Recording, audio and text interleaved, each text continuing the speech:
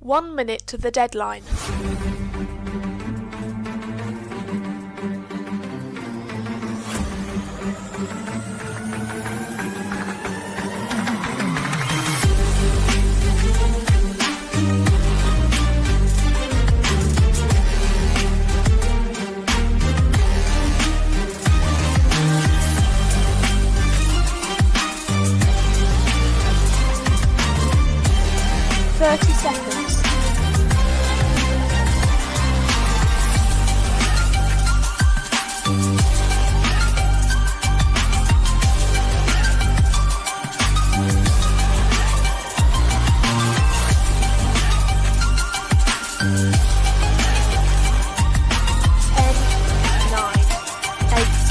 Seconds. 4, 3, 2, 1. Deadline.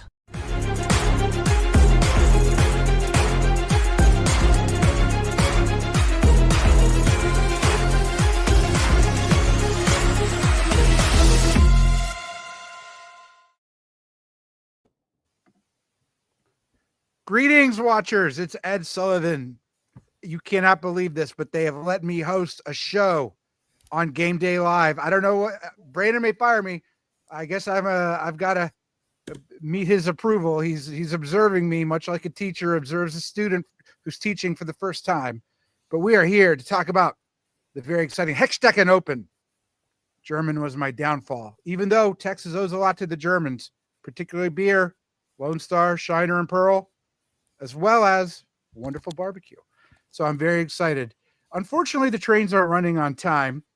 That's not unusual since I'm an American, but as my dad would say, we're going to make it up in the air. Joining me as part of our broadcast team, first, our storied, legendary world traveler, Darcy. He's Australian, but he plays everywhere. He's playing England. How are you doing, Darcy? I'm good. I almost made it to this tournament, so I'm hoping it's actually quite boring and bad because then it'll make me feel better about not going. But I have a sneaking suspicion it's going to be a very good tournament to watch, so I'm looking forward to it. And I think I may be mistaken, but for the very first time in the analyst chair, not in the host chair, in the analyst chair, DBN's founding legend and partner, Brandon Fogel. Ed, man, I thought you told me that you used to watch every single stream. If you had that, you would know that I have been in the analyst chair quite a bit. I appreciate already correcting the host. Correcting the host. Look what I can do. Somebody, I just got the mute. Oh man, you're not gonna make it with this kind of attitude, Brandon. But go ahead. That's true. That's true. I mean, you called me your teacher. I was thinking more, the better analogy is parole officer. So we'll see how that goes. I mean, what you can do, I can do too, Mr. Sullivan. There we go. All right, man. Yeah. So this is the second Hechstechen, and I'm definitely excited to be on the broadcast and to not be in charge, Ed, so I get to make wisecracks and diversionary digressions, and you have to deal with it. Yeah, I can't fall for it. Okay, so for those of you who don't know, like me, who had to Google what Hechstechen is, it's another made-up German word, apparently, that talks about pike jousting, pike or fish stabbing. So it's they've converted two German words into a tournament in beautiful Dresden, Germany, run by our own Robert Schupa. We have 6 boards today. You know, one thing we're not going to do is upcoming events. There's a lot of upcoming events. I just saved us 10 minutes. But you can go on diplobn.com and look at the schedule. Most notably, we've got Carnage coming up in a couple of weeks and EDC coming up in about 3 or 4 weeks. So if you haven't registered for those tournaments, you should. But let's look at this tournament and who is participating, at least by DBNI. Look, I did it. Yay. All right, Darcy, you know these players. What can you tell us about some of them? All right. Well, Micah is one of the most informed players in the world at the moment, in my opinion. So watch out for Micah. Simon is constantly getting really good results virtually. Spiros is another globe-trotting legend, I would say. Spiros goes everywhere. He's well-liked, good diplomacy player. I met Alex for the first time in Switzerland. He's actually my bet to win it, to win this Hechstechen. Everyone loves him, and he's a really good player. Euro Dipcon winner. David Wigglesworth, met him again for the second time in UK National Championships. He's a great guy. I hope he does well. Francesco, I haven't had a chance to meet yet, but I've heard very good things about him. And sadly, I haven't heard of Ingo either. Very mysterious with one board played, so a bit of a mystery man over there. And I have met Robin in the virtual scene, and quite a good guy to play with. So it's a good top 10 there. Brandon, do you have anything to add? I'll note that these DB&I ranks are still a little bit sort of a work in progress, and I'm hoping to have them updated properly so we can get a countdown out over the coming week. I know I have said that before, and I really mean it this time. So, but yeah, it's hard not to. Whoa, we have a new Brandon on the stream. We got Brandon. Good morning. Welcome. It's for as far as this list of players goes, it's hard for me not to look directly at Micah, who has kind of been kicking tail on the tour over the last year. So definitely looking forward to seeing how she is able to handle the spotlight. She is certainly very hot right now. Brandon, I'm actually going to give you the first break. You showed up late. You're in trouble. So I'm kicking you to the curb for a couple of games, and we'll come back at you. Okay, brother? Sounds good. See you then. One thing about Brandon, and I call him Brandon, everything is cool. It's all fine. You could tell him he's doing 6 games in a row or 0, and he'd be chill. It would be great. All right. So I have some information. First of all, with respect to round 1, 4 players sat out. Renee, Robin, Philip, and Spiros, and they each got 7 points. I think we're still working on the scoring system. Although, Brandon, do you have any information on that yet, or no? Yeah. No, I can describe it. It's a little complicated in my opinion. The numbers are small, which is kind of nice. But basically, you get a point for each supply center that you have at the end of the game. If you have survived, you get a bonus of 3 points. If you've survived without topping, I believe, you get a bonus of 3 points. If you top the board by yourself, you get 6 points. And if you share the top, no matter how many people are in the tie, you get a bonus of 4 points. And then there are bonuses for finishing within a center or 2 of the topper. And I believe it's 2 and 4 points respectively. So if you're within 1 point of the topper, you get 4 points. If you're within 2, you get 2 points. Similarly, if you are the board topper and there is so if you're the lone board topper and there's no one within 1 center of you, you get an extra 4 points. And if there's no one within 2 centers of you, you get another 2 points. I believe I have that mostly right, probably 1 or 2 details. But as you can tell, the goal is to top the board and have a gap of at least 2 centers. That's the way to maximize your score. Okay, because if you didn't say that last part at the end, I would have no idea what the scoring system is. Yeah. But I appreciate the effort. We've had a few people, like I said, sit out, and they will get some points. We're going to go to board 1A, which I'm also going to tell you, I really like this thing, is a rookie board. This is the board of people who've either never played before or at max have played 1 face-to-face game. So I think we'll see some non-traditional stuff. And we will, if I can get it, look. Do you want to show the players first so we can see who's from where? Sure. Also, I think you have a window that's maybe covering part of the.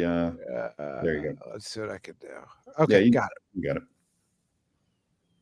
All right. So in Austria, we have Merlin Koenig. Don't know him, but I'm going to like the name Merlin. England, Anton Goretzky.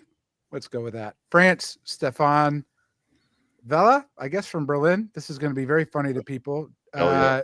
Belia, yeah. In Germany, from Dresden, Moritz Keim. Italy is Albert Hemke. I'll go with also from Dresden. A lot of Dresden. We got a Dresden club here going. Ingo Frank is Russia, and Turkey is Emil Hechstechen. How about I do that? You did. You got the Hechstechen correct. That was basically the only thing, but it's a place to start. Well, let's see how your analysis goes, Brandon. I'm guessing that none of you are familiar with any of these players, but I could be wrong. I have absolutely zero idea on any of these players. My intel is that many of them are German. Oh, wow. That's all I have to say. Awesome. All right, so now we will go to the map. And Brandon, take away spring 1901. All right, spring of 1901. My eye is drawn pretty much nowhere in particular. This is a whoa. What happened there, Ed? There we go. So we've got learning bounces. as we go. We got bounces in black and Galicia. We have DMZ in the English Channel.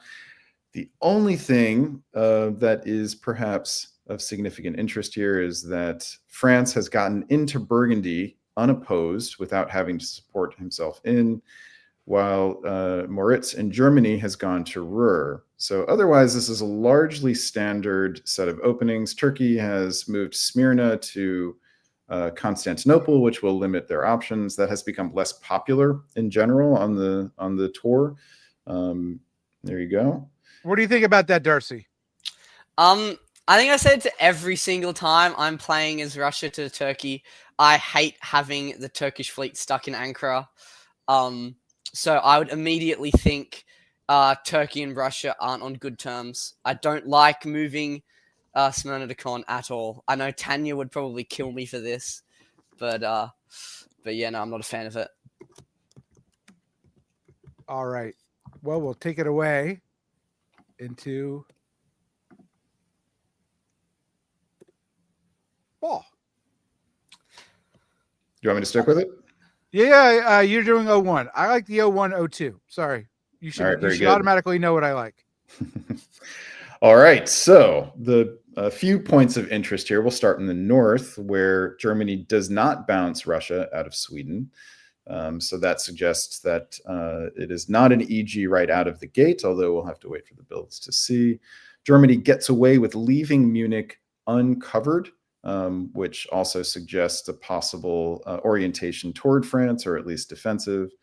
We do have a bounce in Belgium, which doesn't necessarily tell us a whole lot, except that neither France nor England wanted the other one to have it.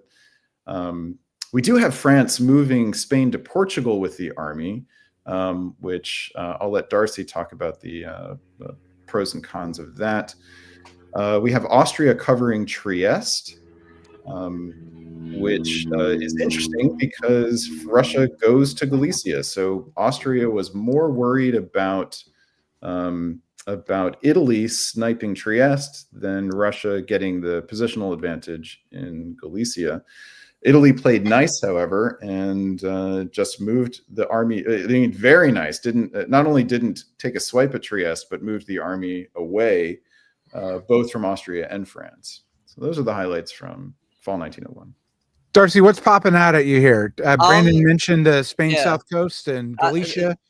The bounce in Belgium while simultaneously France moving to Spain's south coast potentially shows EG cooperation whilst France was hoping for EF. I don't like the Spain south coast move in 01 unless you're really confident in your relationship with England. We'll see how it goes. Potentially there is an EF and they just got off to a rocky start, but very interesting French moves and position, I think, diplomatically and strategically. Brandon, do you have the same thought on going to Spain South Coast? You do usually see it go to Portugal, but it's usually, in my mind, it brings the army further away from your other centers. Yeah, that's the big disadvantage, is that it's going to take an extra turn to get that army back into place. So it leaves France a little bit more vulnerable to a coordinated attack between England and Germany. Burgundy is just harder to cover now. especially in the fall. But and Germany is going to have that army in Ruhr, probably an army in Munich. So it makes France a little bit more vulnerable. The question is, what is the advantage of doing it? If you're in Spain and you can build a fleet in Marseille, you can get 2 fleets into the Mediterranean immediately. And so if you are, part of a Western Triple, that's an advantageous, like a real Western Triple. So, potential, maybe France is thinking Western Triple here, and the other 2 are not. We'll see. Hey, and Darcy, one thing I wanted to talk about was the move to Galicia here by Russia. What are your thoughts on breaking presumably what is a DMZ between Austria and Russia right away? Do you make this to be a RT? What do you think is going to happen? Well, I think Austria is really stressed out. I think covering Trieste against Italy and also seeing Turkey try and make a move on Greece, as well as on top of the Galicia thing, it makes me think that Austria was having a very, very tough turn diplomatically. So I think Russia might just smell a bit of blood in Austria at the moment. But I would still watch out for Turkey, considering Ankara's still stuck in Ankara, which means Black Sea still needs to be talked about. But I don't hate the move into Galicia if there is a bit of a Austrian spiral happening at the moment. All right, let's look at the builds.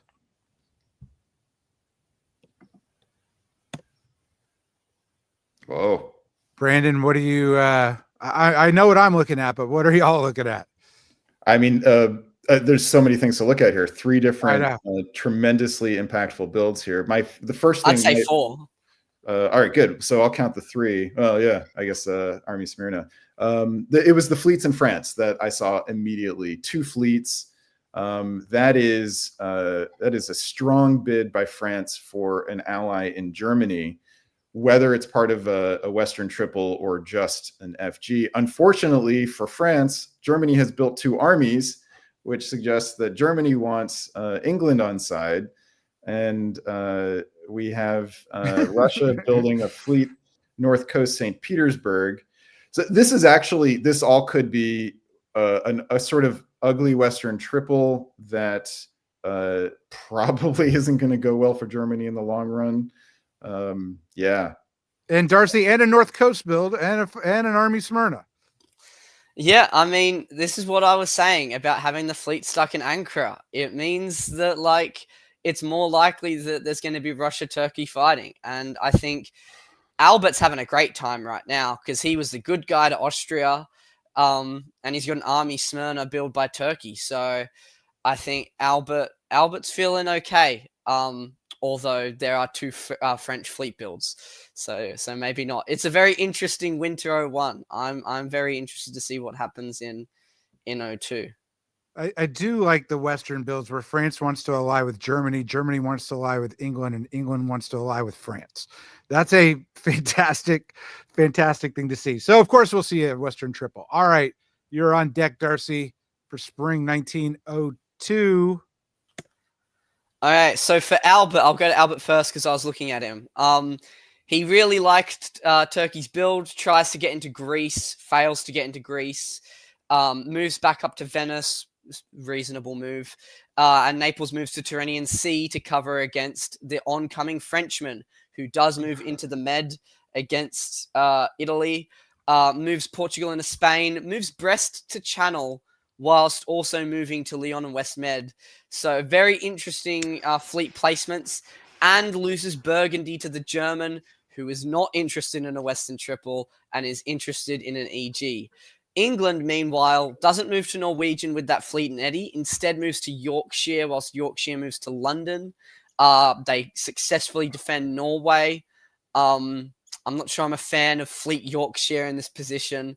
But I guess we'll see how it works out. It looks like a very good turn for Germany. Meanwhile, for Russia, they fail to get into Norway, but Denmark doesn't try and tap Sweden, so it could be worse for them. Meanwhile, they go back to defend against the Turk, who is moving to Armenia by moving to Moscow themselves. They cover Romania, whilst it's somehow they keep Austria on side. It's awesome. Sort I of. can't quite understand what's happening, but it's awesome. Yes, but Romania also doesn't support Serbia to Bulgaria, which is very interesting.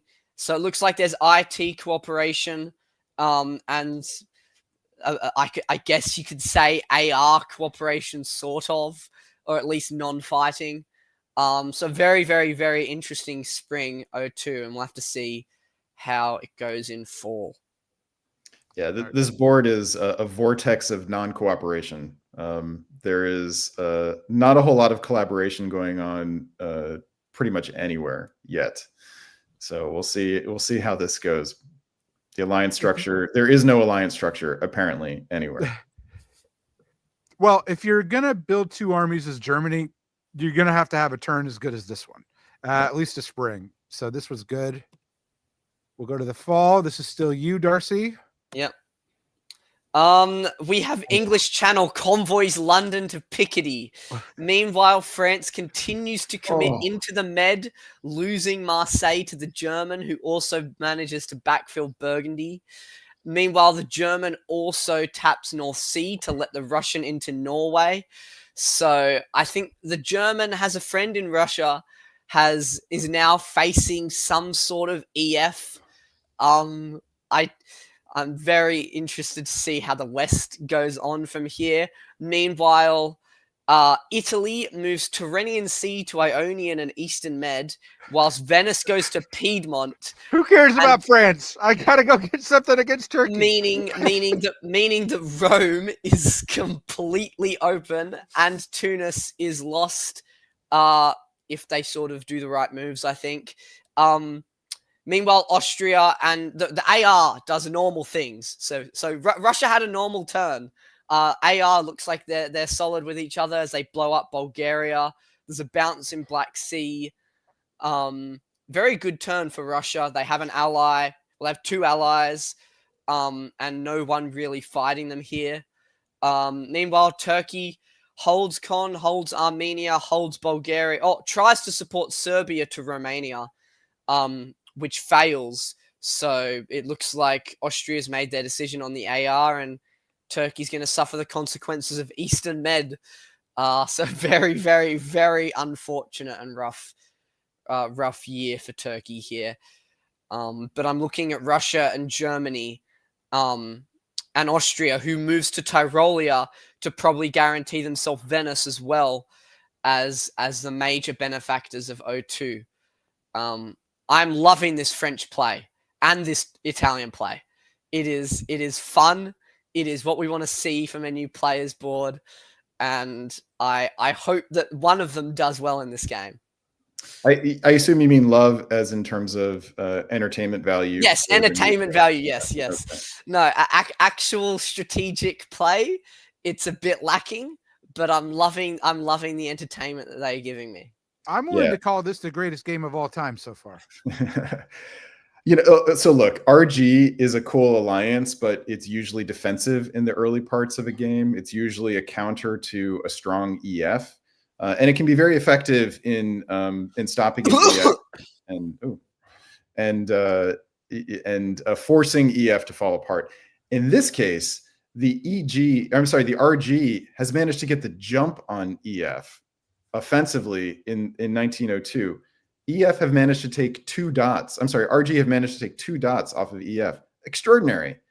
Just extraordinary. Really, really fascinating. We now have, so there's 2 alliances on the board as far as we can tell. Those are RG and AR. Both of those include the letter R.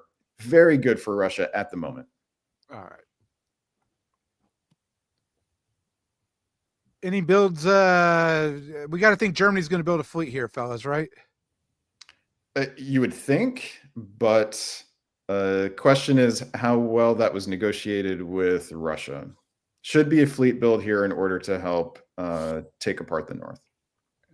And I'm going to go with fleet south, north coast. What do you think here, Darcy? I'm thinking fleet north coast for Russia, fleet Kiel and army Munich.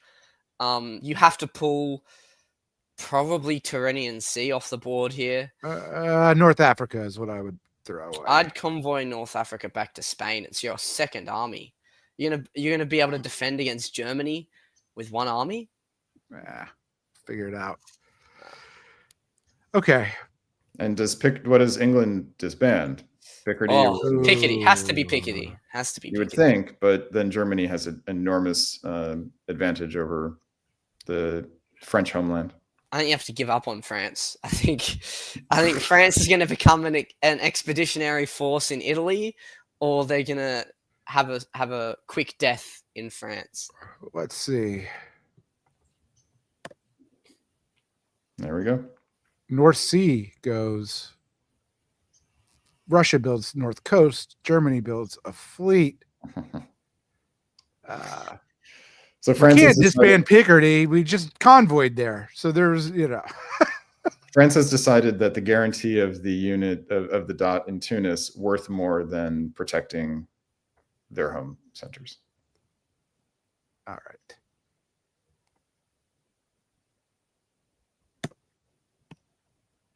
This will be you, Brandon, going spring 1903.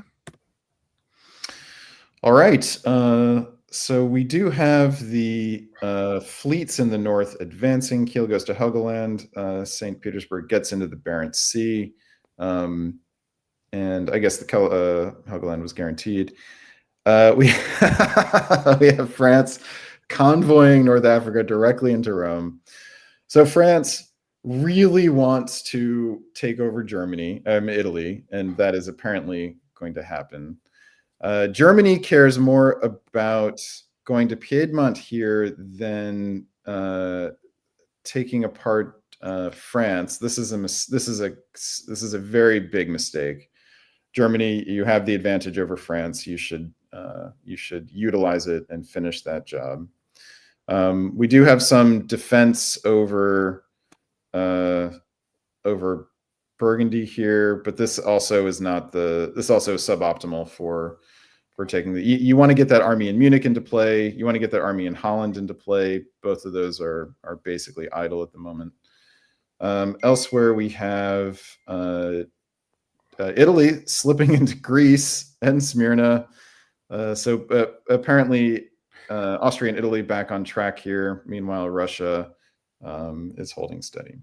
This is sort of hilarious. It's like, losing home centers, but I'm going to take them in other people's home centers. Yeah. It's tempting for a new player to do that, sort of take the thing in hand versus the uncertainty of defense, but it's a mistake because your units are going in the wrong direction. Who turned you into the Grinch? Darcy, what do you think? I feel like that wasn't agreed between Austria and Italy. I feel like it is just Italy taking dots when they can see them. I actually think I would potentially do something similar if I was Albert, considering how lost Tunis, Rome, and Naples and Venice are long term. I can see the appeal of trying to defend, but I think if you're going to survive in any centers, it's not going to be in your homeland. So I don't hate the decision, but it is giving up any semblance of control in your game.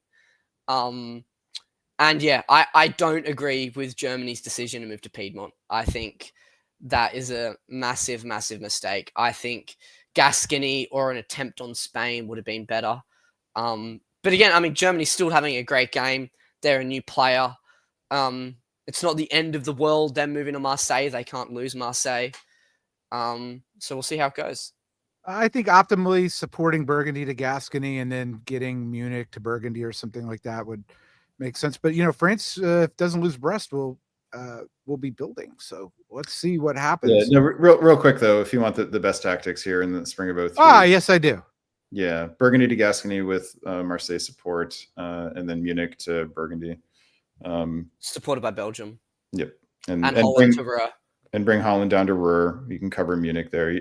This is where you need to negotiate with Austria just to make sure Tyrolia has something else to do besides mess with you. Yeah. All right.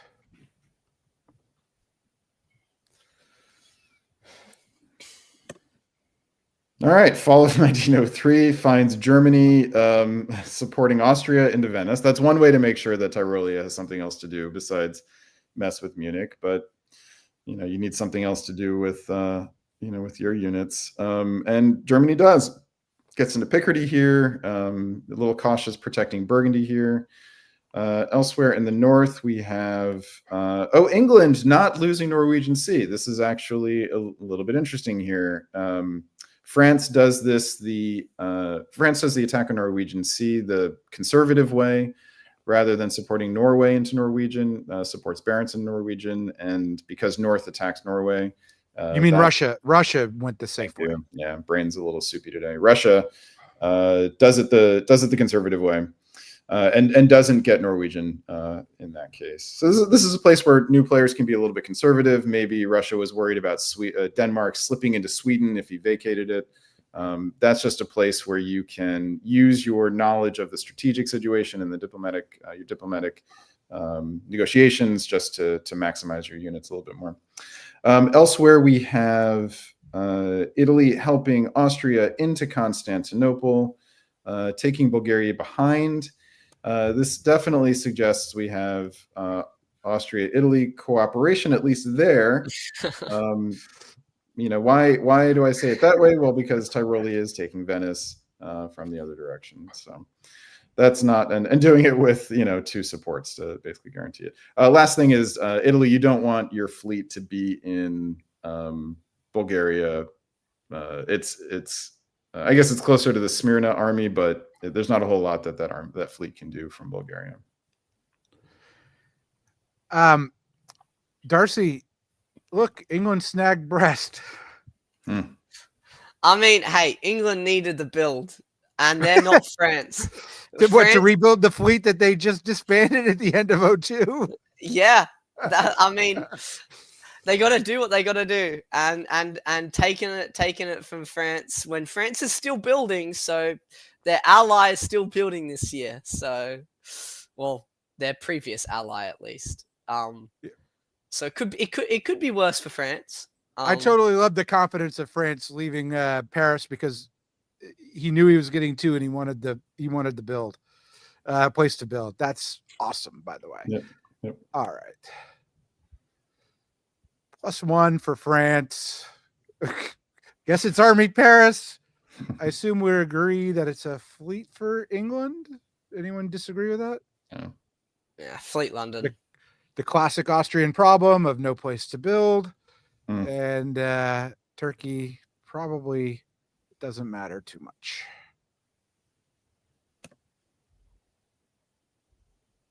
Oh, and Italy, North Africa makes sense. All right. As we go into 1904, Darcy. Okay. Italy tries to take Con but fails because Russia's now making moves down there rather than just trying to hold in Galicia. Austria moves everything down to make sure that Bulgaria will fall and they won't lose Greece.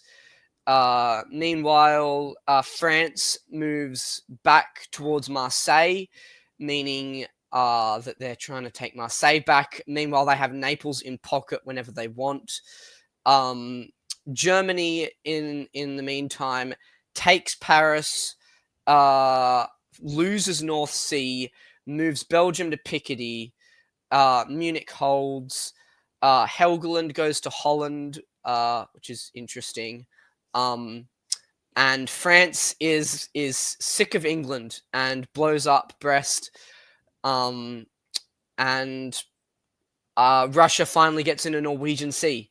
So after a year of doing nothing, Russia's starting to make some sort of play. But like I've said, since 2001, Fleet Ankara is horrible for Russia if Turkey's stuck in Ankara, because they can't take Black Sea still, and it has destroyed their momentum in the east.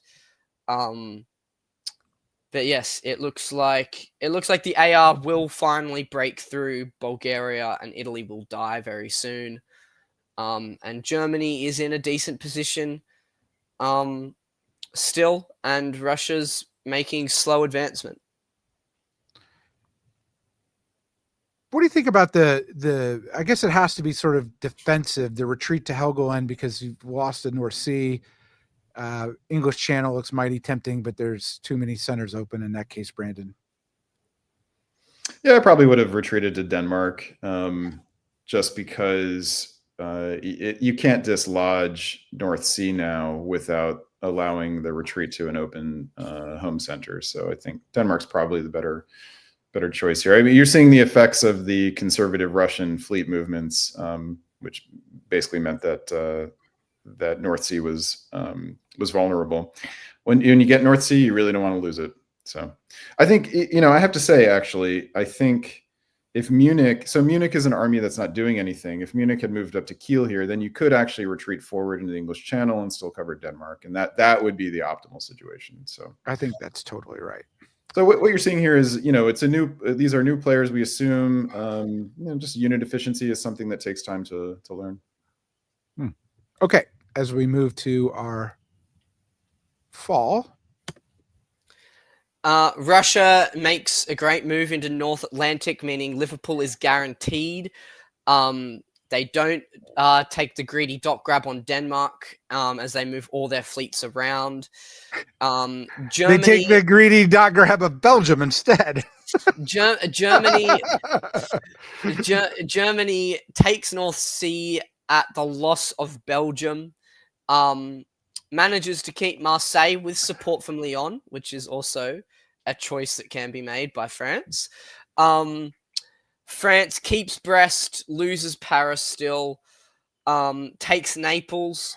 So I think France goes +1, has no home centers open to build. Germany is also going even. In the East, meanwhile, Russia does get into Bulgaria successfully.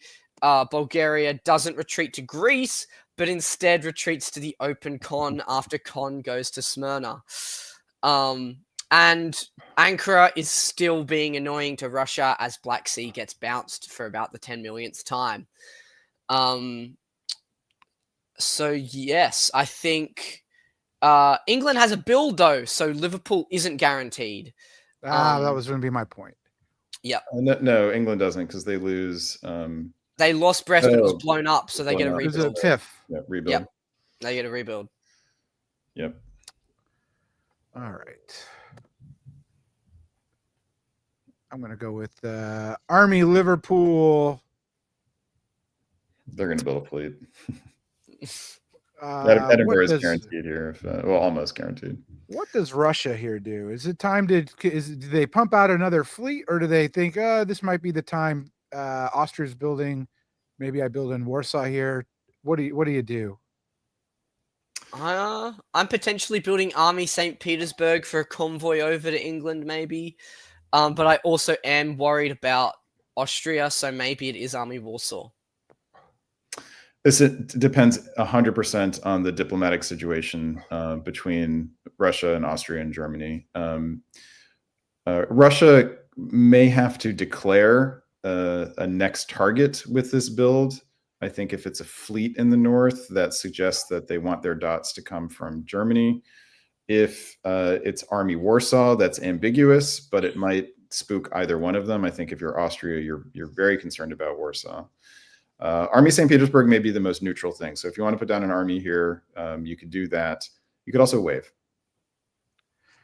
Okay, in DBN tradition, it's who do you like? Remember, there are only 3 game years left. So it's a scramble for 05, 06, and 07. Brandon, who do you like? I would want to be Austria on this board. Austria has I think the most potential for clear-cut growth, and that would be through the Russian centers and what's left of Turkey. So they have annoying things to do down there, but they have the most potential for clearing up their area and profiting from it. Darcy, I'm going to break DBN protocol. You do not have to say a different country if you don't want it to be. You can pick whoever you want in your estimate as an analyst. I'm going to pick Russia because I was also a Russia that was at the mercy of an Austria very recently at DipCon in a game with Brandon Fogel. I didn't manage to do the balancing act and manage to come out on top on that board, but I'm gonna go with my man Ingo and I'm gonna hope he can do what I failed to do.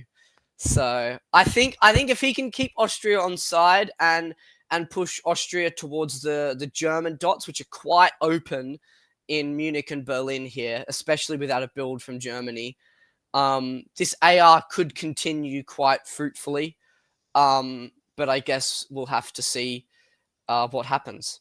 Hope is the most dangerous drug in diplomacy, but I would take Germany if he can fade it one more year.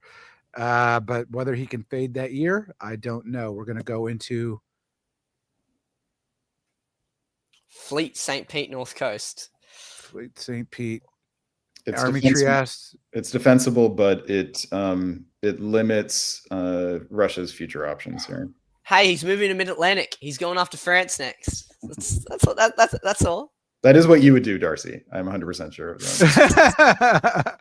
All right. This is my year. No, Russia- it's Brandon's year. You have the evens. Brandon has the odds. Oh, yes, true, correct. All right. Russia finally does the thing that they need to do around Black Sea, which is to sneak into Armenia. And then that should have done this a year earlier because it would have forced Turkey to have to make a choice about Ankara. Now there is no choice. And there'll be a question of how Russia gets into the Black Sea. And if I were Russia, I would be asking for help from somebody.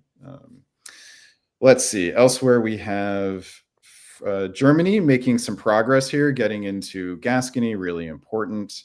And in the north, we have the fleet movement. So this is actually quite nice of Russia to get all of their fleets in motion here.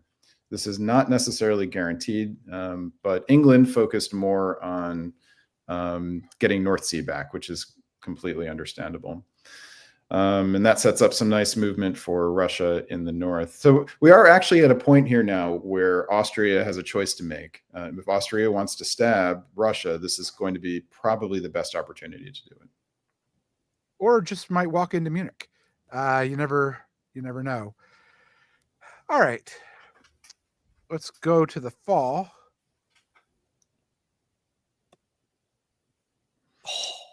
All right, so Austria chooses chooses the option that helps Russia the most, which is to help Russia into Ankara, not take Budapest or Romania, and mess with Germany, who is the only other person on the board who could stop Russia. Meanwhile, Russia wins the England lottery, which is basically North Sea.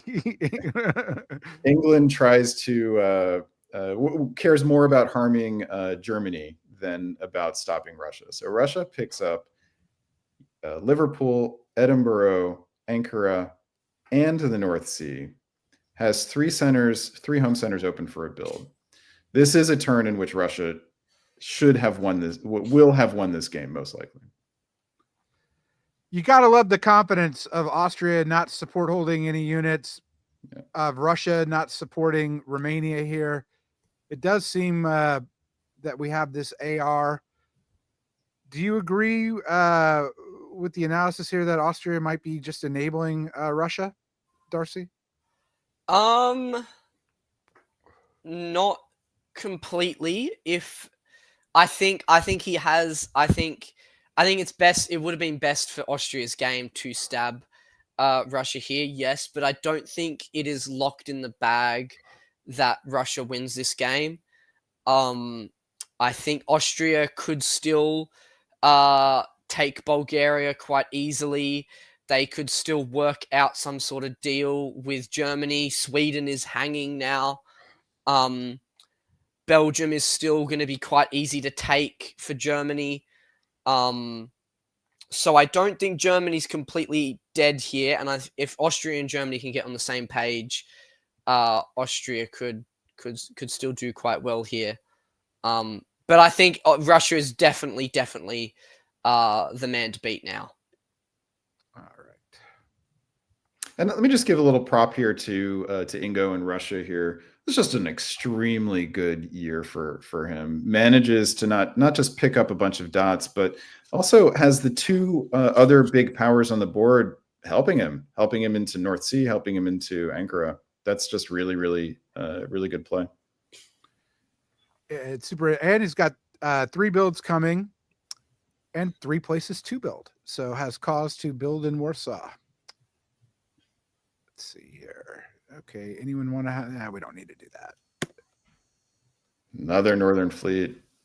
Wow. Interesting.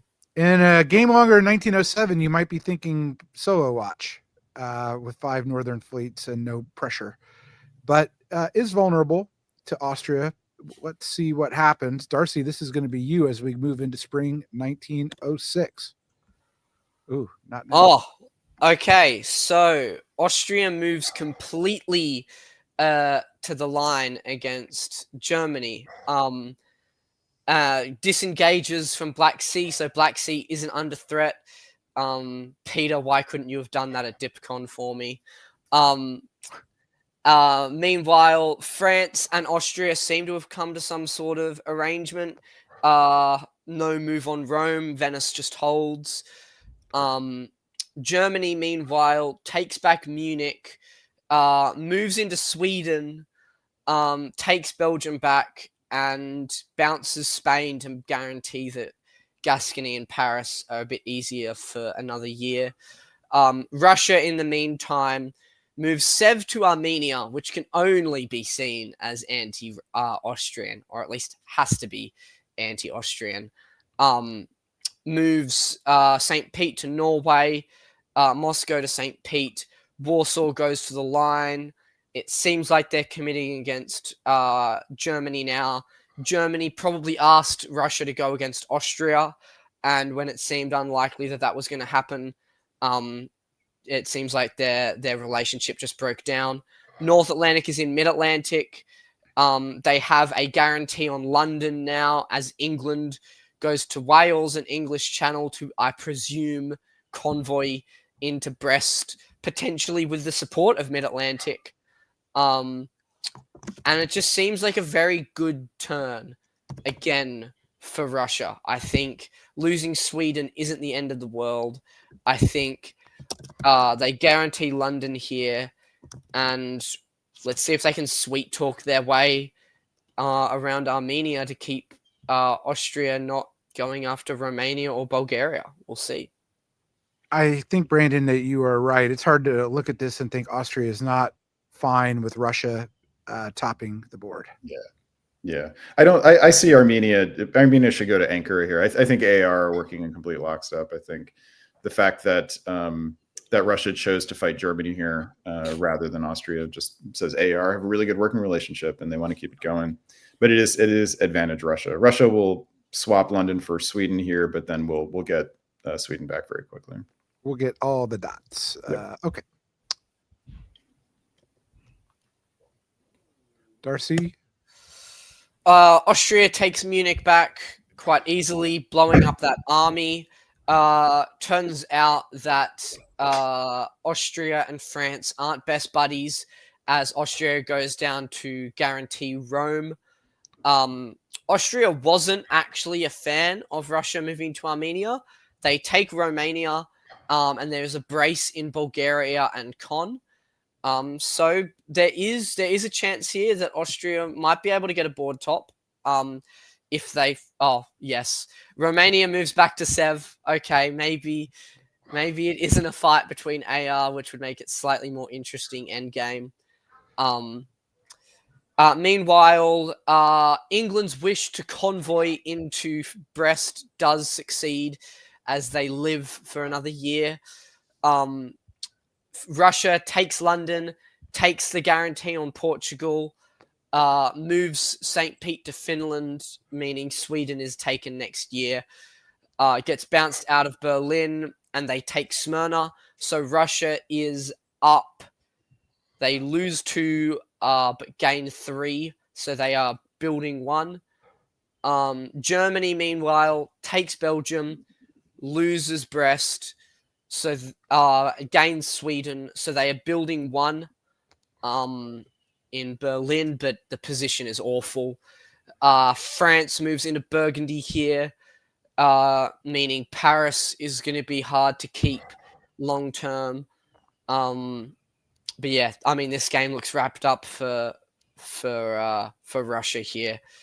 There's only one more year left. If this Romania thing was agreed to, I would have much rather, if I was Russia, that Bulgaria get taken as opposed to Romania. But fine, I can see it as we look at the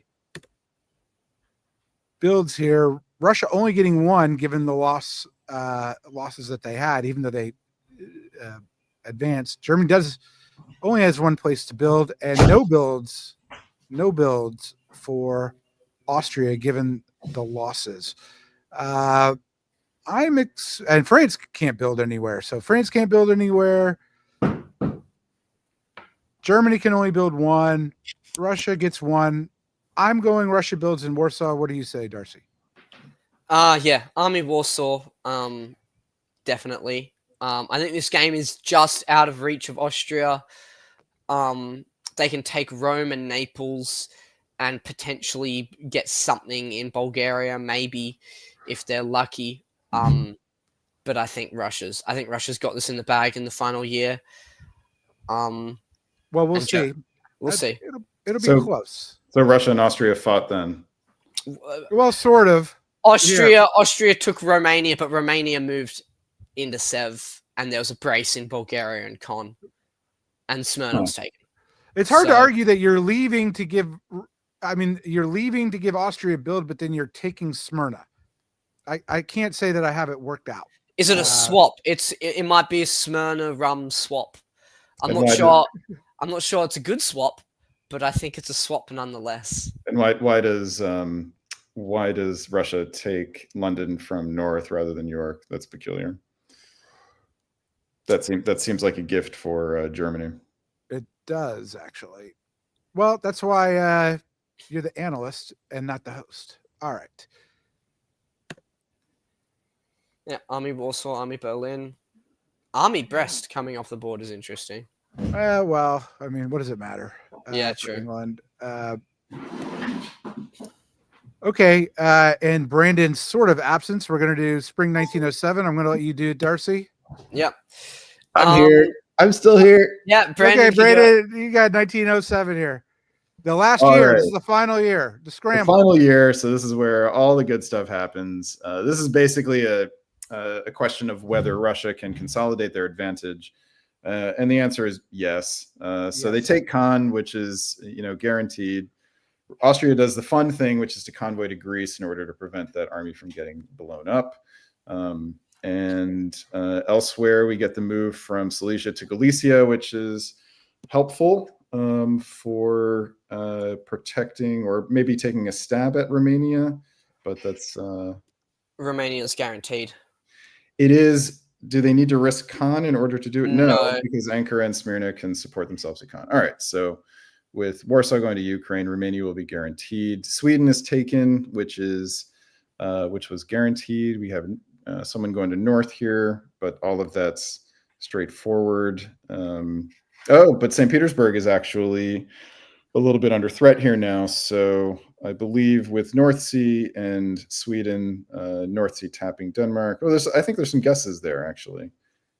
Elsewhere, we have lots of fun stuff happening. France going to try to retake Brest here, which they should do unless Russia and England cooperate.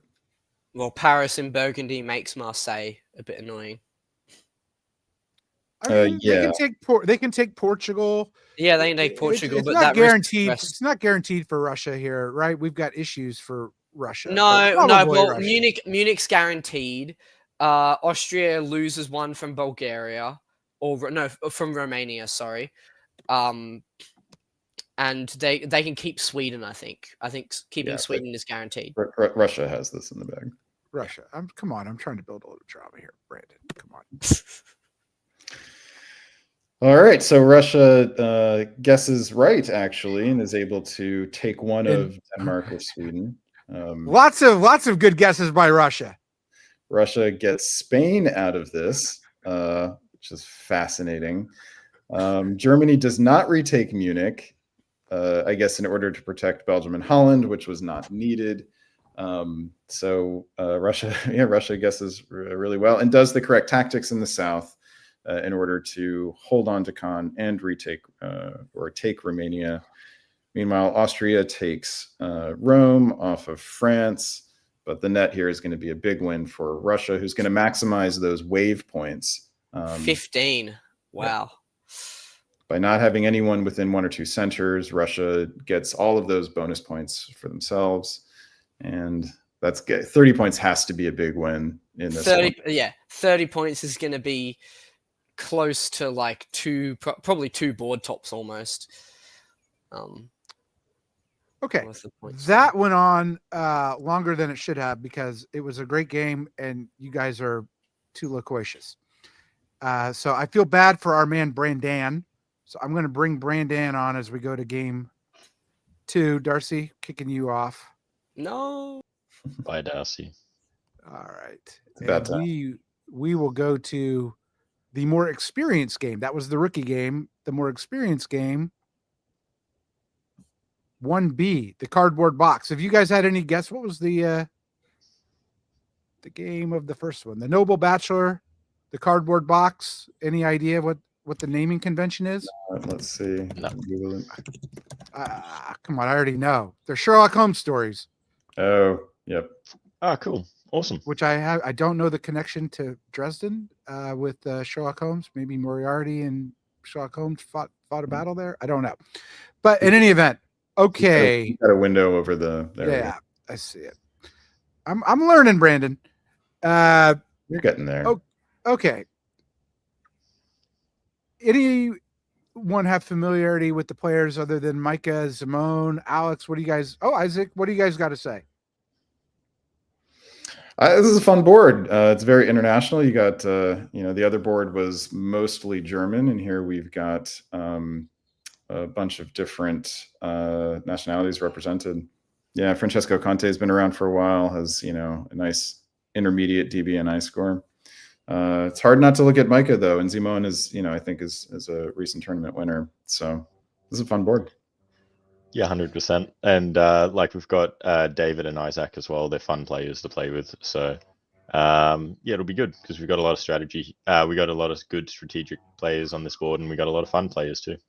And obviously, Alex is very good in Italy, so we will see as we go to our map. You want to Actually, switch you got to give me a second here. I'm on it. I'm on it. Oh. All right. I'm a little touchy. I'm trying. Hands free. Here. I'm going to undo it. Here are my hands. They're in the Look, air. I can do it now. I can do it. Ooh. Boom. Yeah. Here. Mute you. Very again. cool. Brandon, you've got Brandan has the odds, so you're going to go 1901. All right. The first thing that I noticed straight away was Liverpool to London. So that's interesting. But Only Liverpool could move to London. That would be a great thing only. in the game of diplomacy. That would be wonderful, but unfortunately, it is not a thing. Otherwise, this looks all pretty standard. We've got an Armenia fist bump as well. But this all looks like pretty standard openings otherwise. Well, DMZ and Galicia sort of stands out here. Yep. Yeah. Okay. Cool. And as we move on to the fall or autumn for you, Brandon, what happens? Actually, I guess it's not even autumn for you. It's the opposite. It's spring. But go ahead. Yeah, that's it. So we see Simone picking up Portugal and Spain, supporting Micah into Belgium. Maybe having a think that England was going to have a jab at it, but this is awesome for Micah picking up 3. Pretty standard for Alex convoying into Tunis. Francesco maybe a little worried about Alex walking into Trieste, so puts his army in there. Isaac having a go for rum, why not? With Con going to Bulgaria, south coast. Obviously, it all bounces back because David supports himself in. But Micah lets David get Sweden whilst David moves Moscow up to St. Pete, give him a bit more play in the north. So Brandon, I don't usually see Khan to Bulgaria in fall 1901. What do you think about that, Brandon? It's interesting. I think that oftentimes if in Italy or Turkey has the opportunity to get into the Aegean Sea in fall of 01, we'll have a hard time passing that up. The move to Syria suggests that he wants to keep Smyrna open for a fleet build. This could also be a feint to build fleet Ankara, which, having seen now that Sevastopol going to Romania, that's really bad for having a fleet in Romania is really bad for an RT. So Isaac may have been wanting to keep his options open by not moving that fleet out of Khan, and he may reap some reward from it. You noted that Moscow went north to St. Petersburg here. So that also suggests that David doesn't want to be too involved in the south, but we'll see with the builds. If he builds Fleet St. Petersburg, then Fleet Sevastopol, then we know that David has other thoughts. It's an odd move, right? Because going to St. Petersburg means it's the equivalent of getting a build there, but you get to build other places. Well, what's interesting here, there's been a couple of things that are interesting in the north. We had that Liverpool to London order, which we presumed was a misorder, but may have been a way for England to not be able to convoy over to Norway. And that army move to St. Petersburg may be a way for David to not be able to build a fleet in the north as well. Hard not to notice that Micah does not bounce Sweden here, which suggests that Micah wants England and Russia to have some kind of difficulty with each other, potentially. All right. I think the builds will tell a lot. Micah with 3. Sometimes that's amazing, and sometimes it's horrible for Germany. It never seems to be just okay. Let's see what happens. 2 fleets. I like it. What do the builds suggest to you? Fleet London, Fleet Brest, 2 fleets by Germany, and a Fleet Sev. A lot of bad intentions being declared by our players about what they intend to do in 1902. What do you think? I think Fleet Sev sort of made a little bit of sense. Not sure if it made sense, but to me, that's what my gut was sort of calling for. The double armies in Austria makes sense. Isaac building Fleet Smyrna, that's trying to keep David on side. We can see how long that's going to last. But yeah, the Fleet Brest and Fleet London and the double German fleet, it's it'll be cool there. Like Micah's gonna have some options there for sure. And yeah, even though I'm not actually sure what's going to go on with them, but I like it. Hard to argue with that. All right, Brandon, take it away. All right. First, I want to look at the south here and see how Isaac responds to that Fleet Sevastopol build, and the answer is actually not really reacting at all, except for Syria up to Armenia. Smyrna to Eastern Med without Khan to Aegean is very conservative here, just trying to hold on to Bulgaria. This usually doesn't end well for Turkey. Turkey under assault usually does better by trying to shore up one side, not worry about holding on to Bulgaria. So I think Bulgaria to Greece with Khan to Aegean and Smyrna to Eastern Med would have been stronger here. But it's clearly AIR, just attacking Turkey here. In the north, we have, I was curious to see what Micah would do with her 2 fleets. Opts for because she had the ability to move on both England and Russia here at the same time, usually not advisable. Micah recognizes that, and rather than moving Berlin to Baltic, moves it over to Kiel. So chooses to fight England here alone, presumably with Russia's support, and she offers help there by tapping north. Yeah, going back over to the east, when you're Turkey and you're getting aired, in my experience, I think you just got to give up on Bulgaria straight away.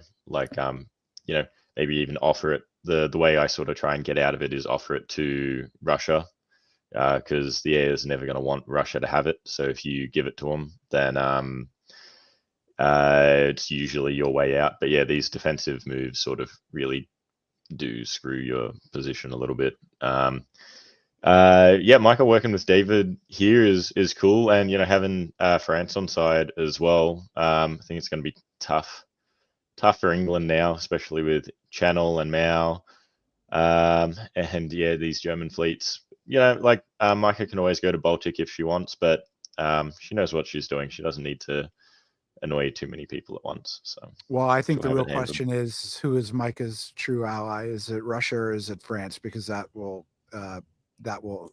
be the story of the game, I think. As we go to the fall, Brandon. Oh, very interesting here. Micah goes omnidirectional this time now, both to North and Baltic, taps Sweden to ensure that England gets back into Norway. So Micah has answered Ed's question here, and that is that likely, well, at least that Russia is not Micah's true ally. Who Micah's true ally is yet to be determined. We do have Peter guessing right over Wales here. Does not move mid-Atlantic into Irish Sea. So that's a curious non-move here when there was an opportunity to get in position to guarantee, or to take a better guess, I should say. None of that would be guaranteed. Don't you think that's just European craftiness there at play? Simone knows the meta there. Not moving mid-Atlantic to Irish? Just being compact in position, not worrying about growing so much. You know, Simone is a very cagey player, not cagey in a bad way, but I mean, wants to see if Michael will make moves before he commits. Yeah, I mean, perhaps that was it. Micah, perhaps Simone wanted to make sure that he wasn't about to get ganked in Burgundy. Presumably, they had worked out a bounce of a single unit rather than a supported one, which enabled Marseille to presumably arrange a bounce with Piedmont. So it's possible. You know, France's can get very scary very quickly, and you know, Simone is potentially being crafty about avoiding that. In the East, I don't mind it. Yeah. What's that? Like yeah, I don't mind playing slow as France. I think that's the way to go. Like whether you're waving or just being stationary, I think it's a good play. Even though the convoy to Wales would have been cool for it to pull off, I think this is a good play from Simon. That's how Brandon won DB and I broadcaster brawl. Slow and steady in France. Okay. And in the East, anything other than the piff of Eastern Med? And no, we just see Isaac sort of, unfortunately for him, guessing wrong again. So Bulgaria was lost. He recognized that, but also managed to lose Eastern Med at the same time because worried about covering Smyrna. So that's not great. Does manage to guess right over Ankara. I think if you're David, you'd probably rather be supporting yourself into Armenia here and make the slow and steady progress. But it's nice for Austria to get the build here. All right. We've got Isaac in the chat saying that this was arranged with Italy. One build from Austria, so that won't be too much of a surprise. Friendly towards Russia. Brandon. Similar position here for Austria, we should say, as for Micah last time, that you start wondering for Austria whether their true ally is Russia or Italy. And that could go either way. Although it'd be difficult to attack Russia here with them being under attack from Germany, I would think, but you never know. Didn't stop her. Didn't stop Austria. Okay, Brandon, what do we see? Straight away drawn to Micah's moves. I'm loving the convoy of York into Norway. Just walks into Sweden and convoys Kiel to Prussia whilst walking into Silesia. Vienna goes to Galicia. Bulgaria goes into Rum. Like that's pretty tough. That's a pretty tough turn for David. There's a lot of units walking on him and losing St. Pete to a fleet, but still losing it. So that's tough. And yeah, Micah just sends all of her units east, still holding on to North Sea, which is cool. The other Austrian units that weren't moving east have gone into Tyrolia and Albania, so now they've got a guarantee on Venice, which is cool. And yeah, we see France now taking up that position in Liverpool and going to Burgundy as well. That's interesting. You know, there could have been a bounce or something there. So I'm wondering if this is potentially a trade-off. Maybe it's going to Burgundy to get Belgium or something. Like, I don't know, maybe my gut here is telling me it could be an agreed trade-off between Simon and Micah, but yeah, we'll see how that goes in the fall. Yeah, I don't love this for Micah, I have to Don't say. love it either. This feels like advantage France. Yeah, there's I don't mind the move set, but I think there's too many units pulled to the east. Sorry, Pulled to the east. I think that's you could have held one or two of them back, or even just left Belgium in place or something. But yeah, if you're doing a trade-off, yeah. Because the question is, does making Russia fall quickly, does that really advantage you, or does that help other people more? And I suggest it might help other people more. I'm concerned Micah is going to have to give up Belgium to France here to make peace. I think that's the path forward. Let's see here.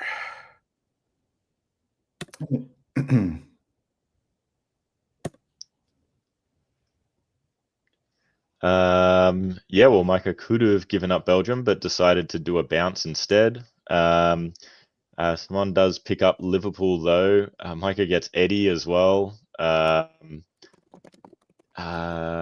What's this?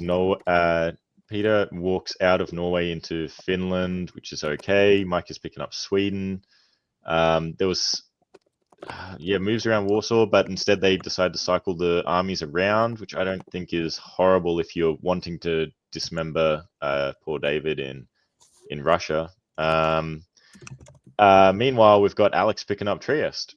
You know, two Austrian armies there, but they sort of move away. Why not put Tyrolia into Piedmont? You know, that's cool. What's going on for Isaac? Looks like he manages to hold everything he's got, so he's chilling. Yeah, but David is going down Sweden and Romania, so we'll see what those disbands are going to be there. Yeah, I mean, things seem okay for Micah right now, and they may work out in the end. Micah's now going to be up 2 over Simon. I think the main problem is that Micah's. Sorry, I have a friend named Heike, so I keep wanting to say that, and she, yeah, it's a German name. The main problem is that Micah's units are all going away from France, whereas France's units are going towards Micah's. So there's a positional difficulty here. We'll see if Micah builds in a way that enables her to have some defensive solidity. Yeah, like not losing Belgium, she's going to have 2 builds, so she can put them down. She's got 2 units that can then, you know, be more in the west. But yeah, do you build another fleet here if you're Micah, which you kind of need in order to have greater security against North? Yeah, well, for sure, yeah. Because yeah, you've vacated North Sea, you're stuck in Sweden and Livonia, so that's too far away. You unfortunately would need to build one, but that's a lot of German fleets. So yep. All right, should probably build 2 armies here. You can make the argument that Sweden can go west into north here, presuming that Bothnia gets disbanded here. Yeah, I think she goes fleet army. Let's see. No, 2 armies. And Berlin too. Cool. Yeah, fleet Brest is fun. I think if you are Simon, you're probably looking at all those German dots right now. That is your path to winning this game. Yeah, I think I'd be asking England for support into North Sea if I was France here. I'd be like, hey, I'll keep you alive. Put me in North. Yep. So yeah, I think this is a very precarious position for Micah right now. 3 disbands for David too is rough, and yeah, they're all fleets. So yeah, now that's going to leave Isaac a little bit more vulnerable because he doesn't have black to back him up.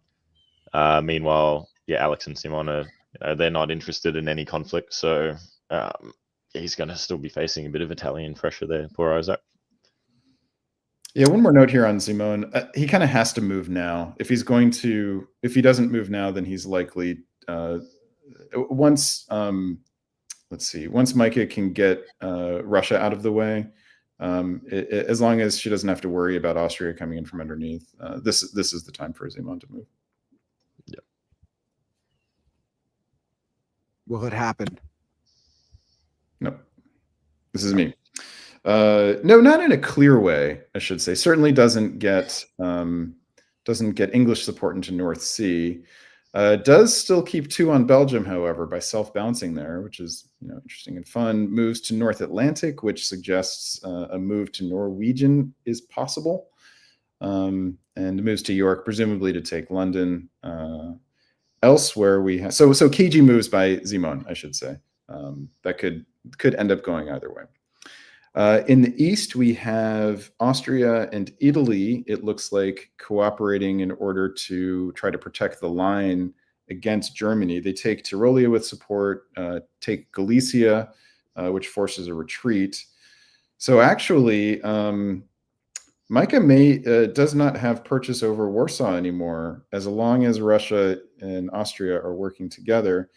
In the south, we have Bulgaria. So we have the Eastern powers sort of guessing wrong here, although they have Constantinople guaranteed if they cooperate correctly. And it's possible that Italy didn't want to do that this turn, lest Smyrna sneak into Aegean, and they have some complicated tactics. That's about it.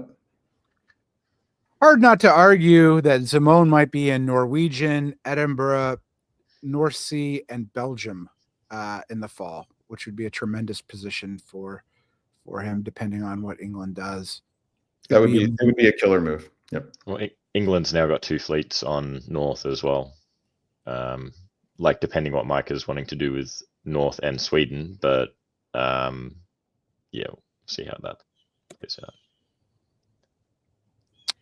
So we do have France in Edinburgh, but not in the Norwegian Sea. In Clyde, rather, we don't have Simone taking Belgium. So Simone is walking the tightrope here. With Micah taking Norway, Micah is going to be even. Simone goes up 1. I take that back. I don't know if this is walking the tightrope. I think this is simply biding your time, I should say. Mid-Atlantic, Marseille don't go anywhere, which is good for both defense and offense against Germany, but not offense against anybody else.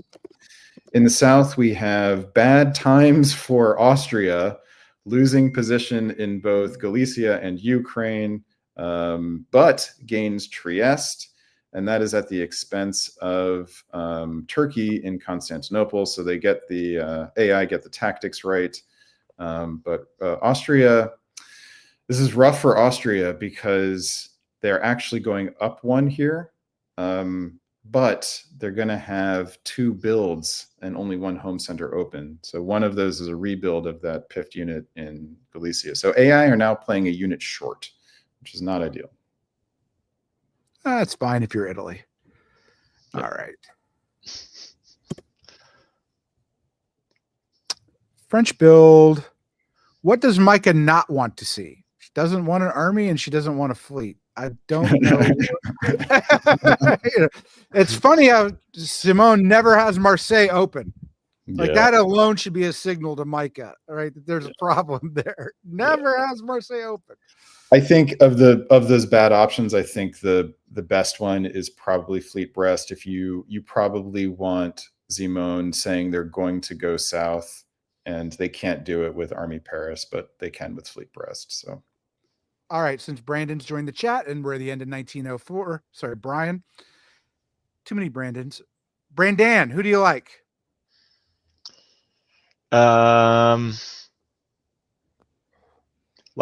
Sure, Micah has the lead here. What's this, round 1 as well? How many rounds are in this tournament? 3. 3. All right. Yeah, well, Micah having Simone knows what he's doing. There's been some fairly, passive moves here for him as well. I think maybe he is okay with Micah getting this. I think Micah we're more than halfway through the game if they've got an 0-7 finish. I reckon Micah might have this with France sort of playing it a little bit slower because it's round one. Net a decent score. Don't let Micah get too far ahead, but not worry about taking the lead too much. I don't know. Yeah, honestly, this feels like a shared board top between France and Germany. It doesn't feel like either one is going to want to pull the trigger. Actually, yeah, forgetting about being able to do shared tops, I like that option too. So, yeah. Well, if they do fight, I think it helps Austria, and so we'll see. Those are or Italy maybe. So we'll look. Yeah, I think Simone is probably looking at trying to snag the board top at the very end, if he's looking at trying to snag the board top at all. Like what I know for sure is that Simone's going to have a say. He's either going to be sharing it or on top. I think his position is so powerful, and he doesn't have an enemy in Italy yet. So we got that army in Brest, which is fun. It's a nice sort of way of saying it's not really a problem because it's all the way in Brest, even though Picardy is the same distance from Brest and Paris. Yeah, should have mentioned that as a possibility. I failed to do that because I'm a bad host. You're doing great. Brandon, doing great, man. Yeah. So Brandon? Another bounce in Belgium. It's cool. It's fine. We get that one later. I also get my eye drawn to the convoy into Syria, which I think was made possible by Isaac's disband in the previous year. That's going to give AI more options, or Italy more options around these Turkish home centers. Marseille is vacant though; it has moved to Piedmont, so doing that. Brest to Gascony as well. Micah's units, we've got a couple of holds. Galicia gets punched out by Budapest, retreating to Silesia. There's still a decent line of German armies there, though. We've got England going into Clyde. Cool. It's going to make Simone have to at least cover things. But yeah, London is guaranteed here. England walking out down into Livonia as well. So, see what happens there. That might be a little bit of an opportunity there for Micah to pick up St. Pete, maybe, depending what's happening. But I'm not exactly sure what Micah will do in this full year. Try and hold North, or maybe pick up St. Pete. I don't think she can really pick up anything else this turn, like possibly Warsaw, but this turn could be pretty crucial for her with her growth. It's more important she defends Belgium in some ways, which is what I think she's thinking. But we'll go. She's sort of got the units to defend Belgium and possibly pick up St. Pete or Warsaw as well. I just want to point out Italy's situation here, about to be likely displaced into the Black Sea and pick up Smyrna. This is normally Italy in the Black Sea is just a prelude to a big Italy score. Doesn't quite feel like that's going to happen here, though. They've managed to work together with Austria, so you never know. But we have 2.5 years left. Yep. Oh. Never mind. We've got Alex picking up Smyrna, and retaining Con. Meanwhile, Francesco, I think that fleet in Greece had moved out of Bulgaria last turn, so it moved back into Bulgaria this turn, south coast. I don't think the Austrian armies are actually doing much movement. I think they all just bounce back to where they originated. Marseille is occupied again, so no build options in the south there for Simone. What a shame. I mean, again, this guy is so crafty. This is a declaration of war against Micah, I think. You think? We'll see. No bounce in Belgium, though. Maybe Micah was expecting that, but the fleet in Belgium I- is not horrible. Well, notice the support order for North Sea as opposed to Yeah. going to St. Petersburg. Like there's tension now. There's definite tension. Well, and I think Micah had an opportunity here for some real craftiness on her part, knowing that Livonia was going to Warsaw here, could also have supported it in. I mean, now you've got Russia getting a build here, which is not necessarily what you want.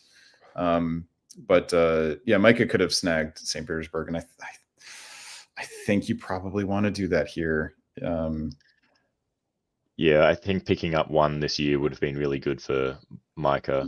Have a jab at St. Pete. Even if you sacrifice North Sea, you can have a fleet in, Norway and Belgium, and then you can build something else if you want. I maybe in this position, I'm not sure what the go is with the bounce in Warsaw, whether that was agreed for David to hold it or something, just in case Austria tried a little jab. But depending on Micah's position with England here, I might have tried a sneaky go to Livonia, knowing Livonia was going to Warsaw. So Or Brandon, I mean, in hindsight being 2020, Mike is worried about Bohemia, but it would have worked that she could have taken Warsaw in this situation. Yeah. I think that the main thing about Russia is how much do you need Russia? And she may conclude that she needs Russia a lot, considerably right now. What she doesn't need is both Russia and England. So I would definitely have taken one out. Either one or the other. Yeah. Isaac saying that getting Russia the build was the whole point. So cool. Yeah, that's fine. It's just you just don't need one or the other. Yeah, you don't need two armies if you need the build. Yeah. And so now the sort of advantage is swinging back to Simone, as we've sort of been expecting it to. There's that fleet in Belgium. You've got 2 fleets on English Channel here, which is not what you want if you're France, and that may give you pretext to build something in Brest here that you could use offensively against Germany.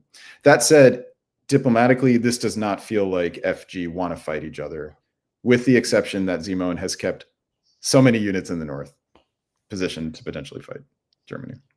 And we've only got 4 more moves, 2 years left. Yep. Maybe Simone will be in Rome, but I tend to doubt it. Fleet Brest. Where's that Fleet Brest going to go with 2 years left? I know where I think it's an FG war. I think it's on like Donkey Kong right now. It's going to go to Tunis. Doesn't feel like it, but it could be. Yeah. Wow. It's not. So this is me. Yeah. So France and Germany have done the things that they need to do in order to not fight with each other, which is to tap all of the units that could attack each other. The one thing that Simone could have done here was support North Atlantic into Norwegian Sea, which would have not done a whole lot. I think Simone has actually forfeited the advantage, is what's happened here, and would need to do something especially crafty, like Brest to Picardy here, in order to get another unit. That suggests that Simone wants to move on Italy here, and that's backed up by the other moves, which are the armies getting into position to take a swipe at either Venice or try to purloin Rome. So Brest to Mid-Atlantic is almost certainly coming down to Western Mediterranean. Alex gets a sense of this, maybe moving Eastern Med to Ionian, which also creates an opportunity for a supported attack onto Greece. But like I said, Italy, into the black here now often is an opportunity for a big score, and that would be the case if this were happening before France were moving units on him. In the north, we have England getting into Warsaw here with Russian support.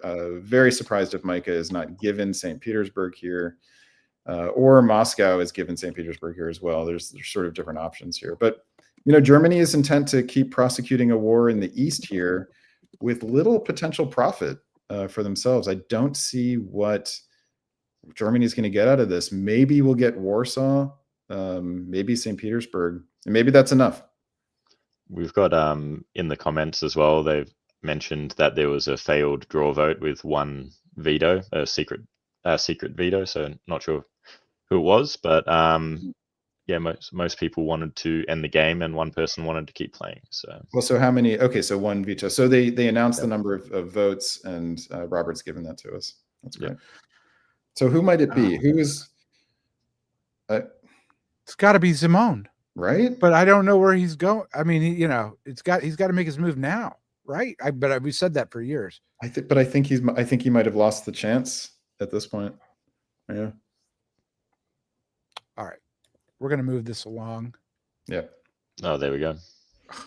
Yeah. Now I'm a host and I'm disappointed at a draws. Oh, I wanted to see where it was going. If Simone had taken Norwegian there, which he could have guaranteed, then he could have guaranteed North. That would have guaranteed him Belgium. So if Simone wanted to make a move at this late stage, that would be the way to do it. And he'd be risking that Micah wouldn't pick up, 2 dots in the East. That said, Simone had I think a chance for a big board top earlier if he'd made a move when Micah had all her units to the East, chose not to. Shared board top in the first round of a tournament is something that a lot of people like to do. Apparently it was revealed that it was Francesco Austria that vetoed in the spring. Mm-hmm. And then be interesting to know why he accepted in the fall, probably because the German armies advanced. Yeah, maybe even just seeing the lack of conflict between FG as well. So as we are waiting for our update to the games, what do you guys think so far? I think these were 2 really good games.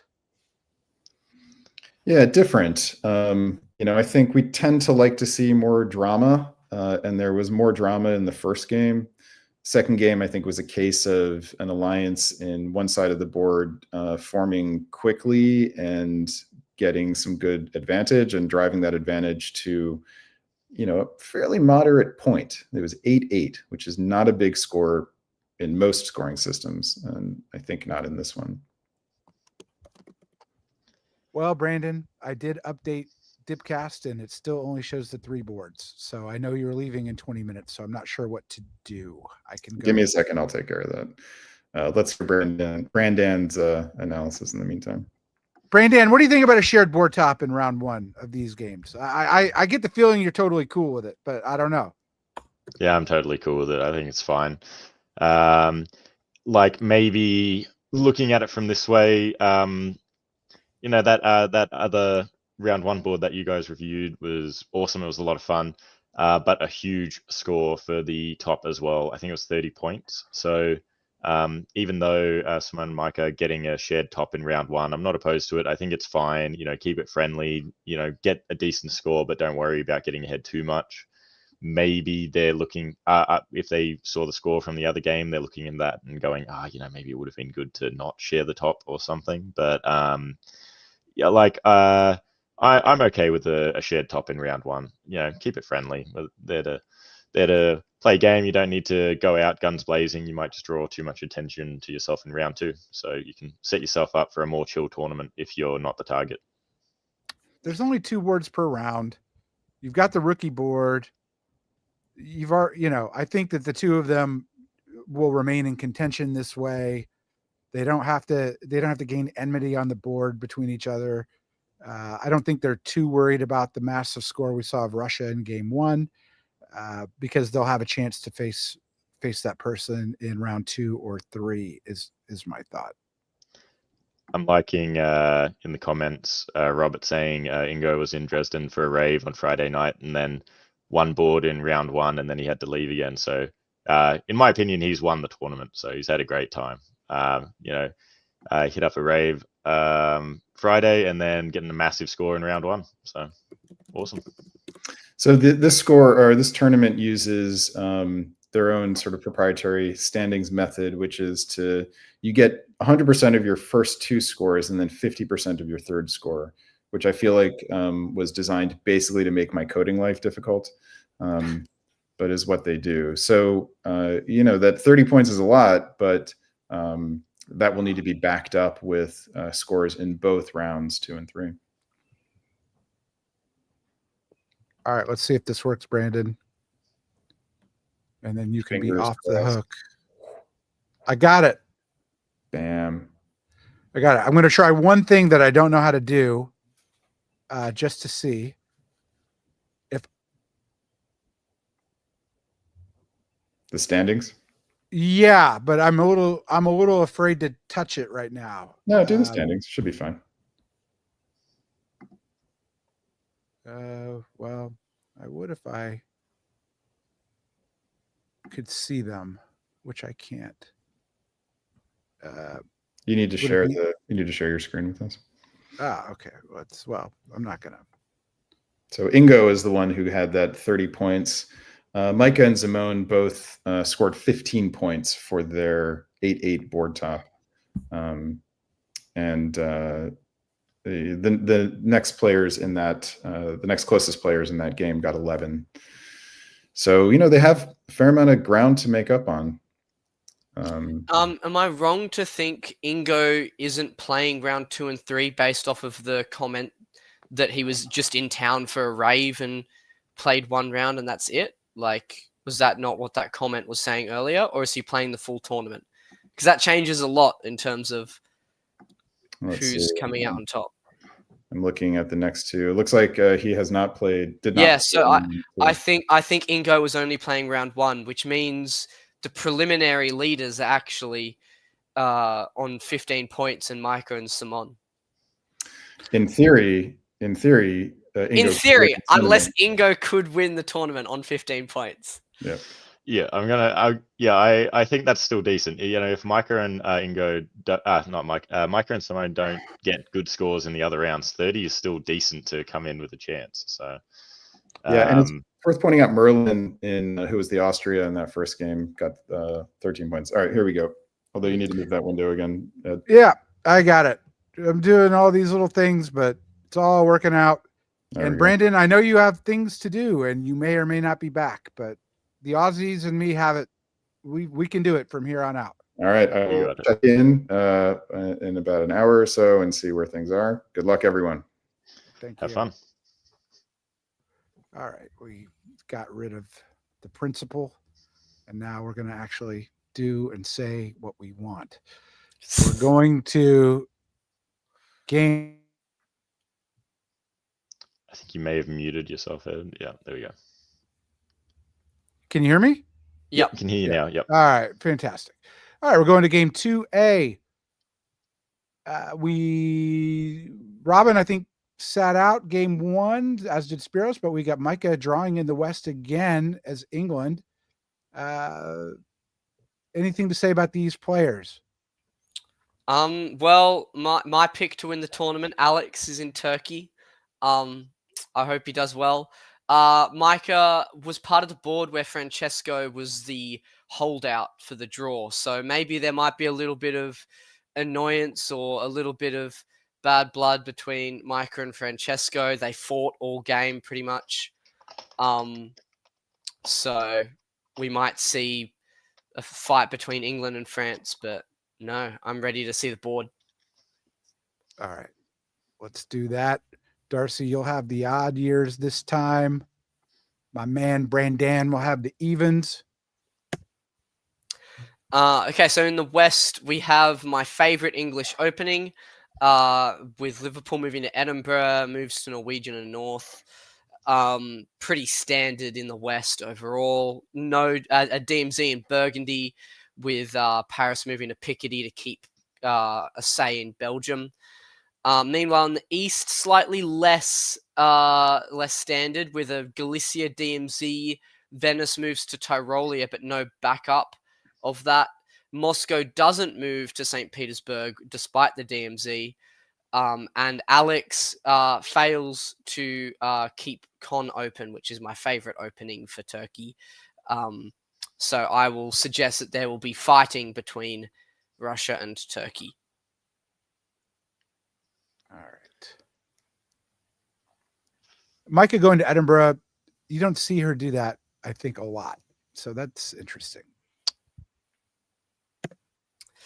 In fall, we have Alex does get into Black Sea this time, but Sev is in Romania with support from Austria. Looks like there's early game AR cooperation. I wouldn't be surprised to see a fleet in Sevastopol. Just like Russia in the second board in round 1, we have Moscow going to St. Pete in fall. Micah doesn't put Edinburgh into Norway, instead puts the fleet in and bounces France out of Belgium, whilst France moves to Spain's south coast, an identical sort of situation to round 1, board 1 between England and France. Meanwhile, Germany has to bounce Spiros out of Munich. So good read there by Piotr. Meanwhile, Spiros does just convoy to Tunis, seems to not really want to play too many cards, and Alex actually keeps a build spot open in Con by moving Con to Smyrna, meaning that there is almost definitely going to be a fleet build in Con and a fleet build in Sev, and I was right about fighting between Russia and Turkey. I tend to think you're right. I think we'll see Fleet Con, Fleet Sev. Brandon, what do you think? Yeah, definitely Fleet Con, Fleet Sev. I think the little jab at Munich from Spiros is interesting as well. You know, like the convoy to Tunis is pretty straightforward. So like obviously there's a lot we miss out on in these games, not knowing what the negotiations were like, but I would have liked to understand what was going on in those conversations there, or whether it was just a guess. So could have been arranged. It happens sometimes. You don't know. All right, Yep. as we move into the builds, 2 fleets by France, Fleet Sev, Fleet Con, like we thought, coupled with Army Moscow, and Germany this time builds Fleet Army, Fleet Naples for Italy. Army London is the interesting one for Micah here. We're just getting some comments in the chat as well, saying that this might be the other board and the players are actually backwards. Well, I don't know how to handle that, and it is what it is. So if someone wants to put who the players are, we can do that on the fly. But this is the information I've been given. We can remember that. All right. That'll be fun. Yeah, just put them in the comments and we'll figure it out. Otherwise, we'll just call them the Russian player, the English player, that sort of thing. All right. We'll do that. Thank you for that correction. Cool. So spring. We've got Germany, who is I think Renee, supporting themselves into Belgium. We've got the French player going back into Mao, having a little jab at Channel, but that gets bounced back by England. Marseille going to Lyon. The Italian player convoying Tunis back, moving into Tyrrhenian Sea, makes total sense when there's a fleet build in Marseille. Germany supporting themselves into Baltic as well is, they might have worried about a bounce, but it looks like Russia's more intent on having 3 on Norway. Meanwhile, Smyrna goes to Sev.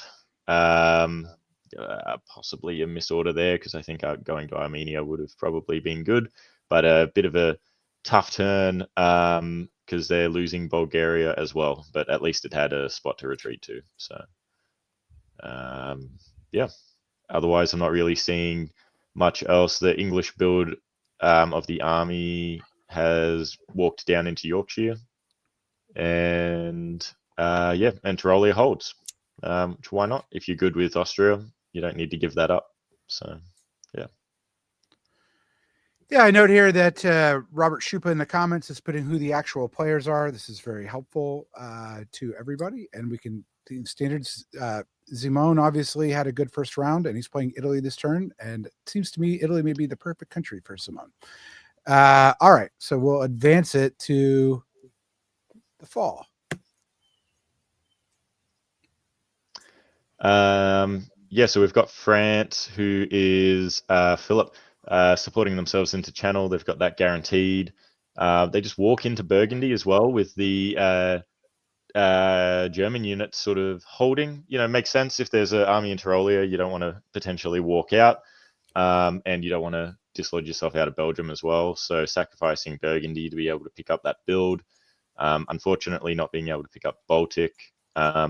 Whatever the diplomatic situation was between England and Russia would be interesting, because now Russia is pulling back that 3rd unit from St. Pete and not using the 3 on Norway that they had. So, meanwhile, Austria is going down Trieste, gains Aegean and Bulgaria. So because they're gaining Bulgaria, maybe that's a bit of a trade-off. So AI cooperation. But they're gaining Bohemia and Galicia, which is not bad. And yeah, not a lot of movement from the Turkish units, just having that retreat into Eastern Med. Darcy, what do you note of this situation here where the French and Italian fleets just hold? There's no convoy of Spain to Tuscany, which is always a concern if you're Italy. What does that tell you, if anything, about France's intentions, France being played by Philip? Philip is... I've played with Philip a few times. Philip is not new at the game. So Leon is a very interesting hold. I'm thinking potentially a misorder or potentially just a bit of an insurance against what I think looks like an heir in the east, and just keeping a fleet there just to make sure that Italy stays all nice. But I guess we'll see. I don't hate it if it is a bit of an insurance against an heir. The other thing is this, Darcy. Yes, but Ionian supporting Greece to Aegean. I mean, it could be they could be fighting Austria, but I think it's an heir. Let's see if Simon is actually lying and it's not an heir. If it's an heir, it would be to get Italy another fleet build against France, right? That would be the theory here. Yes, and you could also say a Puglia to Venice puts Venice is closer to getting to Piedmont than doing a Puglia to Rome. So there is an argument to be made for a Puglia going to Venice because it's just quicker to get against France. And David is a very trusting Austria, so it is a pitch that could be made. Depending too, that gives them the extra army around Piedmont and Tyrolia and whatever. So if they want to support Trieste back to Tyrolia or something, Bohemia can still do other things. So I assume we need to see a fleet build for all that theory to come true. Yes. All right. There's the fleet. And Army Berlin.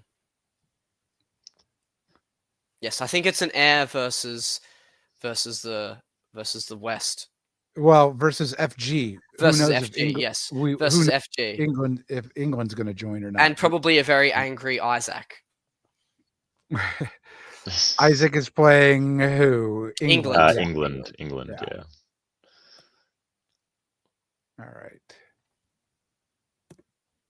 Darcy, as we go to 1903. Simon didn't lie to me. Venice correctly predicts Tuscany. Trieste doesn't move to Tyrolia, though. It does the inefficient move to Venice.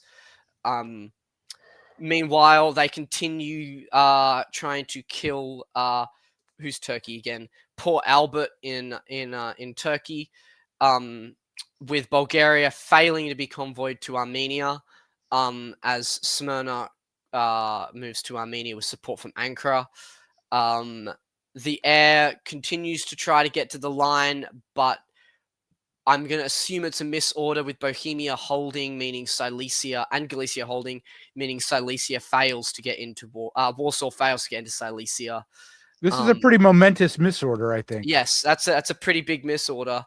With Belgium and Holland moving around, potentially going against Burgundy.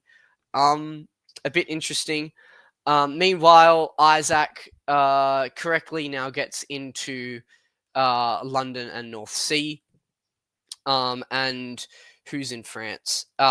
France is Philip does make the move down to Western Med now. So Isaac has a bit of reprieve from the FG, it seems. But yes, not the best turn from air, pretty unproductive. But we'll see if it can make up for it in fall. I'm going to suspect that Simone wants Smyrna here, right? I think this will be Bulgaria cuts Khan, something cuts Armenia, something cuts Ankh. Yes. I think Simone has the argument to get a build as well here. Out of everyone in the air. I think he does. Looking at it too, I'm not entirely sure if Trieste backing up Venice was completely inefficient, because it's like best case, like it bounces out Tuscany. Like worst case, it gets into Venice and Tuscany, and then France is in Piedmont or something. But I think he's preserving his options. Yeah, exactly. Yeah, it's like he's still defensible, but he's got an army in Trieste that is next to a couple of vacant Austrian centers. So yeah, but whoops. David's such a nice guy and such a nice ally, and surely Simon doesn't want to stab nice guy David.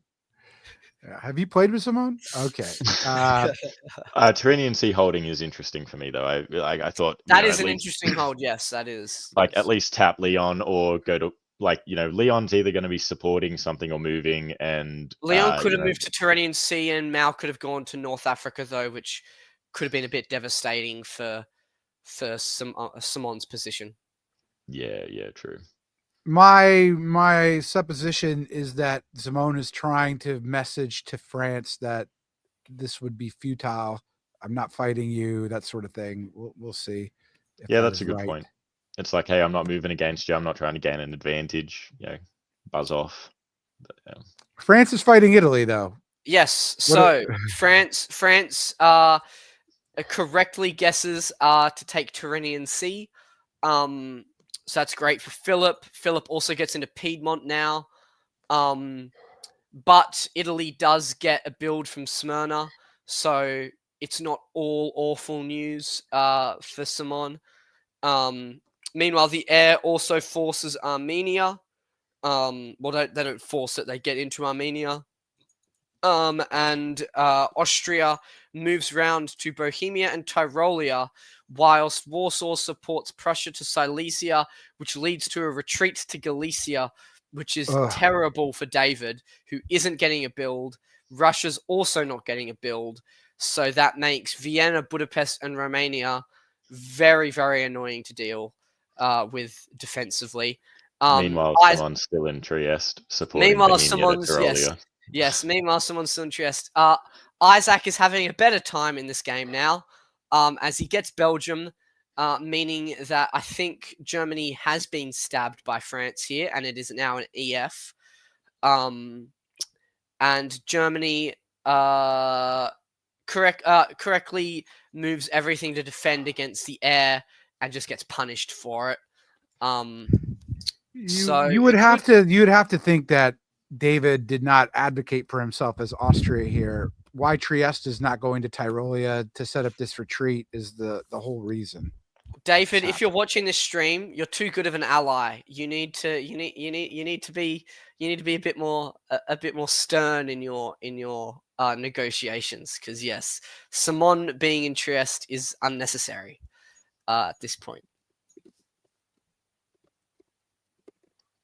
But very convenient for Simon.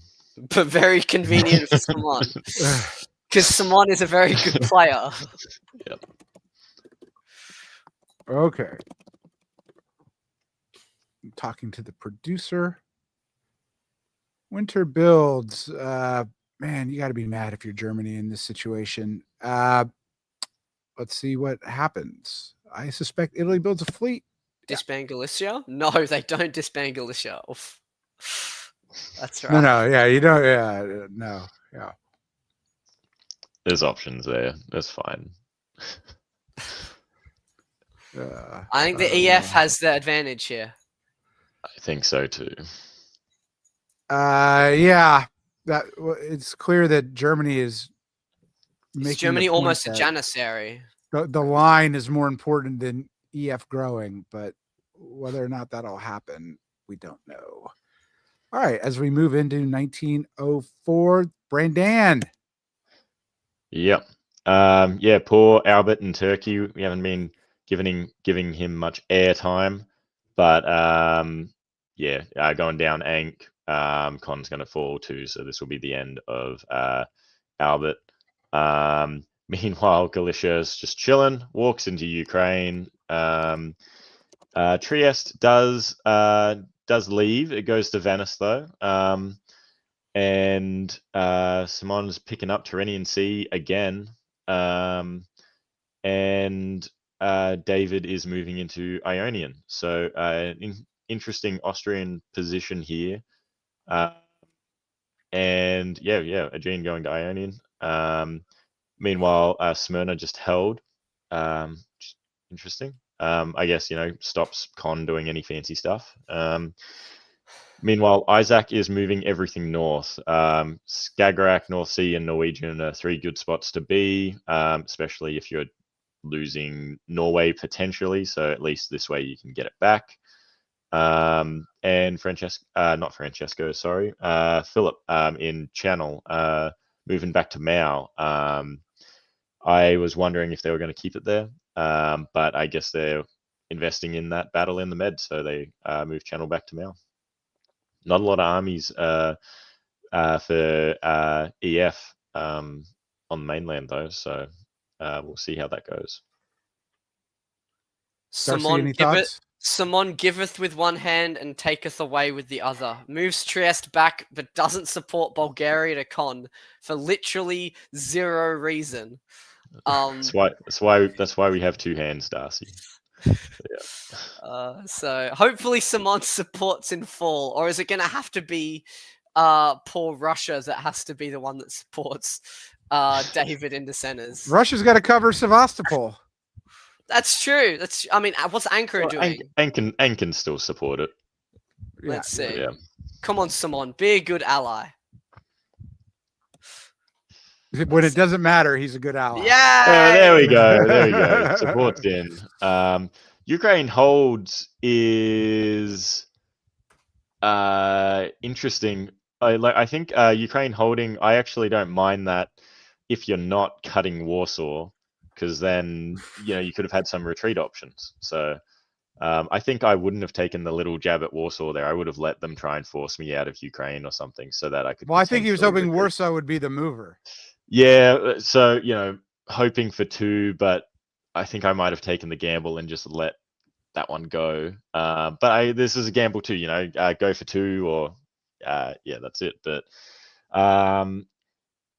they're picking up Sweden as well. So who's the German player? Rene. Yeah, so Rene's getting Sweden. Sweet. They're going to have a build, I believe.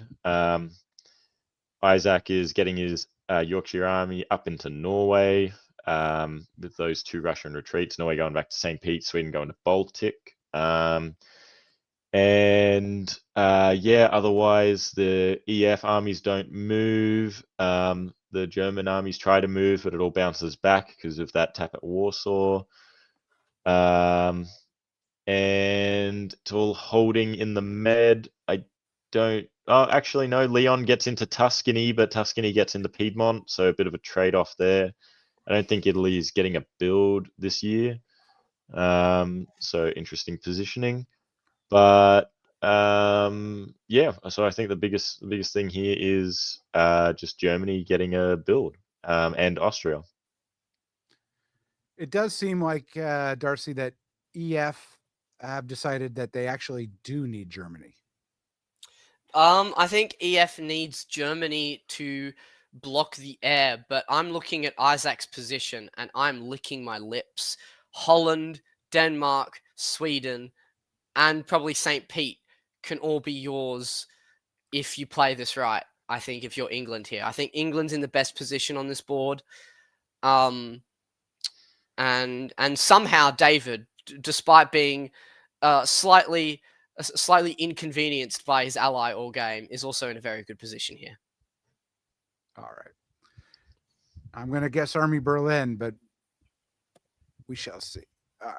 There we go. Yeah, Army Berlin. All right. Who do you like?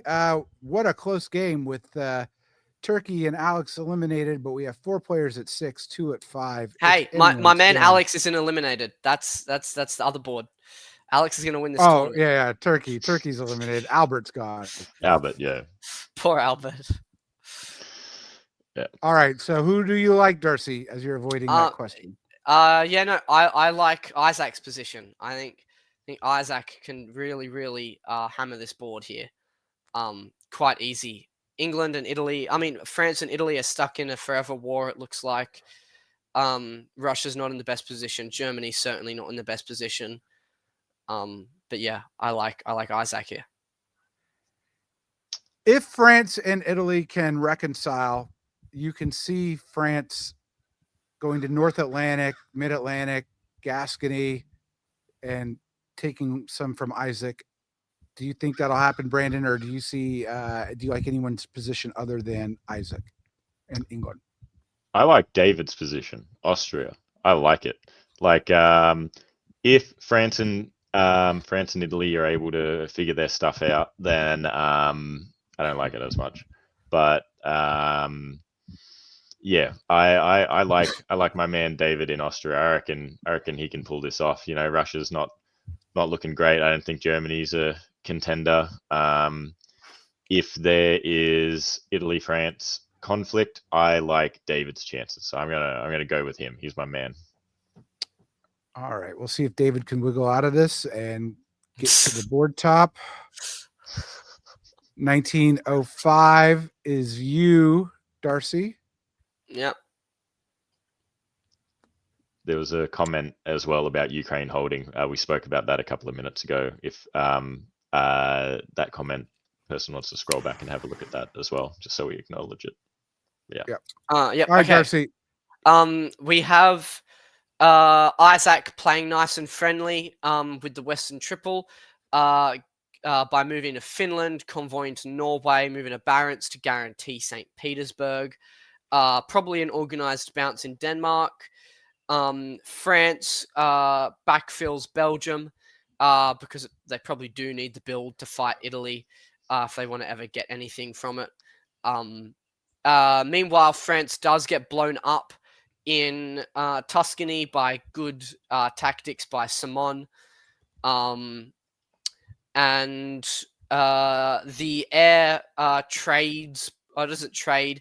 Looks like they're giving Russia con, potentially to get the fleet out to Aegean, potentially just to give the build.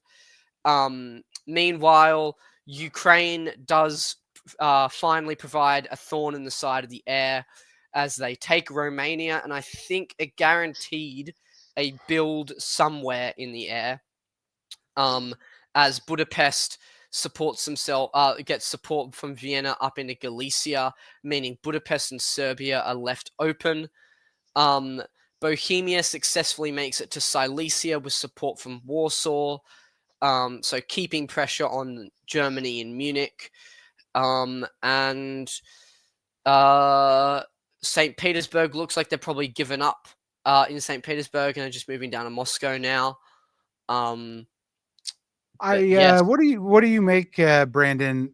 Russia could have self-bounced in Romania if he was giving up on St. Petersburg. Then they could have done something with the army. But this is not good for either Austria or Russia right here.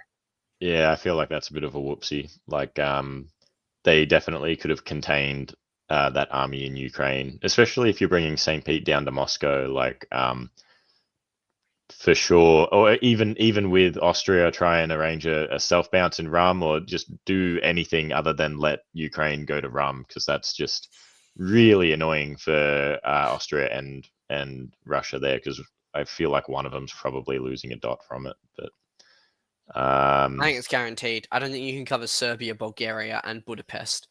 Yeah, exactly. Yeah. So one of them's losing something, but maybe Russia, who is Merlin, doesn't actually bother too much because Hechtstechen as well. So, yeah, if Austria and Russia are on side, though, I do agree that you shouldn't have let Ukraine walk down to Rum. So, well, we'll find out. All right. Well, the dot that Ukraine grabbed was Bulgaria in the end, with Russia moving out of Con, making David's life a little bit easier. With Silesia getting blown up by Germany from Munich, whilst not covering Munich. So a bit of a bad break there for David, not going for Munich.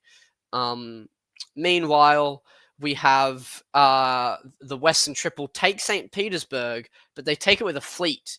So alarm bells. And at the same time, Skagerrak takes Denmark. support from North Sea. This is a stab on Germany almost 1,000,000%. So Rene isn't the happiest chap, I think. But we have Simon. Looks like he's probably going to start making a move back eastwards, much to David's horror, as it looks sort of like the Mediterranean battle has ceased a little bit. Venice moving to Tyrolia is interesting. And France does have a rebuild and a build. So that'll be interesting. Isaac might have to watch out a little bit there.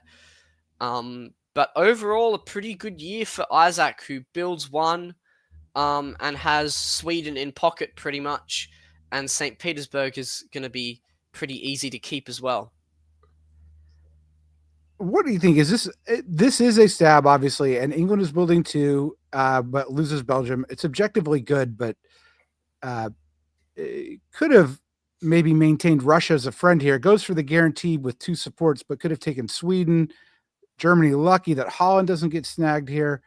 So Germany can't be horribly disappointed at this. Could have been a lot worse. Could have, yes, it could have. It could have been worse, but it also could have just not happened.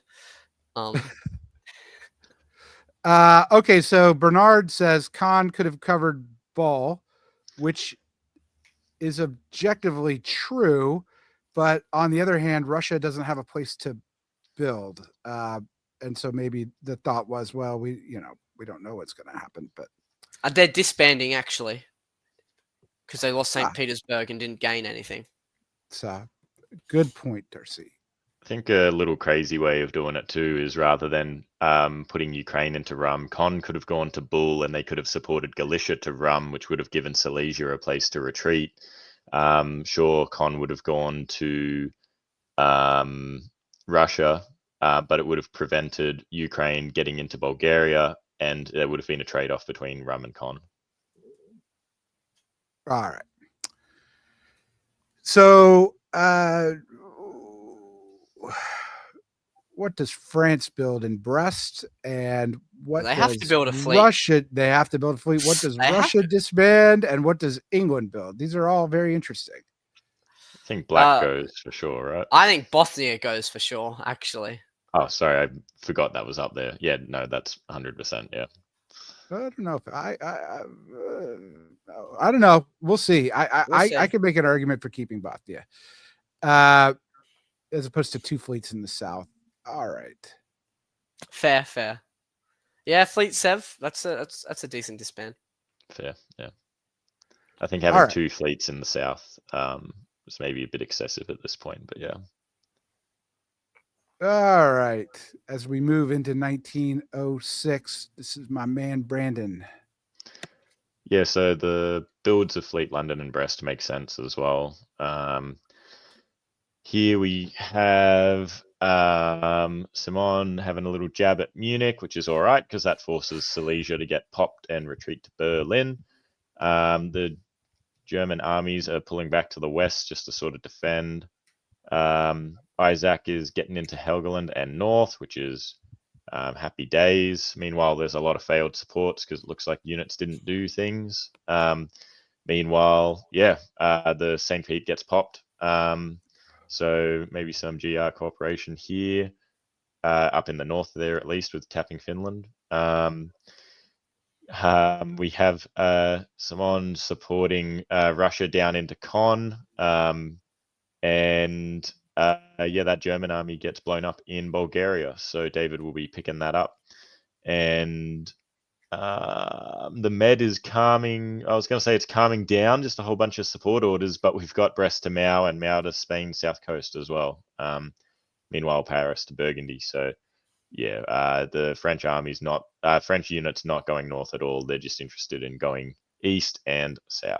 So more Med and more potential German dots. You have to think the Bulgaria unit was arranged, right, Darcy? Yes, and I also think that Simon support holding Marseille and West Med is him begging France to fight England so that he can be a bad ally and stab Austria. And I don't think that's going to be the case. I think I think another med battle is on the cards here, much to Simon's disappointment. Yeah, but is it a good one, Brandon? Or should France have made the turn to try and get some dots? It seems like there's not really much to get off of Italy if you're France. Yeah, there's not a lot to get. Like, what are you going to get? Nothing. Yeah. So you're going to get something if you go against England, and like especially if they're facing issues. They've just annoyed Germany. France took Belgium, which was an English dot, didn't take anything from Germany. So yeah, I reckon this was a good time to, maybe a tad earlier as well or something. I'm not sure, but this was English definitely a Channel good and time. Irish Sea is a bit of a killer. Yeah, well, Liverpool would be guaranteed, and you use English Channel to do a convoy, Belgium to Wales. That'd be sick. But yeah, you're getting something from that, and if you've got Germany on side, you're definitely doing a lot better than just fighting in the med. So yeah, a little bit unfortunate to not see the French units going north, but yeah. Here we go. Simon taking little shots at my man David. David losing Vienna, losing Greece. But sure, he got support into Con, so he got to keep that, and he picks up. Oh, actually, Con, Bulgaria, Rum. All right, so he's picking up 2, but he's losing 2. So, all right. Must have been a last minute thing, right? Where Galicia supports Budapest, but Budapest is moving. I do that all the time. Yeah, for sure. That happens a bit. I don't know, there's some players that will write down their orders at the beginning of the turn as well, and then just forget to change them. But yeah, otherwise we see France still just trying to push into that med, nothing moving.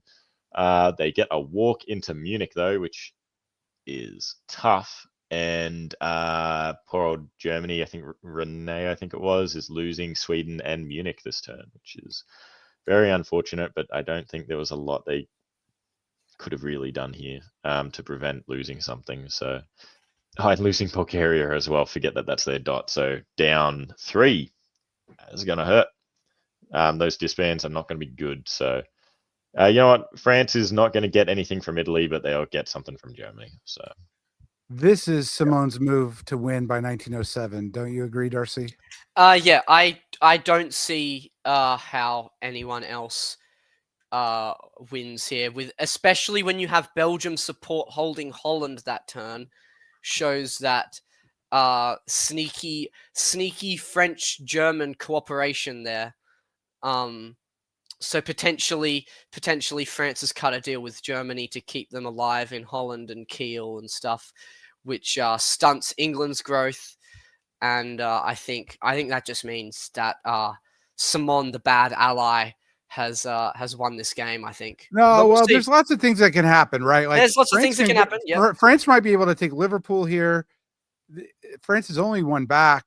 Yeah, true. Munich's vulnerable though, so we'll see. True. All right. And no English builds as well. So well, with Army Berlin disband, it seems like Germany and France are on side with each other, and I think that means that it's a fight between Italy and France for this board top, and I think Italy might just have it. Yep. Yeah, no fleet and breast, I think, is interesting. Maybe that would have signaled too much. Even. Yeah. Oh yes, all right, it's my turn. Yes. Yes, scramble for dots. Yes. Isaac was like, no, there's no Liverpool final year dot grabbing. Not having it. Meanwhile, David gets angry at Simon and moves on Vienna, which will be guaranteed in fall.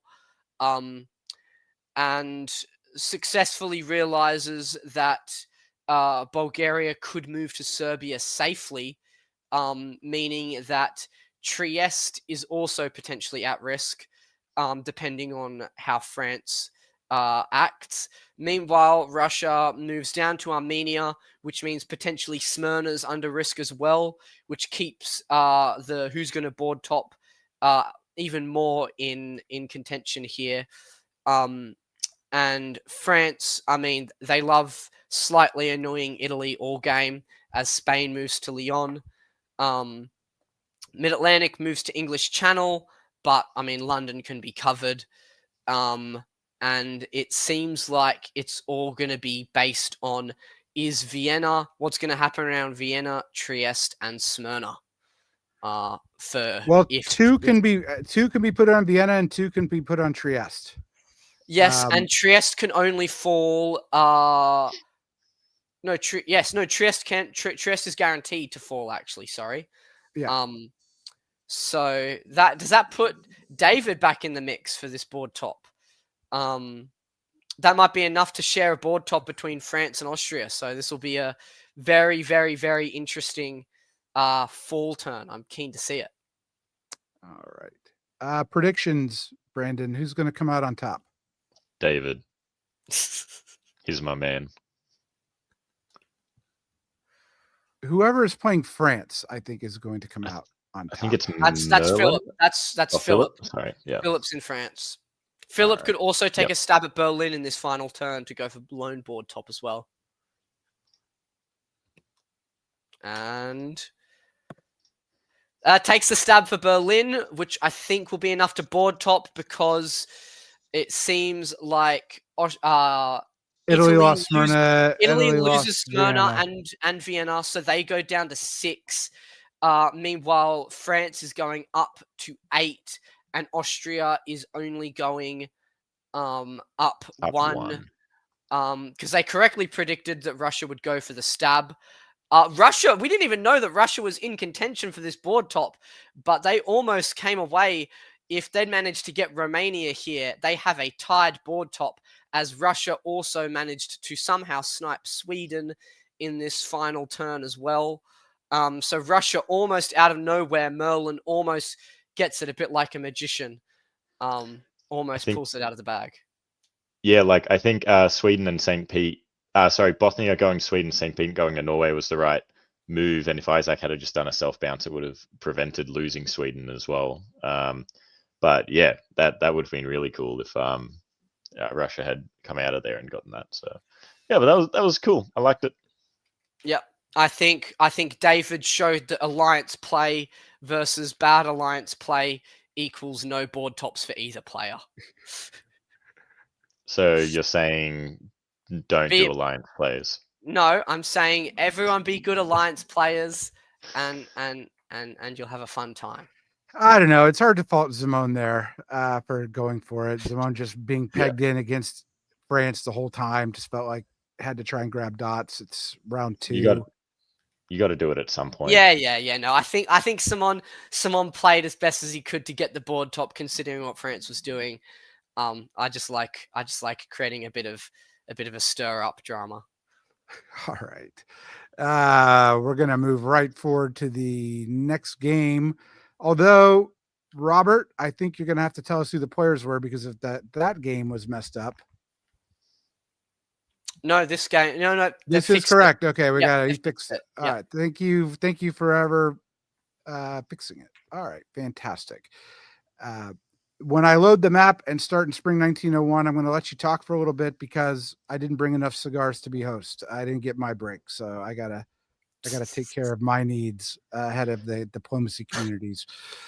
Okay, we have all of this. England is Micah Bloom, Austria, Robin, who I think is in 8th place now. What do you guys think of the board?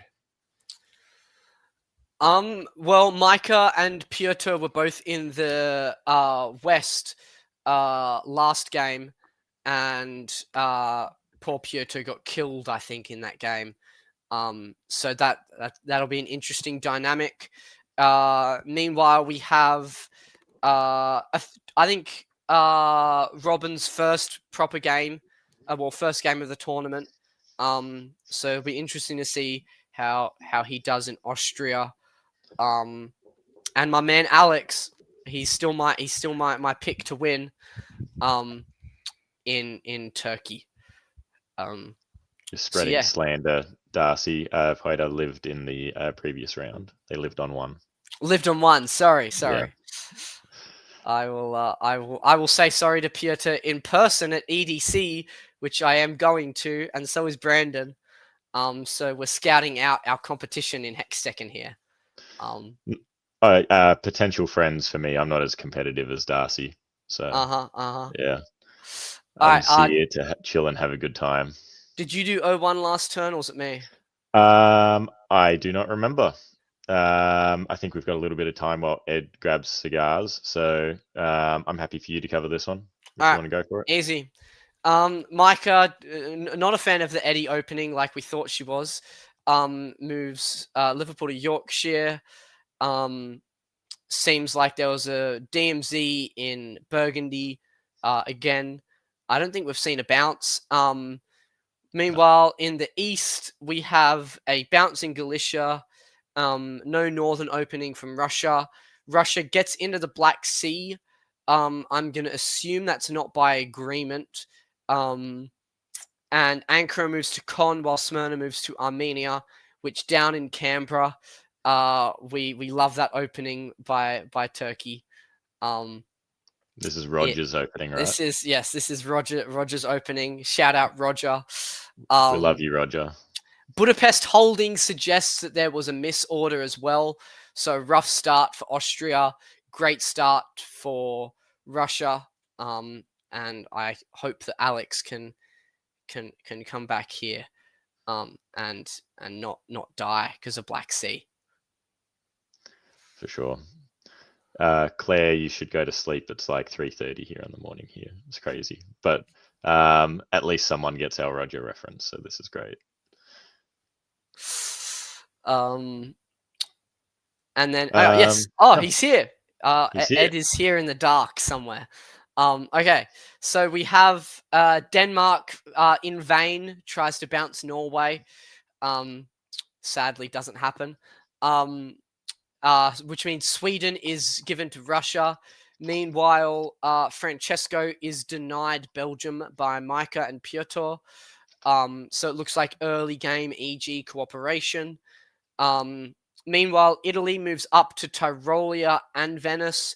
So very, very interesting moves there by Italy, potentially suggesting a fight against Austria. And the best part of this board is the Sevcon swap, which was predicted by Bradley, as Armenia goes to Sev and Black Sea goes to Con going to Aegean. So I think we actually have an RT here. So that'll be a let's see how this Sevcon swap works out. I will be very interested to see how that works. Tunis is taken with the fleet. So suggesting potentially Italy might head west. I guess we will see. And Bulgaria holds rather than tapping any of the three things that they could have tapped to bounce out. So Alex playing a very nice friendly game at the moment. Yeah, for sure. Stefan also saying that this was their first time playing Russia. So they offered the swap, so he was in a less known position. Cool. I love it. Good stuff. What are you thinking for builds, mate? I think 2 armies from Stefan, Fleet Smyrna, 2 armies from Austria, Fleet Naples, and I will guess Fleet Brest, Army Paris, and Fleet Kiel, Army Munich, and Fleet Liverpool, Fleet London from Micah. Wonderful. All right. Almost. I think only a wave. France waves, which is a choice that can be made by Francesco. Very interesting move here. And Micah plays it a bit slower, a bit less committal, as builds Army Liverpool instead of Fleet Liverpool. Okay, for some reason it stopped sharing my window, but no worries. As Brandon would say, I got this. You got this. That's cool. Why is it doing this? Let's see. Maybe it's that.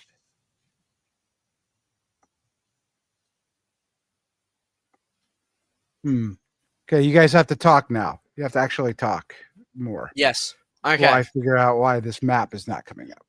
I'm very bad at talking. I like the wave for France. Like I figured France is a country where you can easily wave, so it's cool. It's chill. You're not being a threat to anyone by doing that. You can get away with building Army Paris. That's all right. Less cool, but we shall forgive it. I've not seen the Sev swap, so I want to see how that plays out. I think that should be pretty good for your mate Alex in this tournament. What was Alex's score in round one? He got 11, so Okay, cool. just behind the leaders. Yep. Yeah, like we've got that insider info of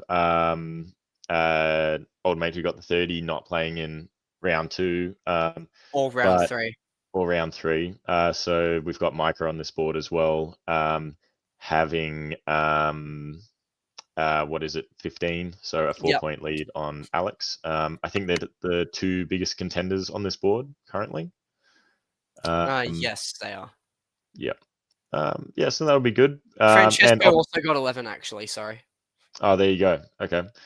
Well, yeah, like if there's an EF, it could be very beneficial for both of them. But maybe Francesco wants to get one up on Micah here. You know, it's round 2.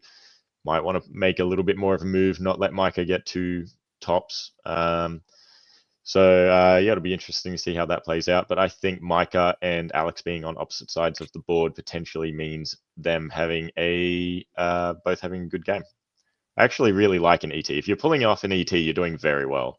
But I love it. If I'm England, I want to have a lot of chats with Turkey to see what's going on, and vice versa. So, yeah.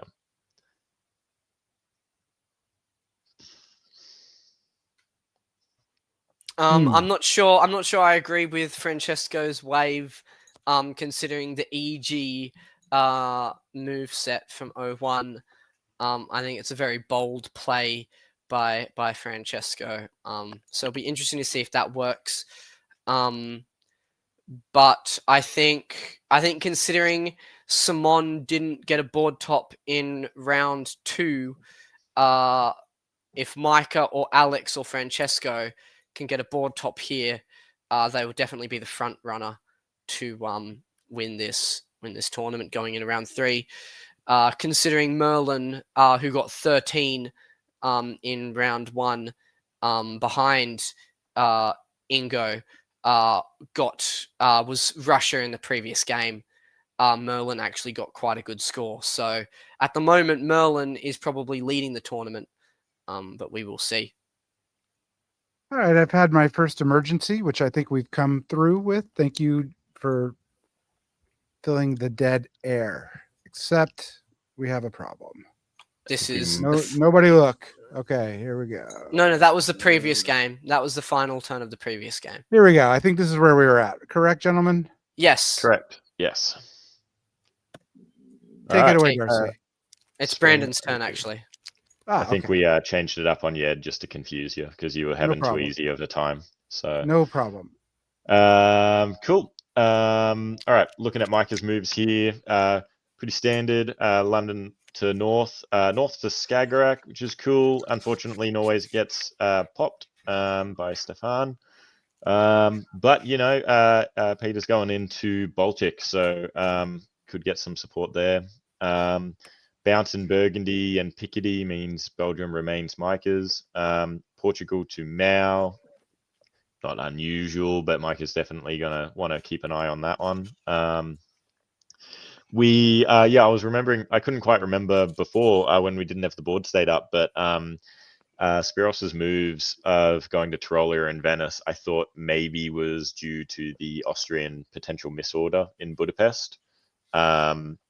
You know, maybe not feeling as confident with that. Moving up to Tyrolia and Venice could have given him play, but here in this position, Spiros is just moving back, doing the same moveset, but in reverse. Not worried about Tyrrhenian Sea, not worried about France. Spiros is putting Naples into Ionian, keeping Tunis in, keeping the fleet in Tunis gives him plenty of options. You know, he could have moved Tunis across to Ionian. But yeah, meanwhile, Robin is picking up bull. There's gonna be a Con Smyrna Aegean swapperoo there, so that's all right. And yeah, Vienna straight into Galicia, Warsaw going to Ukraine, Munich going to silly Silesia. I think there's going to be a bit of pressure on Germany this turn. Not Germany, Russia. Claire points out about the braveness of Russia doing this, and it went like a lot of Sevcon swaps go. Darcy, how did it work out for Russia here? It's actually not awful. It depends on if Galicia is going to be mean or not. Well, why is Turkey cutting Romania? The Sevcon swap is instantly gone. Like they're not friends anymore. Right. I don't think I've ever seen a Sevcon swap work. In the idea of it is much more alluring to the players, and then after they've done it, they realize, well, what's next? Alex hey. knows what's next, so he's going for it. That's all right. Unfortunate having Bulgaria blown up though. So. I think this is just going to be a big Austria game, but we'll see. We shall see. All right, fall 1902. Brandon. So Micah taking Holland off Peter with Pickety going into Belgium. So a wee bit of a trade there. Micah also retains Norway, doesn't lose that. Poor Stefan losing Sweden, gaining Sev, losing Rum, losing Con. So very unfortunate. As Isaac is saying, they have done the Sev Con swap again. So just taking it back. Munich goes to Burgundy. Cool. Why not? Do that. Looks like a failed support from Paris. So maybe a change of moveset there. But vacating Marseille potentially for a build, which is not going to hurt too much with Tunis going to Western Med. I like it, Spiros. Go for it. You're picking up a build too. Surely it's going to be a fleet. Slap that down, and away you go. I think it had to be arranged, right? Because Austria's getting Romania and Bulgaria. Oh yeah, for sure. Yeah, I don't think that's AI conflict at all. And yeah, that gives Spiros the go to build something. So I think that's the correct way to do that alliance structure. I'm not. Germany doesn't actually. Oh, they build, so they go up 2, down 1. Being in Burgundy is cool, but we'll see how it goes out because Micah still being in Norway, Skag, North, and Holland is not ideal. So. And France is building 2 because they waived in 01. Correct. Which is why it looks like a last change of orders to Belgium, right? Otherwise, France is just going to cover Burgundy. Yeah. Yeah, for sure. All right, so the builds become interesting here. Not for Russia, poor Russia, but what does France build, and what does Italy build? Fleet Marseille, Army Brest. Italy builds Fleet Naples, and Austria builds probably Army Budapest, and Russia gets rid of Aegean, St. Pete North Coast, and Galicia. I don't know. I think Fleet Rome, Fleet Brest, Army Marseille. I know I'm playing the analyst here, but that's what I think. Fleet Brest. Yeah, I think you do Fleet Brest, so you've got 2 armies on Burgundy straight away. You have 2 armies on Burgundy already with Belgium. Yeah, you want to do other. And if you're in an EF, like Fleet Brest is like a little bit interesting. All right, well, let's see. Fleet Marseille let's see would if be Francesco agrees. Because Spiros. He waved again. It didn't matter.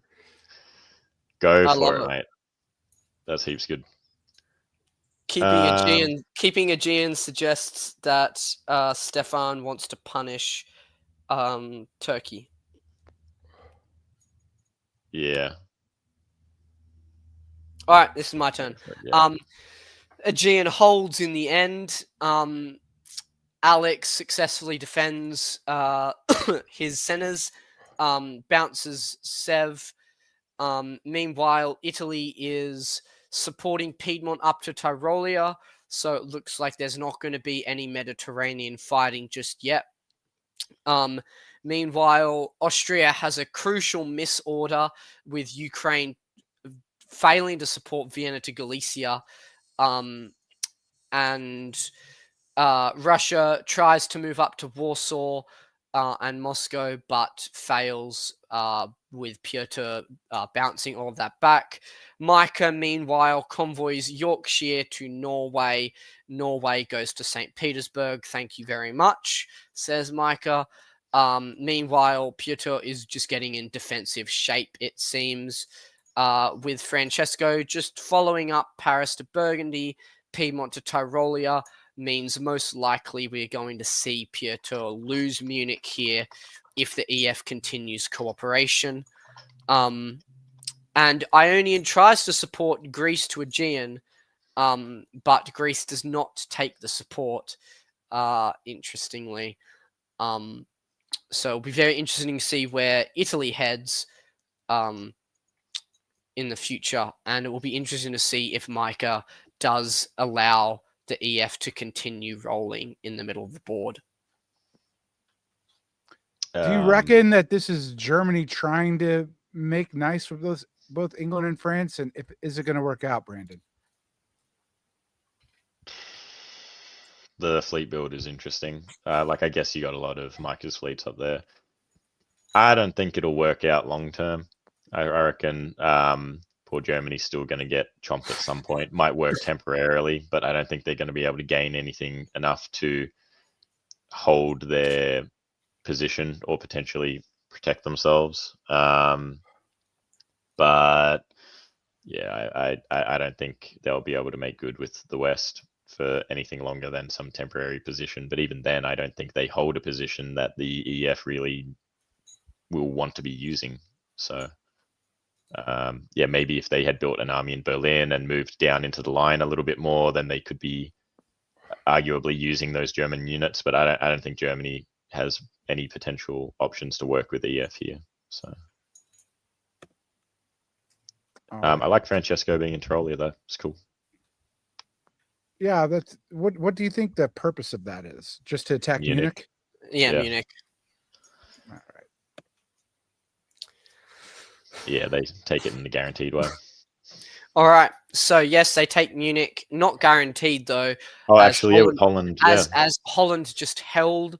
It seems like Micah is trying to play nice, and playing slower than Francesco, who Francesco won't mind if that's the case, because that just means Francesco can outrace Micah. Francesco moves to Ruhr to try and get play on Kiel here. Holds in Mid-Atlantic and Spain, not wanting to show cards. So that's interesting. Meanwhile, Spiros saw us open Serbia and took an open Serbia. So it looks like Spiros, after Greece didn't move to Aegean, was like, well, if you don't want to take momentum against Turkey, I'll take momentum against you. Poor Robin also loses Bulgaria to the RT is actually working together, guys. The Sevcon swap may in the end be may come to fruition. Well, it's working in the south, but yes, Stefan's got big problems in the north. As Galicia takes Romania as well, as Armenia support holds Sev, meaning that Austria is going down, Serbia, Romania, and Bulgaria. So it's been a terrible turn for Robin, sadly. And Piotr is maybe in some sort of Janissary deal with Kiel getting convoyed to Livonia, meaning Stefan is pretty much just going to be playing as the Balkans rather than as Russia.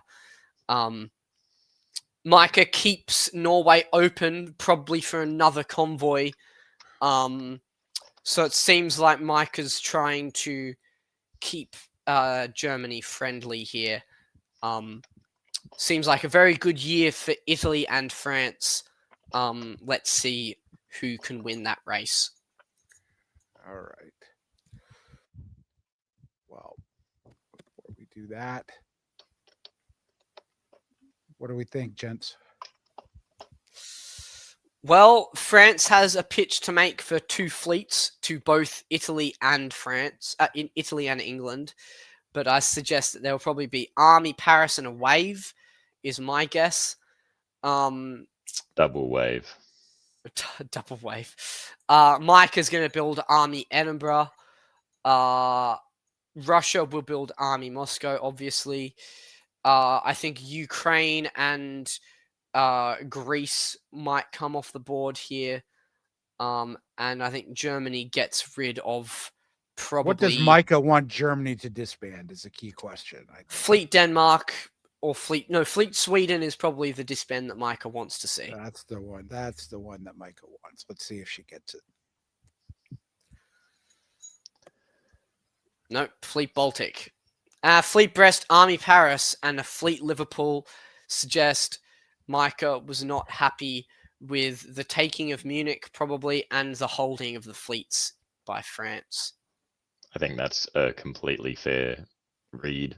For sure, I think Francesco's going for it. Like when France is waving and trying to have, 2 in pocket, that's always sort of alarm bells for England. So, yeah, it was a good read from Micah to see that she needed something there. And she has, like, not having an army on the mainland sort of sucks. So we'll see how it plays out for her there. This game is getting spicy with the EF war and AI war, Russia imploding. Yeah, we're only halfway Maybe through. Turkey's not doing bad here. Alex has got this in the bag. Alex is going to win this board. I believe. I don't even think he watches DBNI. I don't know why I'm doing all of this pro-Alex propaganda. All right. It's up to you now, Brandon, for 1904. I love Brest's confidence trying to just yeet itself straight into London. Unfortunately, ouch, that hurts. That is, yeah, that really hurts. Painful. Yeah, because losing Belgium in the mix too. So not going to have 2 on Belgium. Sorry, they will have 2 on Belgium with Ruhr and Burgundy.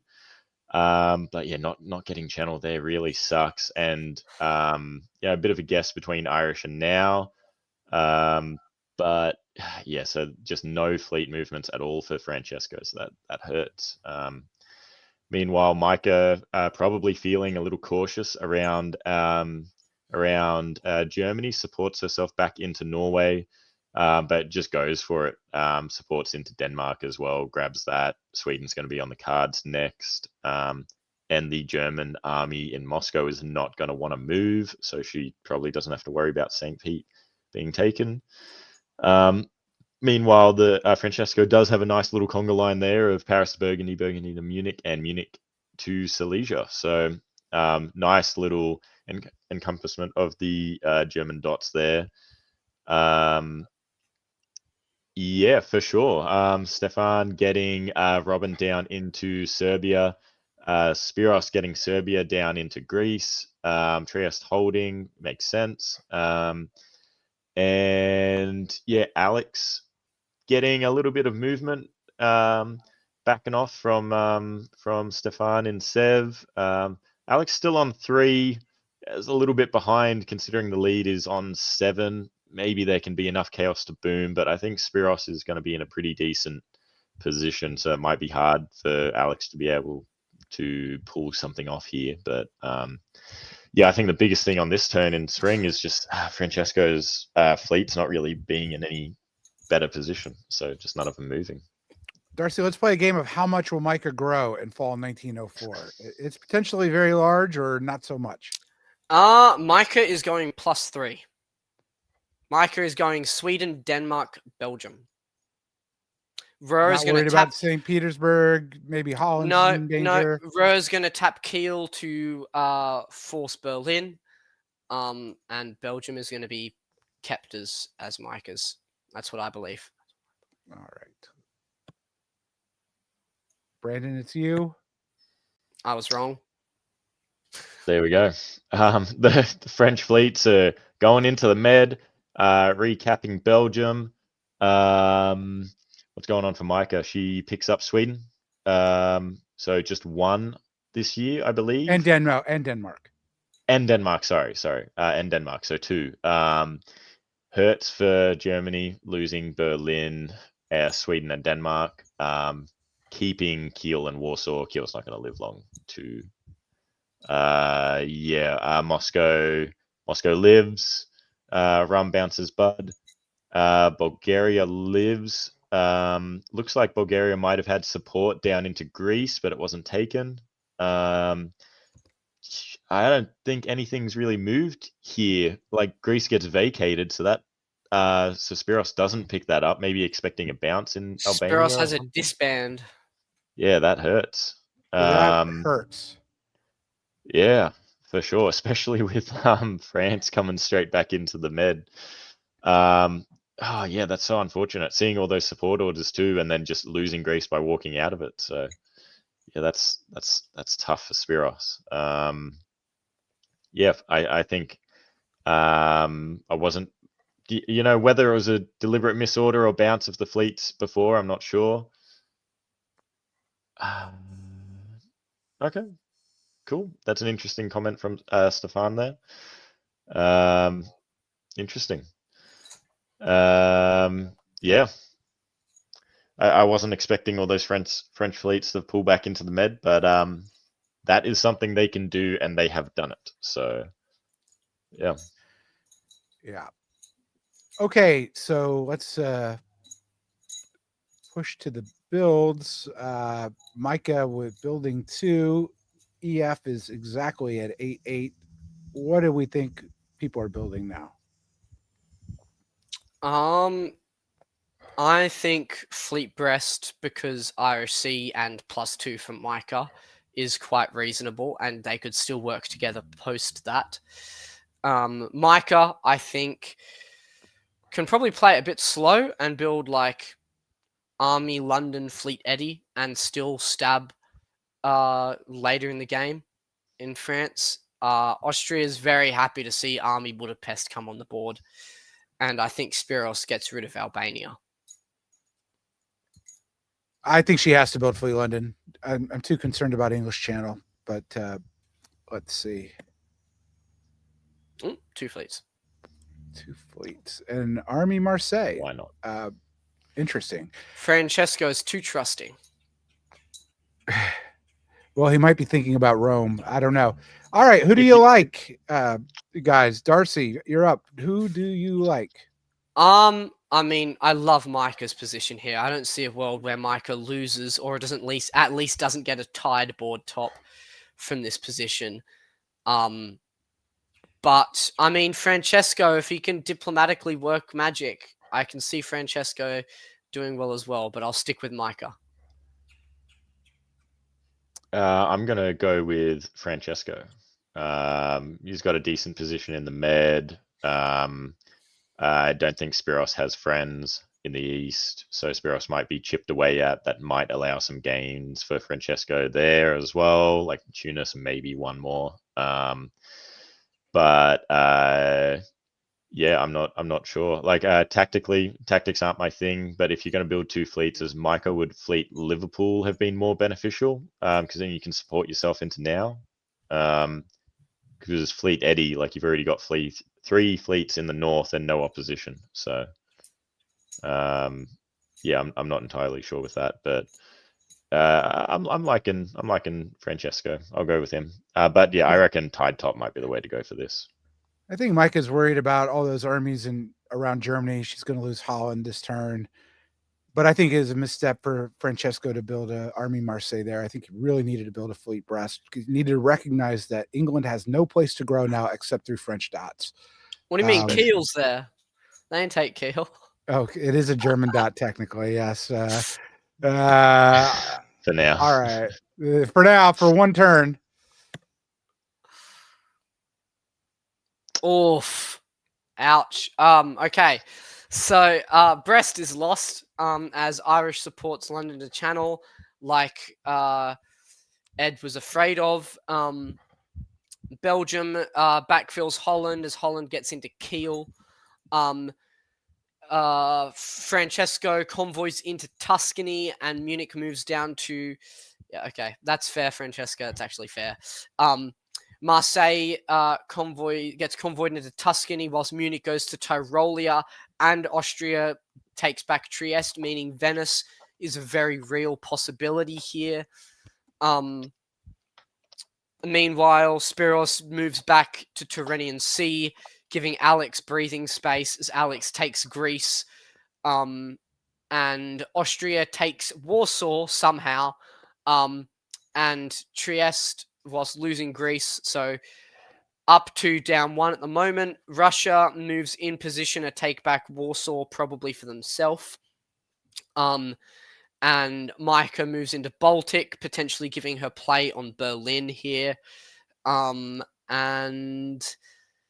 yeah, Warsaw moves back to Silesia, probably to get play on Berlin. But yeah, I think great turn for Micah. I think Micah can decide if she wants to share this board top or take it for herself. Yeah, I think it's really good. I think Micah had a lot of options, and all of them were really good for her this turn. So, yeah, but Francesco doing these moves make it even better, I think. Yep, well, she can take Holland back. She can. I'm take watching Brest. Mid-Atlantic. Mid-Atlantic is what I'm watching here.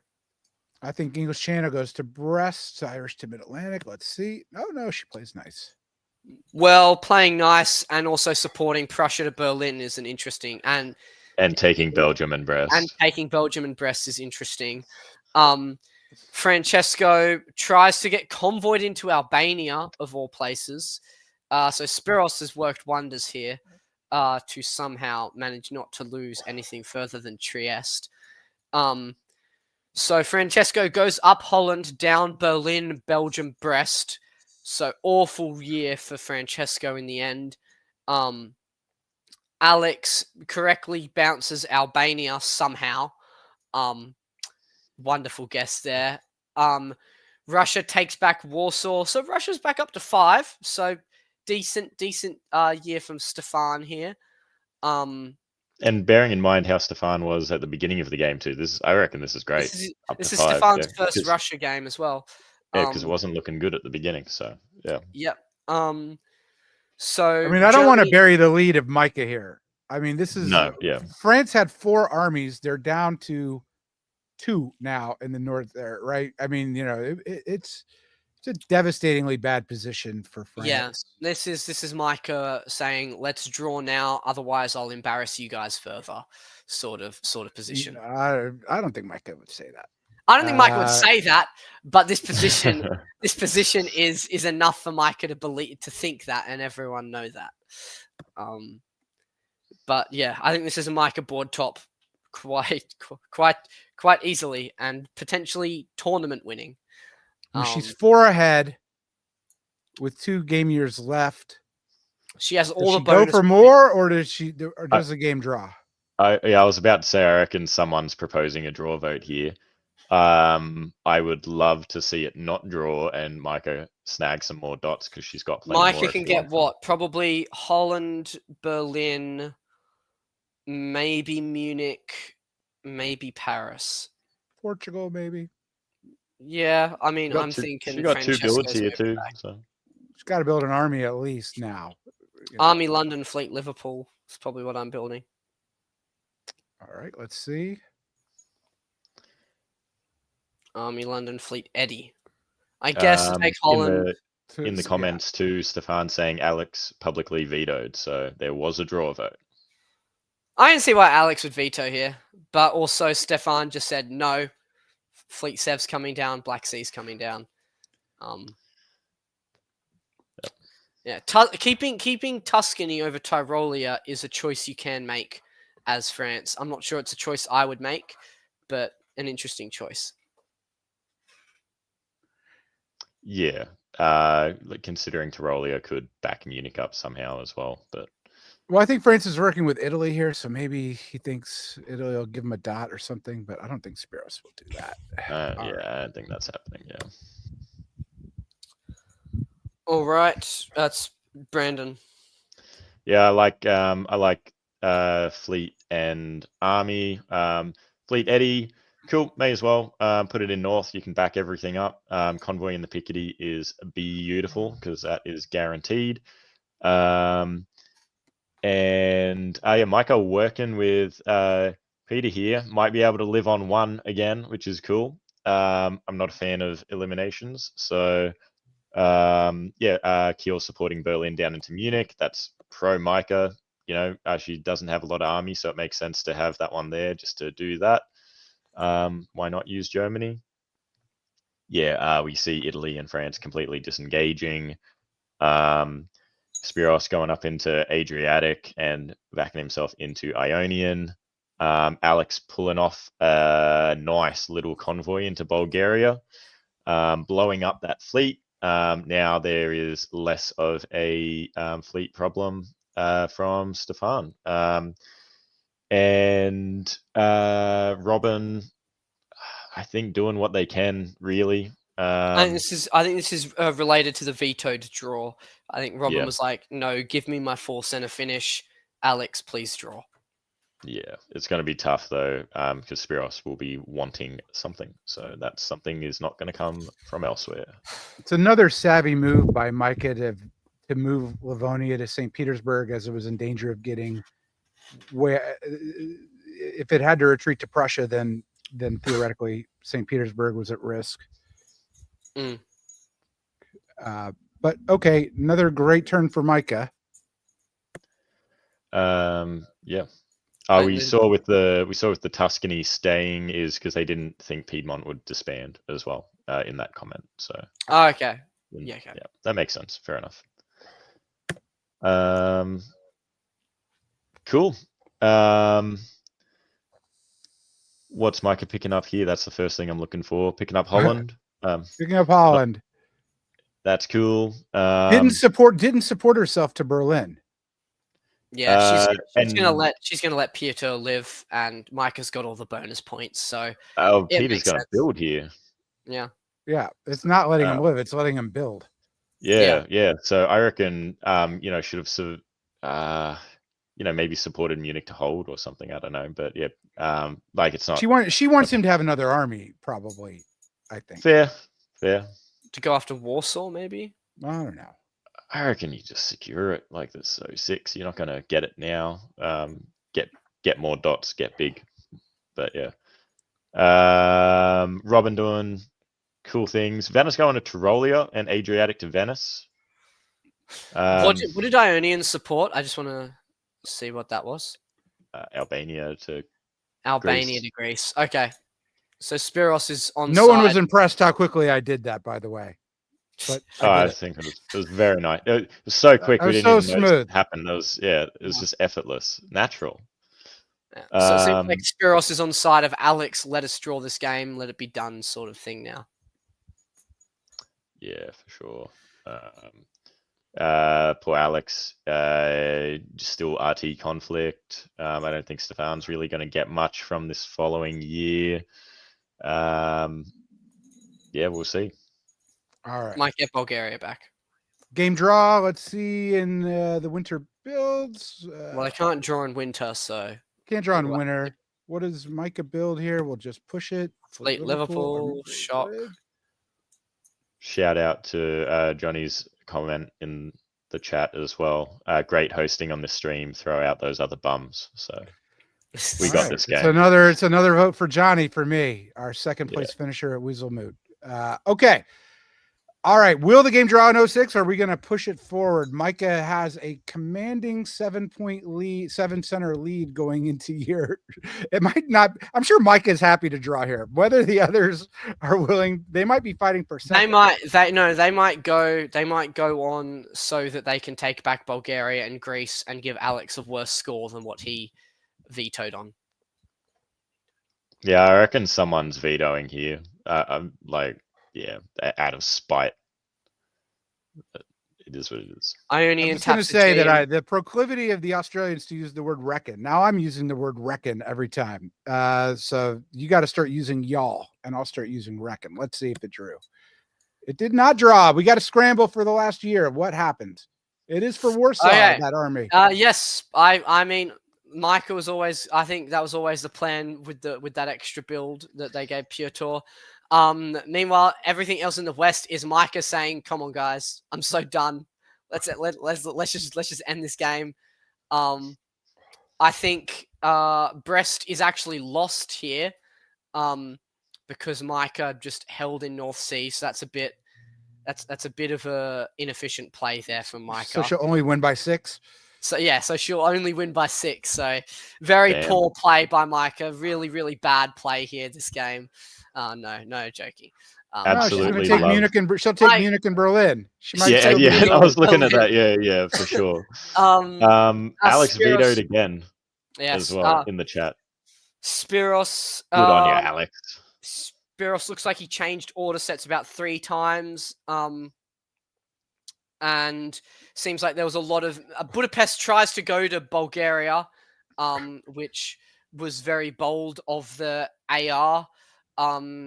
It seems like it's just going to be taking Bulgaria, and that might be it. And Brest, I Right. think. Let's see. Oof! Ouch. Oh, Piotr, probably that has to be a misorder from Silesia. So sadly, Piotr dies in the end, which is actually quite heartbreaking. All I had to do was one thing. I will actually shout out that the Bulgaria and Romania swap, which is quite funny and hilarious, because via convoy. Via convoy, and Sev didn't bounce Rum, so that meant that Rum is actually no, that makes sense. And Brest, they didn't take the guarantee on Brest because they were scared about losing Paris. But France goes up 1, finishing on 5. Italy finishes on 4. Austria finishes on 4. Russia finishes on 4. Turkey finishes on 5. And Micah finishes on a big, fat 12. With a 7-point lead. With a 7-point lead. Brandon, you are back. You've seen this game. And I can actually do something. Yes, you can update and fix the names from board 2A. Well, I'm not going to do that. But you should.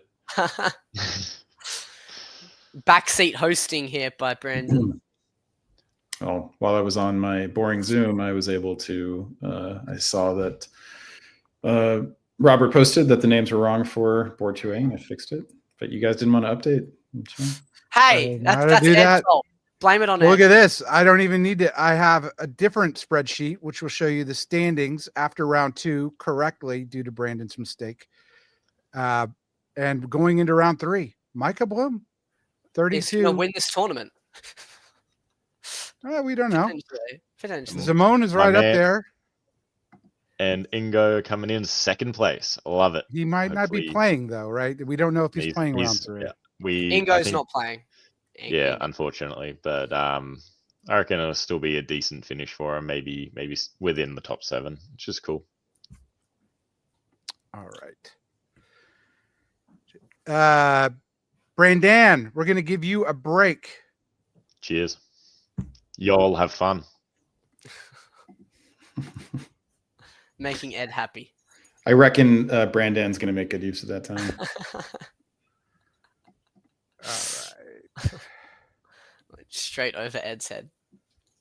I mean, Look, it's I got a lot I'm worried about right now, and your little jokes are not what I'm worried about. We're Excited. going to go to board. I am excited to 3B. learn what the emergency was, though, I have to say. Board we're going to 3B. board We don't B. even know the players here. Do I need? I guess I need to update at this point. Did you update the players for the 3rd round, Brandon? Yes. Okay, so why don't I learn how to update? You guys are killing me. Fine. Oh my God, disaster. Brandon, it might be easier for you to do it. Let's see. You know what? They're not showing. Why aren't they showing? That's very rude.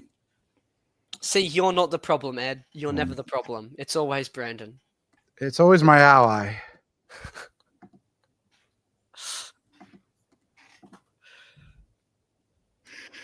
All right. I have a little bit of work to do. So if you guys want to discuss, But so all right, look, give me a second. it's a bunch of unknowns.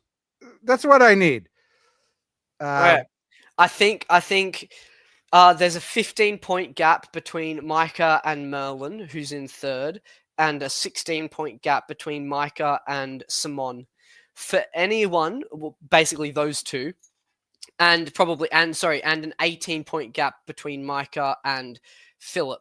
So for anyone other than Micah to win this tournament, I'm pretty sure they have to kill Micah. Micah has to die for anyone other than Micah to win this tournament. So Philip, Merlin, and Simon need board tops. They can't share a board top. Has to be a lone board top, and they need to kill Micah. Giving Micah even a 1 center survival is 4 points, which would mean that Micah would make a gap that makes it a very big board top that would have to happen. All right, fine. We're just going to roll with it. In a stream of unknowns, I'm going to say France will win this game. We are going to go to the map.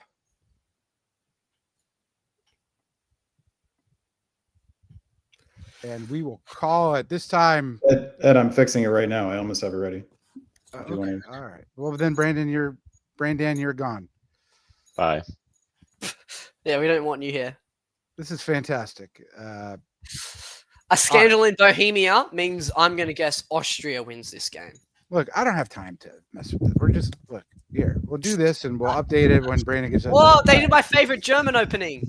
So Germany opens Kiel to Holland, Munich to Tyrolia. So Germany is going all out wacky. I'm going to guess that it's Alex Lebedev.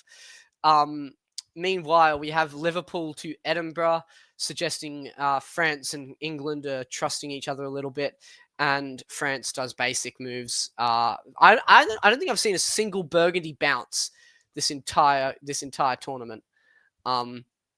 Meanwhile, Sev moves to Armenia instead of Black Sea, meaning Ankara successfully gets into Black Sea, suggesting that Black Sea DMZ was broken by Turkey, and Russia Russia and Austria successfully DMZ Galicia, showing Austria-Russia cooperation, and Italy does basic opening. Yeah. I like the Turkey thing. What happens when you don't Sevcon swap? We'll find out. Well, this could still be a Sev. This could be a Sev Ank swap. I mean a fist bump. What happens when you don't fist bump? This is what happens. So Black Sea supports Armenia into Sev again, showing, you know what, I actually don't want to fight you. Meanwhile, Austria goes up 3, meaning my guess of Austria winning this game is currently on track, with Bulgaria not supporting Ukraine to Romania, allowing Romania to fall to Austria. Meanwhile, Italy looks like they're going to go all out on France. So that's very interesting. Potentially, that means that Italy and France are both maybe Micah is France here, and it's an all-out fight against Micah in France because EG cooperates around Belgium. And it looks like, looks like there might be some sort of RT versus AI with Italy going towards France and some sort of EGI against France. I guess we'll find out. I might check the YouTube to see if they've put the names on the YouTube. They haven't done it yet. Brandon? They have. Ah, okay, fine.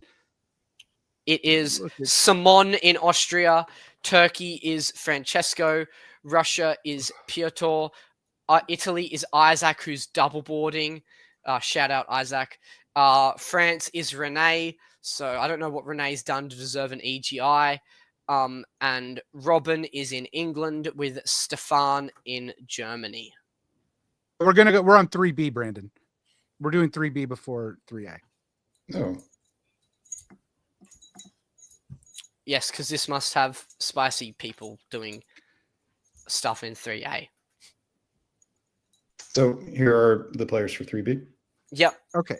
And then just you can just roll over the map, but we're at the end of 01. All right. Do you want to try updating again, Ed? Sure. You go. Yeah. All right. We've done fall 1901. Why don't we do Yep. the builds? Yep, EGI, I think. Or at least EG. Army Con is an interesting build, suggesting they're going to turtle up against Simon. Simon needs a big score, needs a big top to win this board, to win the tournament. And he's going to go all out for it, I think. So Simon is the player to watch on this board.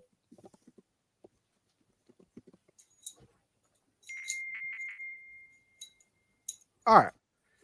Move it to 02. Brandon, you take over in terms of the analysis. All right. So we have the EG continuing to move forward against France. And Isaac joining in full force from the south as well. We have Simone going to Galicia here. And yeah, AT in the south. For some reason, Piotr is moving that army north, probably worried about Robin slipping into St. Petersburg, but I think Piotr might regret not having that unit in the south. So why doesn't Ankara get into Sevastopol here?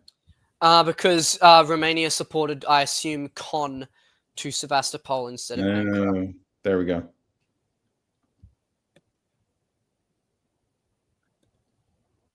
All right, I can take over. I'm removing your tech. Whoa. Look at this. I can do things. Ed's got too much power. It's getting to his head.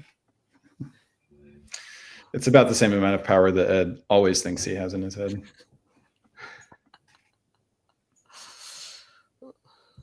All right, look at this. All right. Darcy, you've got, actually, it's just to be fair. We're going to put it back the way it should. Brandon, you're going to take, well, we're all messed up, but Brandon, you go, and I'll move you back down. Okay. Take us into the fall here. Yeah. Oh, we did the spring? All right. No problem. Yeah.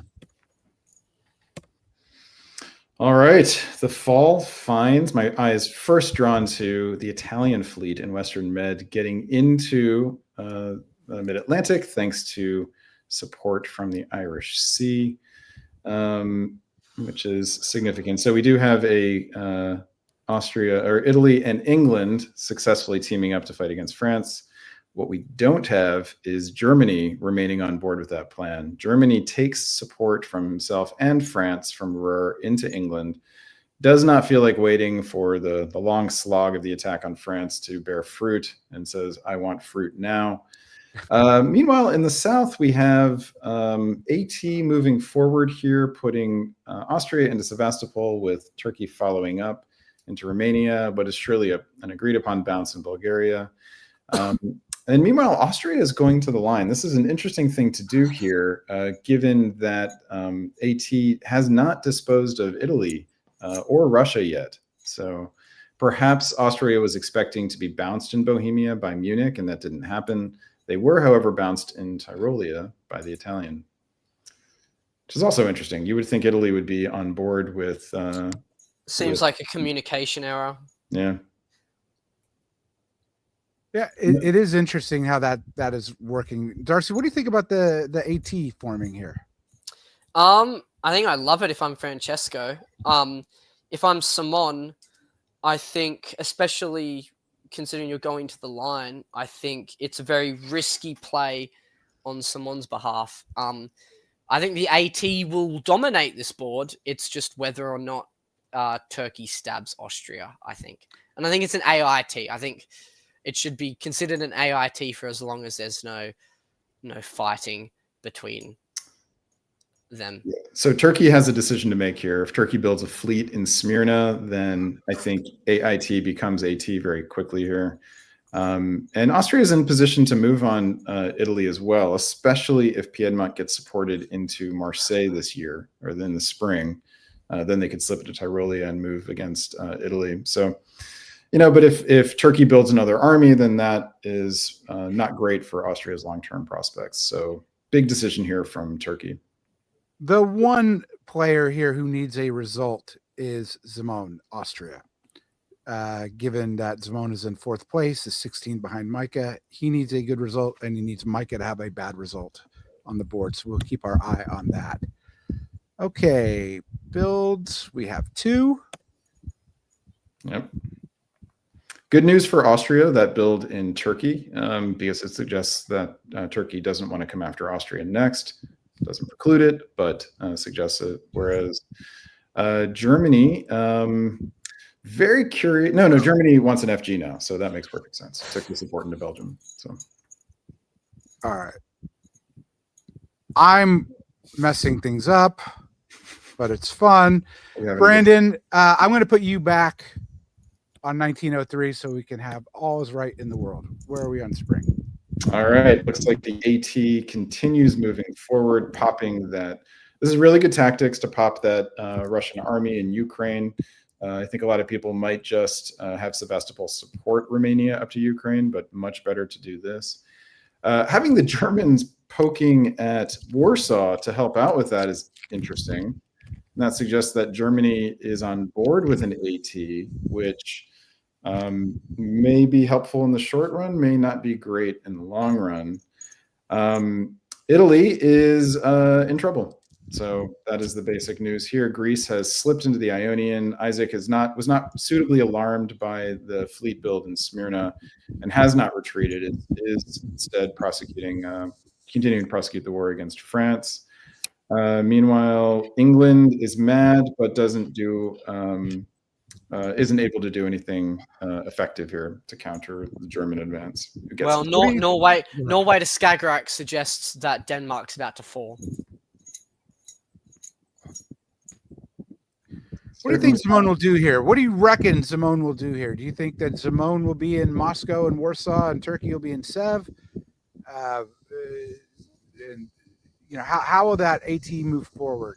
I think Simone is about to convoy Smyrna into Naples to clear off one of Turkey's armies from potential stab positions. And I think that Simone will get Warsaw and Moscow and give Armenia Sev, I think. All right. Bold predictions here, but I like the go big or go home strategy. I mean, yep. This is the right set of orders here, supporting Austria into both of the centers, and they are able to get one. Smyrna is convoyed directly into Naples, as Darcy predicted. And otherwise, we have the Italian fleet blown up in the mid-Atlantic, which actually I think I'd rather retreat to Western Med here.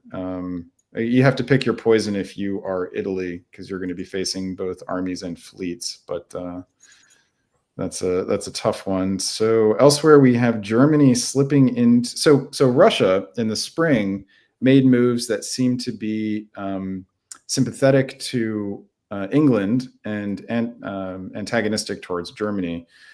That has reversed. Piotr tries to slip into Norway here, maybe hoping that Denmark wouldn't go to Sweden, but Stefan, probably assuming that Denmark was lost, just sends it to Sweden on a lark and gets in. So really nice moment here for Germany to get a little bit of operational security, at least for the moment. The attack on France has completely backfired, and England is the big loser in the north. Darcy, anything to add?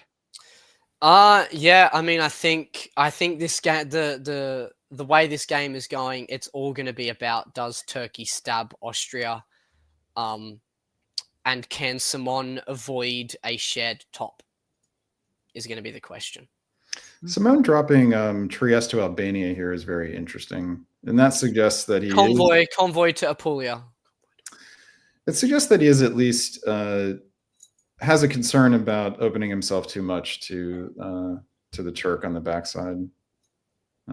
Yeah, I think if you're Simone, you would rather, and Italy is your primary concern. I think you'd rather be in Tyrolia here. I agree with that.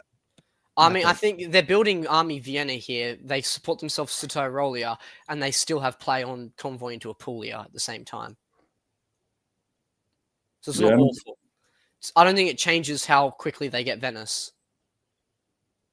They should not be able to convoy into Apulia here. But Yeah, I don't think that. They shouldn't be able to convoy, but they might if they're lucky. Yeah. Venice should be guaranteed by year's end. Yeah. But what does Turkey build? Another fleet? That's fine. I think that's what you want to see. That's what you want to see. I mean, you really don't want Turkey to get any builds, but if The other issue with Simon's position is him being in Ionian really bottlenecks where Turkey can go. So like that fleet could end up in Black Sea and Aegean, and suddenly you're not too happy of a chap. Yeah, what Simone does with that fleet will have a strong bearing on what happens to him the rest of this game. You know, you might think you want to get it into Mediterranean Sea or to be able to have purchase over, say, Rome or Tunis, and there's an appeal to that. On the other hand, getting it away from Turkey just also makes you more vulnerable. So a bigger potential if he can move that fleet further west, but also a bigger risk. Well, I think Simone here is the pivot point as we move into 04. He needs a big score. But he's also a cautious player and tends to take his opportunities. So let's see. All right. So Simone gets support in Warsaw and it's successful, but loses Moscow to the retreat. Meanwhile, Germany is pushing back against the AT, taking Silesia from Austria. Ionian moves up to Adriatic, which is going to guarantee Venice. Albania, and I don't know, why does Trieste not get into... Oh, Apulia went to Venice. Meanwhile, Francesco moves to Aegean, Eastern Med, and Ionian, moving everything forward and takes Sevastopol. So very good turn from Francesco. Francesco, I don't think, can lose Naples here if the order sets are all done correctly. But France is coming to probably help Italy. That will be left to be seen. Meanwhile, Germany seems to have gotten on the same page as Russia, as the RG looks to fight England here. So it seems sort of like an EF versus an RG at the moment, versus the AT against Russia and Italy. But yes, Norway moving to Norwegian is also significant, as it means North Sea is probably lost. It depends. It's a guess, really, on North Sea and Edinburgh.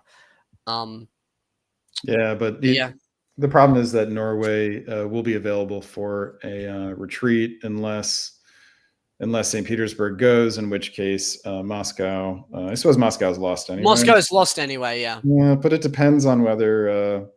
But if you do Livonia to St. Pete and St. Pete goes to Norway, then it's a bit of a problem. But I suppose Moscow covers St. Pete. Yeah. I think there's also the question of what Germany does here. I think the big thing here, the big problem for Simone is that Germany has decided that he doesn't want Simone to succeed. Have an easy game, yeah. So, well, I note that Francesco is in 6th place, so definitely has something to play for. And we noticed in the last round that Francesco wasn't afraid to grab dots if there were dots that were available. Yes, I think Francesco is on around like 20 or so points. So would need, and Mike is on 42, so would need a considerably high score. Francesco's on 19. Simone's 26. Yeah. So, all right. Let's go to the fall, Darcy. All right. Well, it is Francesco that's the big winner because Francesco gets Moscow. Sev is in pocket whenever Francesco wants it. And Simon loses Warsaw to Germany, which is pretty huge. but does take Venice. So Simon is even for the year. Meanwhile, Germany has a great turn, takes North Sea, takes Warsaw, has a build. Gascony does go to Burgundy, however, potentially not friendly towards Germany. We will see. France moves to Tyrrhenian Sea. Seems like they're most likely here to try and help Italy, although Piedmont to Venice is an interesting way to show that. So France is really just hanging around and might do something sometime in this game. But Robin is just trying to defend now. And it really seems like Francesco is in the driver's seat here. I think Simon has to be careful that he doesn't get squeezed between Germany and Turkey. Brandon, what do you think of Germany's moves and position? It's interesting. I actually, I think Germany is in a good position to top this board. I suppose Warsaw won't be held, so there's going to be the matter of pulling back. But if they could convert the gains into, say, taking of Norway and St. Petersburg, yeah, I guess that limits their potential there. I think Germany's done a good job of sort of getting to a middle status, but I don't know that I rescind my earlier claim. I don't think that they really have a path to top this board. I think they've done more to stop Simon from topping this board long term and put Turkey in the driver's seat of the game. I think that's what they've done. Certainly tipped the balance in that direction, although I think we were headed there anyway. Army Con is definitely not something that I think someone would want to see. But actually, AT fighting is the way that Germany has a path forward to a bigger score. That's interesting. It all depends on when Turkey stabs Austria. Well, we played that Who Do You Like? So this seems like a good transition for it, Brandon. Who do you like? That is very, it's really on the head of a pin. I want to say Turkey, but I think Austria could turn around very quickly, and with Germany's help could limit their gains. So, I think Germany could get up Greece and Sev, but lose Moscow. And the question is, what could they do beyond that? If Turkey can get the jump here without Austria pulling back at all, then Turkey. Darcy? I think based off of the players in each country, I think Francesco is a more experienced player. I think throughout this tournament, Francesco has shown more high tempo, aggressive play, and I think he's still going to try to win the tournament. So I'm going to go with Francesco. I think Stefan's in a great position, but Stefan was also on the rookie board, which means Stefan is a newer player, which means trying to find the balance of getting the position and dealing with the AT political dynamic might be something that he might be new to. I don't know, maybe not. But I think I'd back Francesco. I will say this: if the game were longer, if it were not ending in 07, I like Renee's position strategically and diplomatically.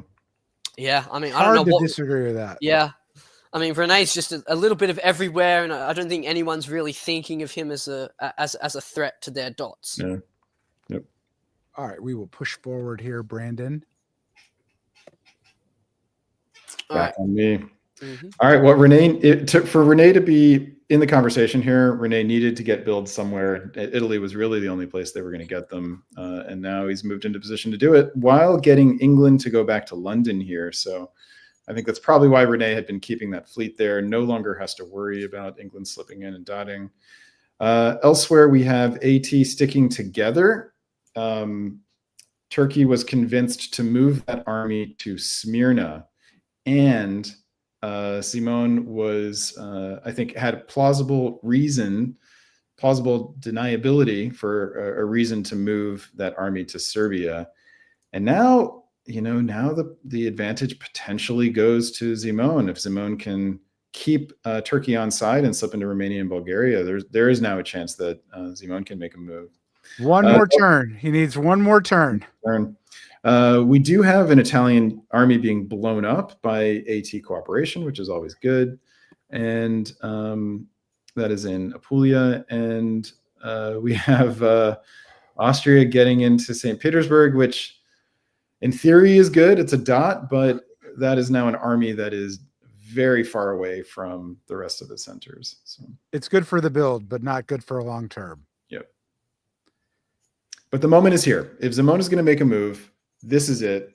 He needs to be able to get both Bulgaria and Romania, which requires And Turkey, Rome. If he can Turkey, keep Turkey on side, he gets Rome as well. yeah, I mean, he should have St. Petersburg. So I actually don't know how important Rome is, but well, if he can get he plus could 3, tell him. He could tell him, right? He could say, "I'm going to cut Moscow. You'll take Warsaw. I need Rome." He could do it that way, and then not do any of those things. yes, that would be the thing to do. Actually, is to convince Turkey that Rome is his and not give it to him. Yep. You have to be a dog like me to come up with that. So And interesting. so Zemon takes Romania, does not try to take Bulgaria as well, which suggests to me that this is agreed upon. Arranged. Venice was meant to support Apulia into Rome here, so that It does support it. Turkey was meant to build from Rome. Yeah, it just gets cut, which, I think if you are Austria isn't bad. But again, this isn't a complete stab because Galicia is supporting Ukraine into Warsaw. So this is probably not a stab at all. No, it's not a stab. It's just Venice. It's just France screwing with AT's plans for grabbing. In the north, we have a nice little fun thing there. There's a self-bounce in York for England, and Germany gives an unwanted support, which causes Edinburgh to drop down to York and allows Russia to slip into Edinburgh. Germany's problem is they interfered with their alliance structure in the east, and they gained something temporarily out of it, but not permanently. So Norway moves into Sweden. Norway moves into Sweden, so that's going to allow Russia to stay at 3, despite only having 2 units. That's not what you want if you are Germany. So yeah, bad turn for Germany here. Yeah. Which also actually hilariously opens up Scandinavia to Austrian expansion. Yeah, we'll see. France, though, again, has game. Just keep sneaking up there. Just may run out of runway. Austria now at 10. Look at this. Austria at 9. Look at this, 22 points. Look, if Turkey is okay with letting Austria get a big score and remain in second place, then there's no reason for Austria to stab. So that may be what's happening. And I can't believe you said there's no reason to stab given your gameplay. But okay. You love to say that, but the record speaks for itself. All right. Fleet Brest, 2 armies. Game over. Oh, okay. So they're going to give Simon the chance, which means that Micah needs a minimum of, 6 I points. think it's 6 points to beat out Simon for the win at the moment. This game draws with 2 years left. Zemon definitely leaves points on the board here. Simone also definitely takes this draw, by the way. I think This puts Francesco in 3rd at 31 points, Micah in 2nd at 42 points, and Zemon at. You can show the standings. They'll show them to us as viewed. Are you sure? Yep.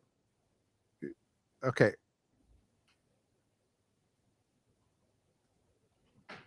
All right. Well, for some reasons, I don't see the standings thing on the. All right, I'll get it up. I don't want to take responsibility for this. Okay. Ed's so scared he's going to spoil the Oh, fun. I got it. I'm going to hit show. Yes. It is, in fact, not showing. I've got it if you want me to show No, it. I don't want to do it. I want to do it. No. Actually, don't show it if you don't mind. Okay, I'm not touching it. All right. All right. Is that an admission that you had it wrong? Okay, I think so. All right. We're going to go. Darcy, it's up to you. Do you want the break for the last game, or do you want to be just a semi-commentator and bring Brandon in? I'll sit here, but I'll let Brandon. I can beg off and let these two finish it. Fine with them. I don't care. It's all right. So Yeah, look, no, I'll let you guys take it home. It's been fun. Here. All right. Hold on. I got an overlay issue, which I'm fixing as I'm learning on the fly. Okay. Here is our last game, board 3A. Okay. What do we see? Okay, so Micah in Russia, that's the first thing I'm looking for straight away. Spiros in Turkey, Wigglesworth in Italy, Isaac, who was double boarding, he's in Germany, Alex France, Merlin England, and Philip Austria. The England-Russia dynamic is the England-Russia and the Austria-Russia dynamic is what we need to be looking at. Yeah, for sure. Do they kill Micah? They have to if they want to win this game, want to win this tournament. All right. I'm sorry, Micah, but I'm praying on your downfall to make it a tighter finish.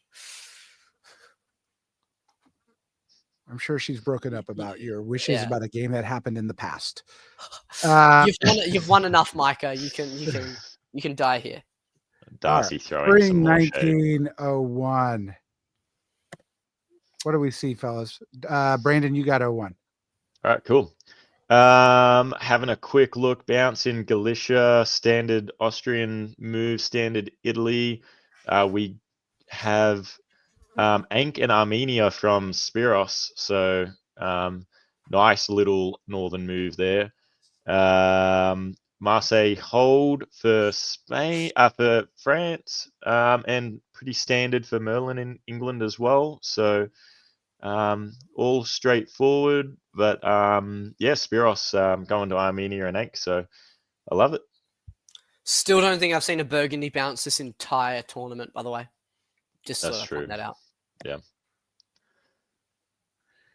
We'll note Merlin did go to Edinburgh, gives her the theoretical option to convoy to Norway through Norwegian. Or gives him, sorry. Yeah, there we go. All right, Brandon. Yeah, so we get a bounce in Romania, which means Spiros doesn't get into Sev, but he does get black.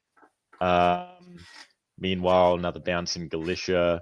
Isaac playing nice to Micah, letting her get into Sweden. That seems rather important, right? That Russia has an ally here, and at least a one year cooperation when if people are going to kill her. Yeah, exactly. Getting that one build is definitely going to help Micah try and shore up her position here. But yeah, like Darcy was saying, Austria is putting on the pressure for Micah. So is England, getting the army over into Norway. Germany, Isaac picking up 3 builds. So, is he just being nice to Micah temporarily? We'll see. But, he's got 3 builds to mess around with for next year. So that's going to be great. Yeah, otherwise, Mao going to Portugal makes sense. Pick up the 2.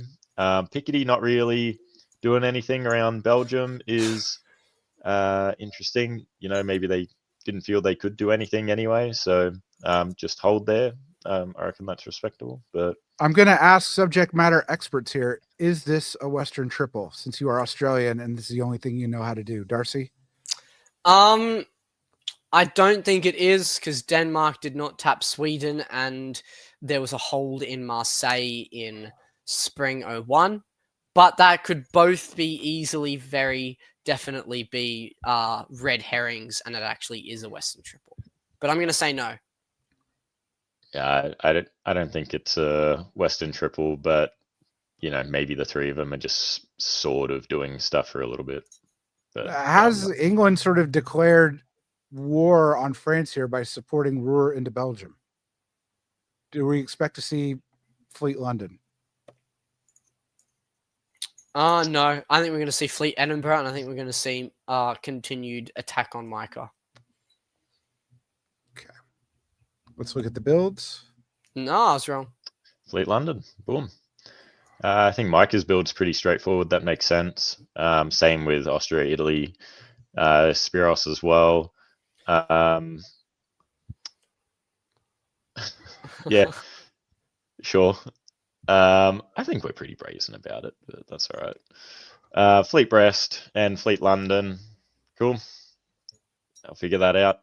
And yeah, Isaac, Fleet and Kiel gives options. Can go either way. So we'll see which way it goes. Okay. Important year for Micah, I would presume. What happens with Sweden here? What does Germany do, or does Germany continue or go in an EG? This is you, Darcy. Okay. So Micah loses Sweden. Merlin continues to move on St. Petersburg, which isn't guaranteed just yet. And holds in London, North, and Brest are all very, very interesting. And Portugal goes to Mid-Atlantic. That looks suspiciously like an arranged bounce in Burgundy. I guess we'll see. And a bounce in Kiel is also pretty interesting. Meanwhile, in the east, we have Spiros getting into Sevastopol with support from Moscow as well. And blowing up that fleet in Sev. Meanwhile, there's a bounce in Galicia. And it looks like Serbia tried to support Bulgaria to Greece. I don't know why. And David tries to move up to Tyrolia and Venice, potentially for an attack on Austria. And snubbed out by Philip here by doing that. Yeah. You don't know. Do you think, Brandon, that these were misorders? Or because I don't know if the bounce is arranged in Burgundy or not, but then we see the France is holding. What do you reckon of all that?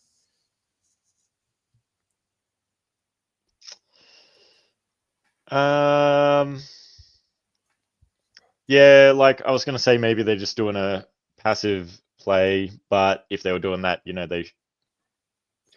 yeah. I'm not sure with that. Like, if I was England in that position, I'd want to be seeing what Germany is doing and what France is doing. But maybe arranging a bounce in channel or something could have been beneficial. I think holding was pretty risky, so I would hope it's misorder. But I think holding there is sort of risky. So, Darcy, what do you reckon of Moscow supporting Armenia to Sev here? Is this a pass through? Is this Micah trying to make peace? I think this is Micah asking, "Hey, let's blow up my fleet, and then you move down into Romania in fall." I think that's what that is. Okay.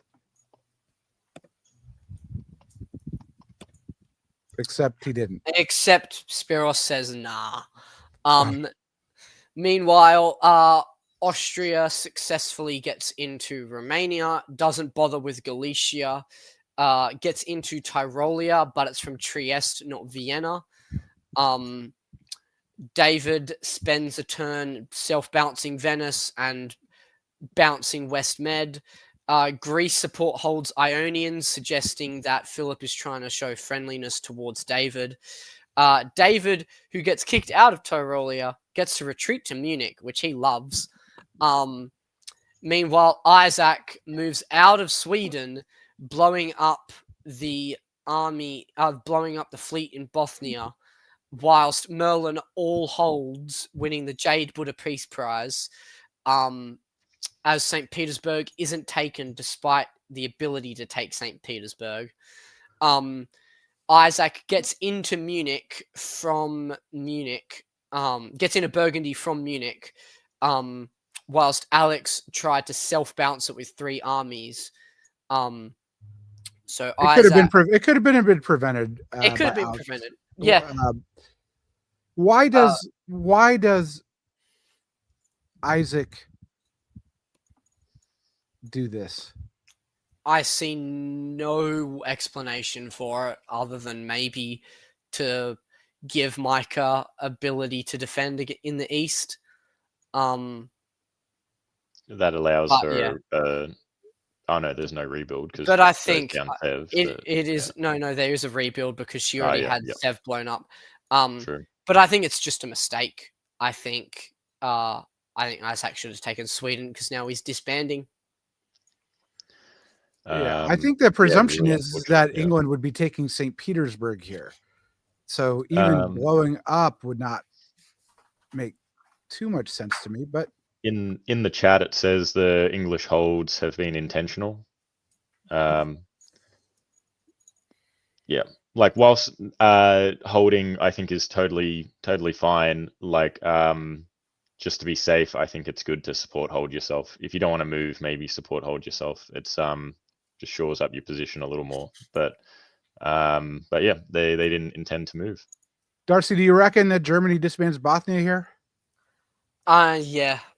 I think Bothnia is off the board. I think at the way this board is going, I think it's between Simon and Micah. I don't think Merlin is doing enough at the moment, and I don't think Philip is in the best position either. But I guess we'll see. Okay.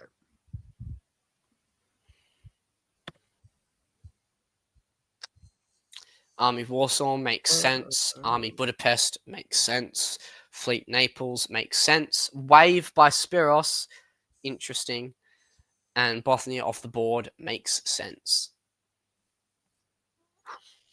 Does Fleet Naples make sense, or do you think it should be Army Venice? I think I might have tracked an Army Venice.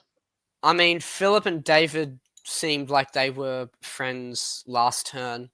So this fleet makes sense to go, makes it easier to go after France or Turkey. All right. We shall see going into spring. Depending on the diplomatic situation, for sure. The fleet might have been the way to go if AI is fine.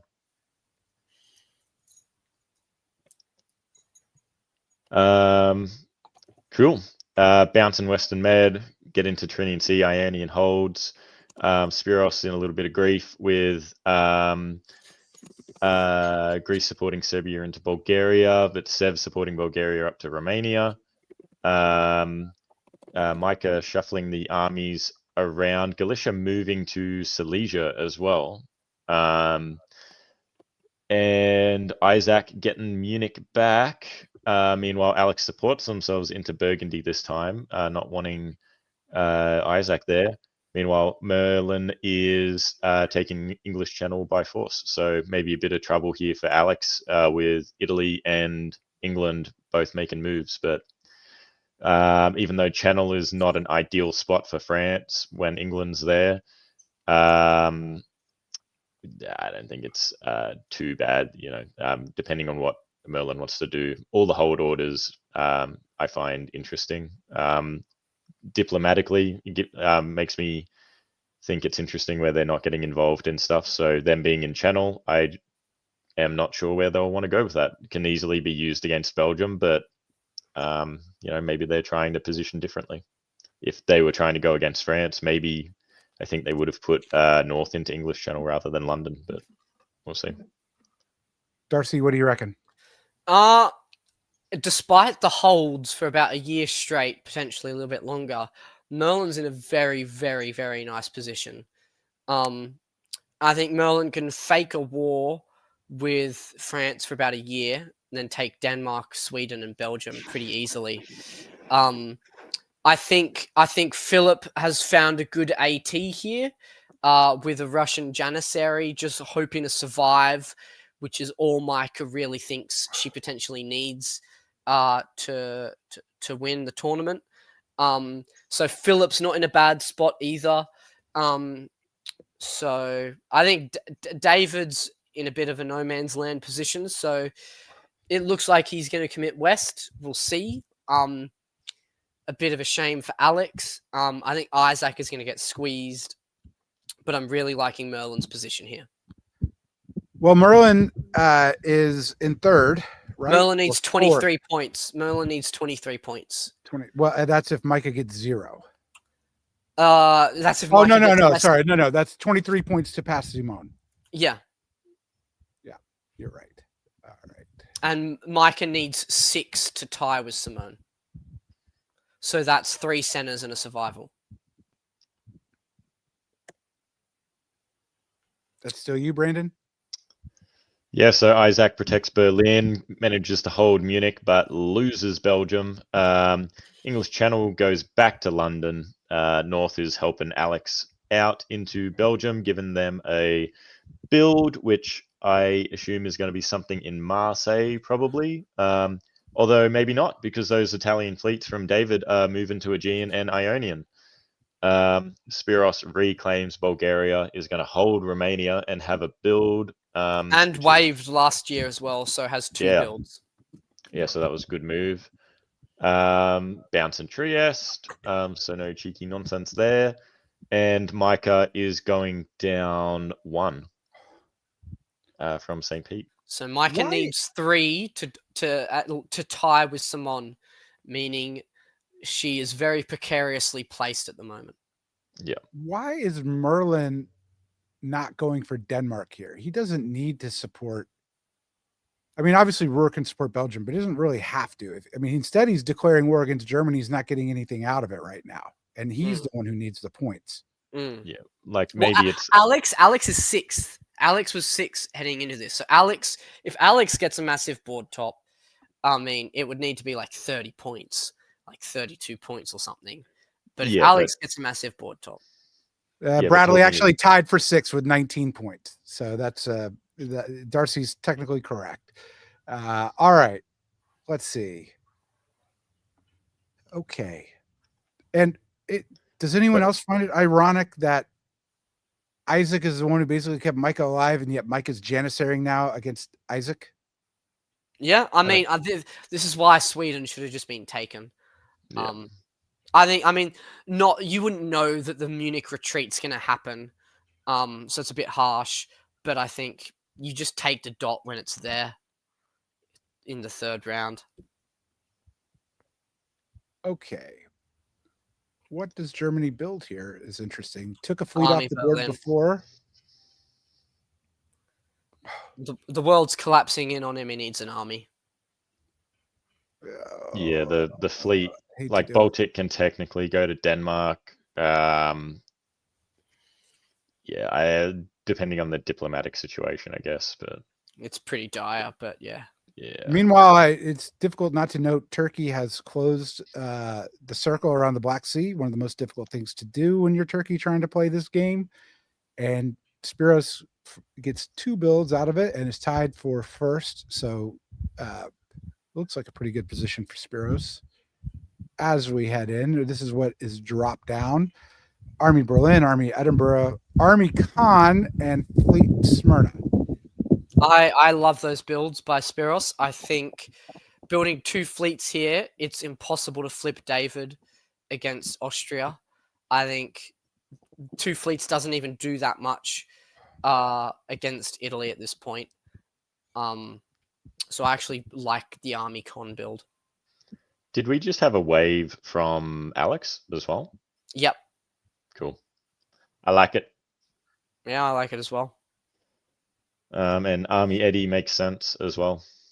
And there's Micah trying to protect her survival, blowing up Prussia. Yep. Okay. By the way, Simone's score, we have some debate here, is showing as 48 on our. Which would mean what? Is actually 42 and a half. So that means that he's what? Only half a point ahead of Micah. So he really needs Micah to die. Yeah. Yeah. Maybe he shouldn't have shared that board top with her in the 1st round. Yeah. If he was hoping for that. All right, Come back. Spring 1904. Right. Darcy, this is you. Eddie to Norway, supported by instead of convoyed by North Sea, Oh my is God, a I bit do that all the brutal. time, Merlin. I feel so bad for you. It's a bit brutal. Meanwhile, nothing really happens in the West, like genuinely nothing. Meanwhile, in the East, we have Spiros manages to get the diplomatic victory against Philip for David's affection. And You literally just said 2 minutes ago David was never turning on Austria. No. Admit you're wrong. No, I didn't say No. David was never. I said he needs to flip David against Austria. And he I did think- the right builds to do it. Yeah, and he did Like, the right yeah. builds to do it. I'm never wrong, Ed. You should know that by now. Okay. That's so because you talk so much. You say every option, which means you'll be right and wrong. Exactly. Boom. Exactly. Okay. So Bulgaria successfully supports Aegean into Greece. Romania supports Warsaw to Galicia, while Silesia moves to Bohemia, supported by Munich, suggesting Philip's tournament chances are quickly fading. On a brighter note, if he wants to, he has Venice.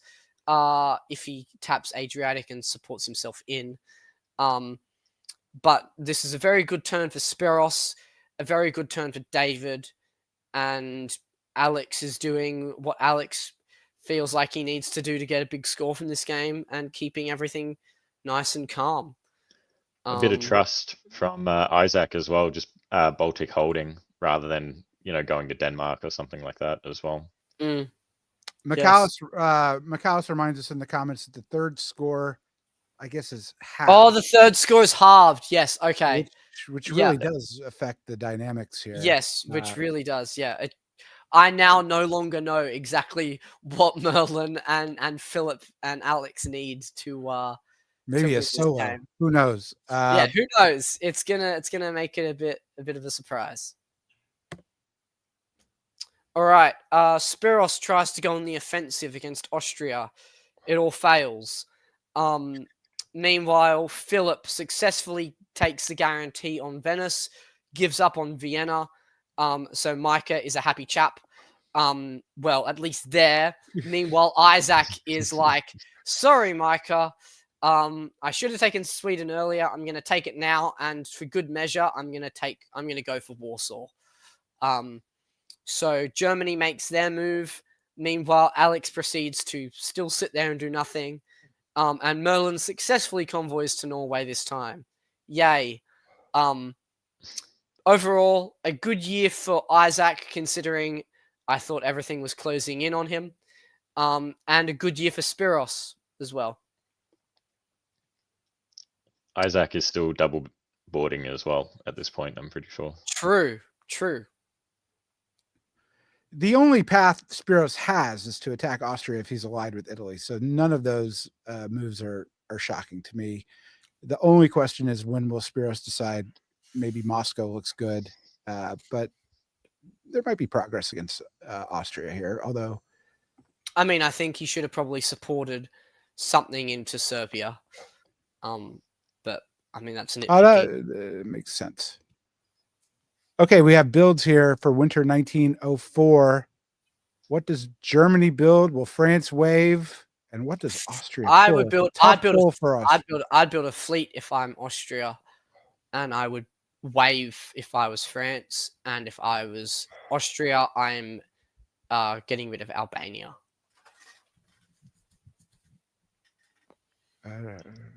I don't agree with any of that. I build an army. I don't wave. And what was the other one? I'll just disagree with it. Fleet Albania. Get rid of Fleet Albania. I think I get rid. You build Fleet Trieste, but get rid of Fleet Albania. That's your strategy. What? No, there's no build. No, you get rid of Albania, is what you're saying. All right. Yeah. Germany builds a fleet, is what you're saying. All right, let's see. Well, I was 2 out of 3. 2 out of 3. No, 2 out of 3. you Ain't got the bad. wave. You got Albania and Army Berlin. All right, we're going to push it to 1905. Oh, we have Who Do You Like? This is actually somewhat relevant here, but I'm going to turn the question around. Brandon, will Micah live? I hope so. I don't think so. Maybe on 1. I reckon she might live on 1. Because that is the most important question, right? Will she live, Darcy? Yeah. Yeah, I think Merlin hasn't shown too much interest in Moscow. that could change this year, though. The And I don't failed see- convoy may have slowed that down as well. Yeah, true. I think Vienna is going to be probably keepable, maybe. Yep. But we'll see. I reckon she I reckon says she that lives on one. Spiros, like she'll Janissary for Spiros with Austria just to hopefully be alive on the one and work against them there.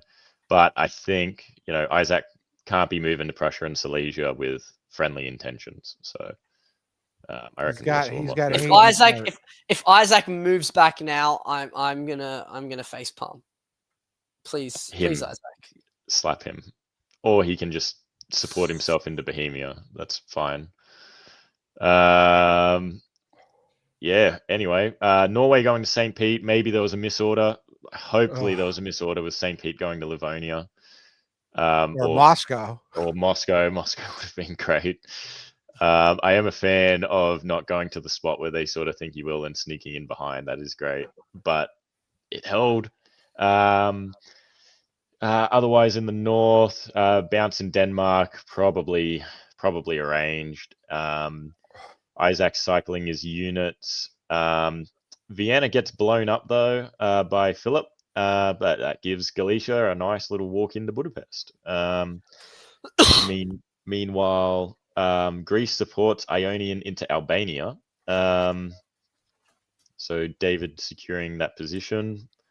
Marseille to Piedmont, Portugal to Spain South Coast, and Brest to Mau. So I'm not really sure where Alex goes from here. Maybe he tries to get some of David's dots.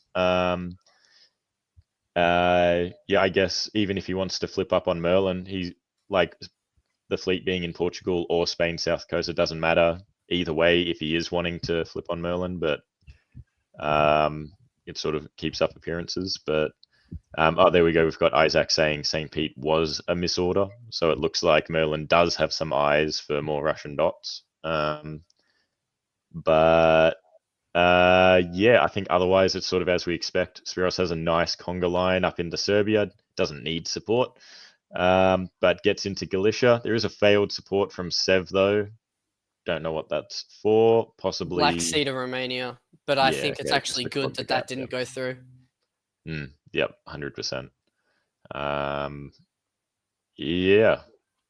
think that's sort of everything of note, right? Baron's pulling back Norwegian, whatever, doesn't matter. Well, I think that's important for potential French stab defense. Defending against France, yeah. Yeah. Will Micah die is prominent in my mind here. Micah sort of loses another. Oh, Isaac, just take Warsaw.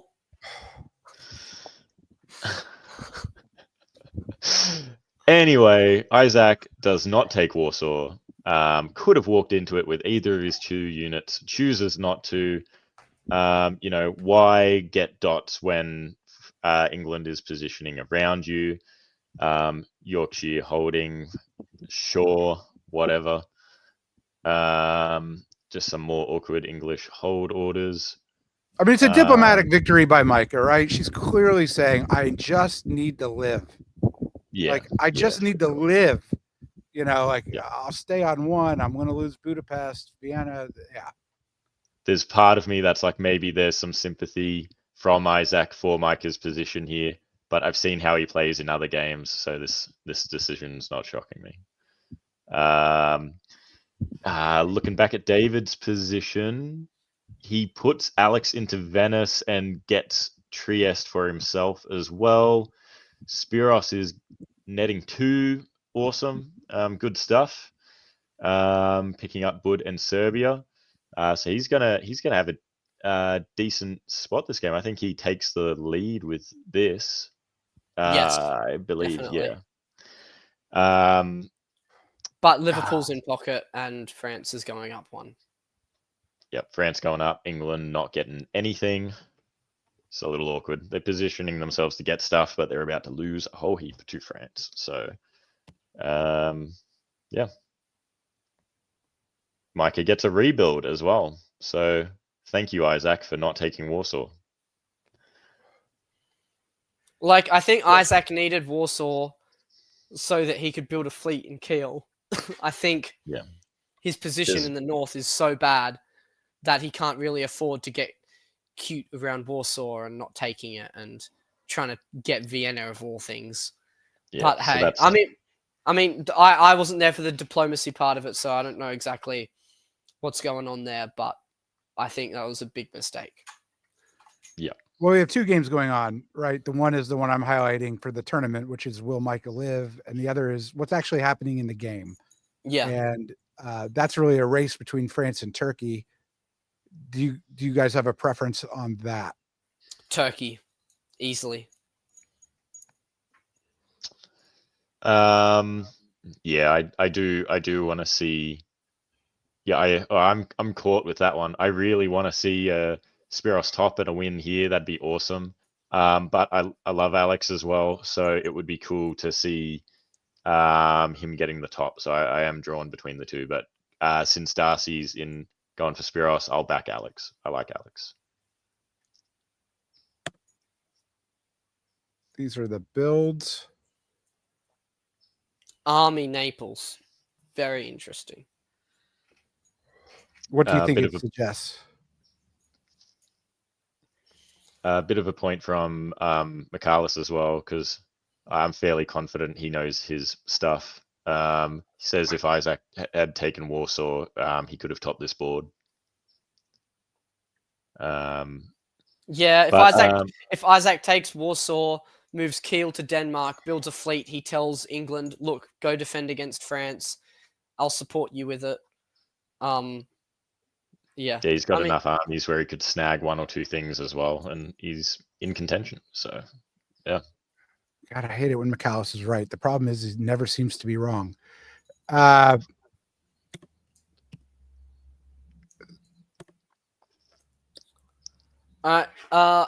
Spiros is playing nice with David for now. Isaac, for all of his troubles, does get Vienna, but gives up his 2 strength on Warsaw. Meaning it being in 06 at this point, I think Micah's tournament is won. Especially with St. Petersburg leaving, I think Micah can breathe a sigh of relief now in this game. David takes back Venice from Alex, and moves to Tunis, maybe to go fight Alex further. Alex moves and takes Liverpool, moves to Channel, moves to North Atlantic. Marseille holds, which I find a bit interesting considering Venice voluntarily moved to Tyrolia. And could have gone to Burgundy, could have gone to Piedmont, could have been used either way. Maybe misorder. But I don't know. Belgium to Ruhr, Picardy to Belgium, Marseille to Burgundy, Venice to Tyrolia gets Munich here. Or most likely gets a decent thing. Anyway, it looks like Merlin's trying to make peace with Isaac. And yeah, I mean, I think this is Spiros' game. I think he has Greece in pocket when he wants it. I think he's probably going to be able to take Trieste whenever he wants it. And I think that'll be enough for him to win, especially if England's going back to defend. Yorkshire holding is a bit sad as well. Yeah, I mean, it moving to London doesn't do too much. I mean, I suppose it puts pressure on Channel. It doesn't do too much, but it, at least Yorkshire to London would have been a very good move. Yeah.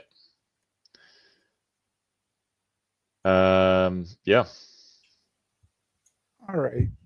Into fall we go. Spiros has to be thinking about Italy now, right?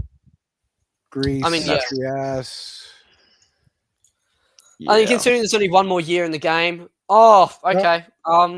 They're having fun with it. Yep, they're having fun with it. So it looks like Micah felt bad for keeping Warsaw earlier, so gives Isaac Warsaw now. She felt bad about keeping her home center. Yep. Does she give it to him, or does she just assume, he should have taken 2 of my centers earlier. He won't do it now. I don't know. But I mean, hey, Isaac gets Warsaw eventually, although Mike is still going to win the tournament. So I think, yeah, David and Spiros trade Trieste and Smyrna because that's what ITs do. Yeah, I wonder how McAllis reacts to this. Meanwhile, This is a perfect IT. Meanwhile, Alex fails to convoy to Wales. Probably a misorder there. Moves North Atlantic to Norwegian. Yeah, I assumed Warsaw was agreed. Was agreed. Yep, there you go. I mean, Micah maybe just wanting to stay on 2, so maybe that's why Warsaw wasn't taken earlier. She's like, I just want to stay on 2. Can you circle around, take it later, let me get St. Pete or whatever? Yeah. I think the players have agreed that Micah will win the tournament. Maybe we're wrong about that, but there's still a race, despite Spiros convoying Italy into Smyrna. Race between France and Turkey with an outside, and Germany. So, considering current positions, I think Germany might actually board top this. Was anyone on this board in a position to win? Merlin and Philip. Okay. I think they have to win big with this third round score being halved. Yes, true. And Alex had a shot as well, sort of. Yeah, okay.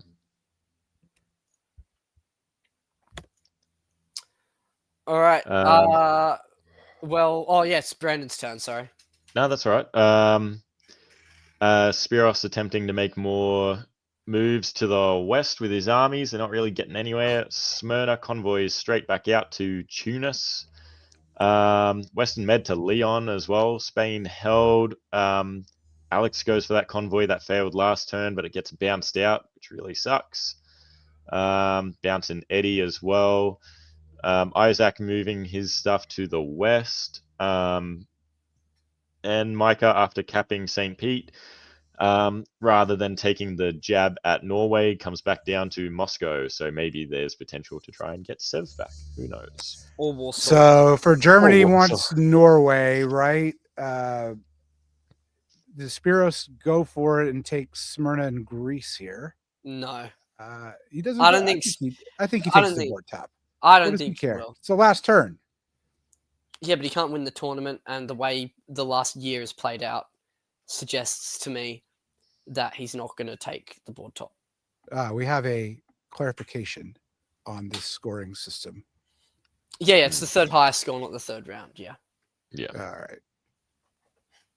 Or third best according to Robert. All right, who wins? I say Spiros.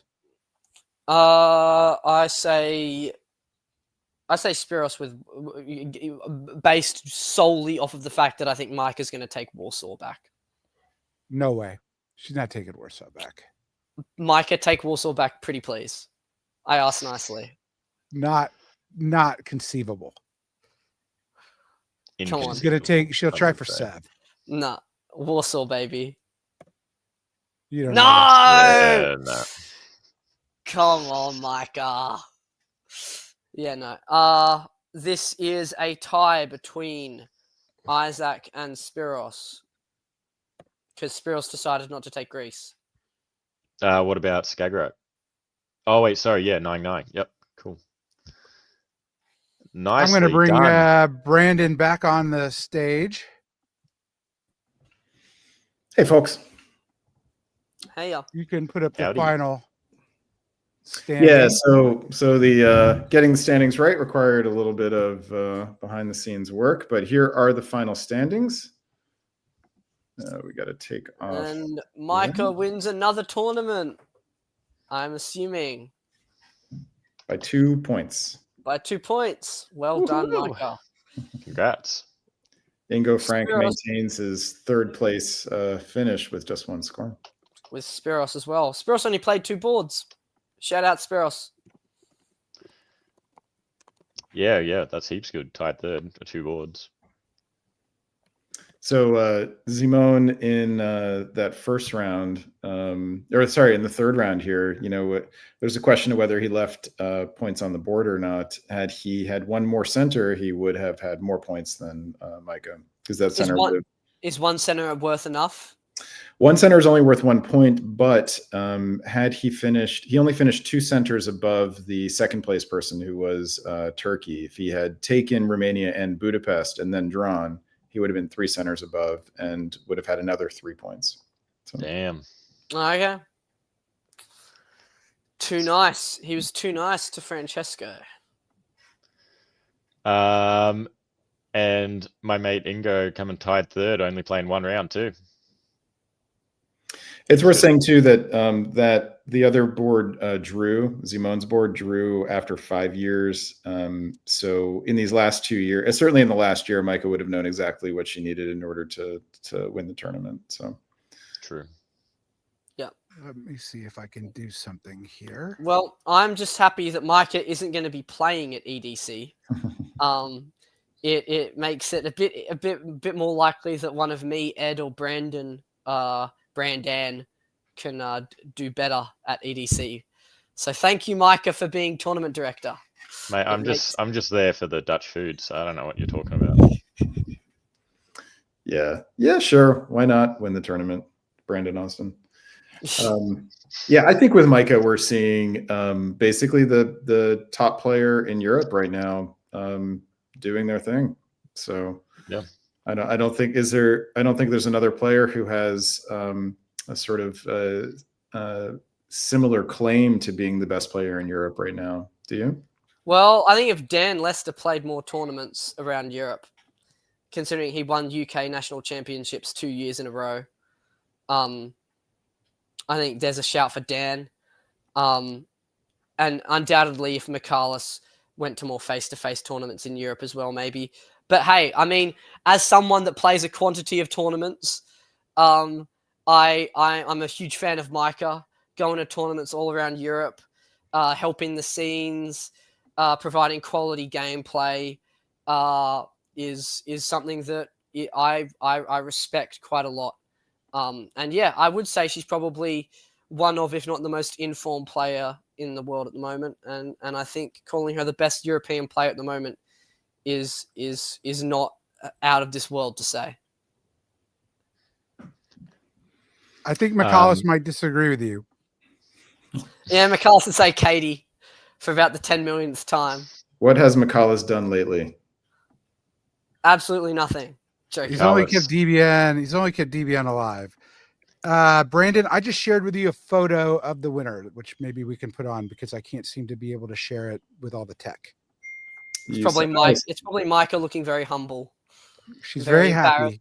She's very happy, and I thought it would be good to. It would be good to show. Very wholesome picture. I'll get this up right now. Is what I assume.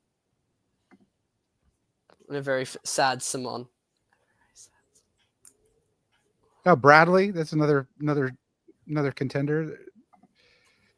Bradley let alone all the amazing European players who don't play a lot. But yeah, there's a lot of solid players in Europe that aren't able to get to all the tournaments. So there's a lot of silent champions there, I reckon. I like Micah's comment earlier too, saying playing out the final year the way she did, not going for Warsaw, meant that Isaac got best Germany and she still got the win. I like that gameplay. I think that's cool in a tournament. Like if there's a way to get 2 people something on the last turn, like I reckon that's awesome. Go for that. There's our champion. There is our champion. Very nice. I did invite her to the stream, but I haven't heard back from her yet. So wow. I think we will. She's too cool for DBN. I think we will wrap it up. I'm sorry, she won a rubber fish. What is this? It's the stabbing fish, right? The Hechtstechen is the pike stab. That's what it's called. It's the stabbing of the fish. Oh, very good. So this is what Micah will use in future tournaments to yeah, when you stab her, she'll slap you with the fish. Heck means pike. Yeah, that's right. Stabbing the fish, which I guess is fun for them in Germany. I have no idea, but fine. Look, Mike is saying you can join. Oh, she can go on the stream. It'd be nice to give you a brief little interview. While we're waiting for Micah to join the stream, a moment of personal privilege, because I see Claire's on the stream and I don't mean to say anything. I behaved in a Summer Classic game less than optimally emotionally. That happens to everybody. It got the best of me. And Claire was the unfortunate victim of my little emotional tantrum. And I sincerely apologize to her and the greater diplomacy community at large. It's bothered me for many months. Nothing was done intentionally, but I apologize certainly, and wanted to make sure that I made that to her and to the community at large. Meanwhile, enough of me, and I will add Micah, our winner, to the stage. Hello. And we'll go here. Hello. Hello. Can you hear me? Yes, we can hear you. Perfect. I'm in the middle of Berlin. Wonderful. Thank you for all the commentation. That was comments. That was really nice, and I really like watching. We had a watching party in Dresden first, and then Isaac and I booked the same bus as Piotr, so we could watch the stream on the way. How do you have Very power over Simone that nobody else does? In game one, I go back. That might be your winning game, where you split the top. You're very vulnerable. I mean, how many fleets did that guy have all in your area? He couldn't go after Italy. I know that you had a huge board top in round two, but for me, that was a diplomatic accomplishment that set the table for you. Yeah, absolutely. I made agreements with Simon very early on. He said, I do not want to do too many things. I do not want to go after Italy. I want the English dots. I won't take anything else. And I thought it was a good deal. And in the end, he said that he saw that he could absolutely go for me. If he had done so, I would have taken a Russian center and an English center. And we really wanted Piotr to stay alive. This was his first tournament. We wanted him to live. So I could tell to Simon, hey, if you attack me, I will take out England. And that's what Simon didn't want. That's great. Figuring out. So basically, you figured out what was important to Simon and adjusted your strategy accordingly. Yes, and to me too, because I was working with England and Russia, and they both said that they were willing to have me take their center if it was necessary for me to tie Simon. So that's a particular skill, getting allies to let you consume them willingly. What do you think is... And I didn't. The skill you don't have, Brandon. You do not consume them willingly. What is your what do you think it is about your approach to the game that sort of enables you to do that? Well, I can't take all the credit here. I was accepting the draw at 8-8, but other people are vetoing it. But It's always convenient. I don't know. I do always try to get out of the current moment a bit and ask people what they want from a game and say like, hey, I'll do this for you. If it ends up being necessary, would you do this? And they generally just say yes. I don't know, being nice. People like to play with me. I like to play with them, and then that works, I suppose. Well, let's talk for a minute about your... Oh, sorry. Go ahead, Ed. I was going to say, let's talk about round three also. The mind control you exhibited over poor Isaac. When all you needed to do was live, and you did live, but he doesn't take Sweden. He doesn't take Warsaw. Game-winning moves. Clearly, everyone knows the tournament is at stake. What do you do other than outright begging? I'm asking for a friend. I'm, people just kill me in that situation. I need to improve my game. Nothing else. That's what I did. No, I did beg quite a bit. I told everyone on the board, I don't want any census. I just want to live. I started with that. When we started the round, I immediately just said, I will be the perfect ally. Just let me live on one. And then AT developed, so that was a bit sad.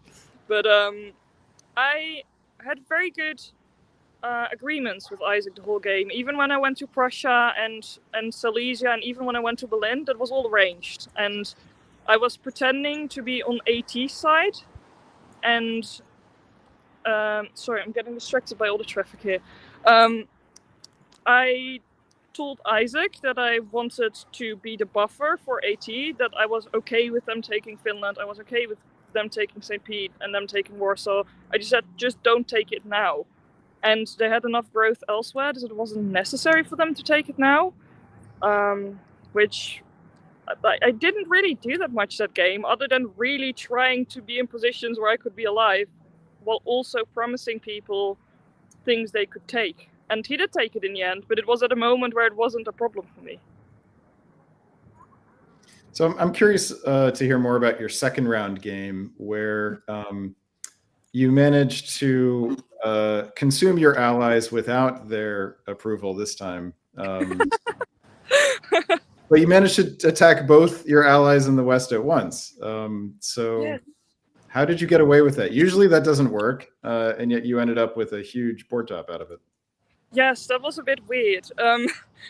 I think in the beginning we formed a Western triple because we thought Russia and Turkey were working together. We knew Russia was a first-time Russia player, and we know, of course, Alex is a very good player. So we thought if there is going to be an RT, then we need a Western triple. And then later on, I think I had some good opportunities to step. Germany didn't want to quite take them yet. When Francesco stepped Germany, he actually told me, you can do this and this and this. Actually, don't do that. And I thought about it very hard, but I decided not to do it. Partly also because I had stepped Piotr the previous game. He was very nice. He was working along. He was making all the risky moves, and I don't want to immediately punish that. But at some point, there was a lot of centers I could take, and Francesco invited me into Brest. Something that was going on in that game that I don't think got along. You can't see from the board state, is that I was playing very paranoid. I was constantly asking Francesco to not do certain things, which made him feel like he really needed to reassure me that he was on my side. So then he invited me into Brest. He was also fine with me building fleets in London. And originally the plan was to only take Brest, but if you can take more centers, that's probably good. But it was really a fight for him, and he thought it wouldn't be worth it to me to do this. And he asked me, why did you do this? And I said, I want to win the tournament. And I didn't see them being able to take anything back. Really, maybe one center, but not much more. So I don't know. It was partly was offered, and the rest I decided to just give myself an extra present. An extra present. I love it. Micah, what do you attribute? Be honest here. Your diplomacy success to. It's been 2 years that you've been playing.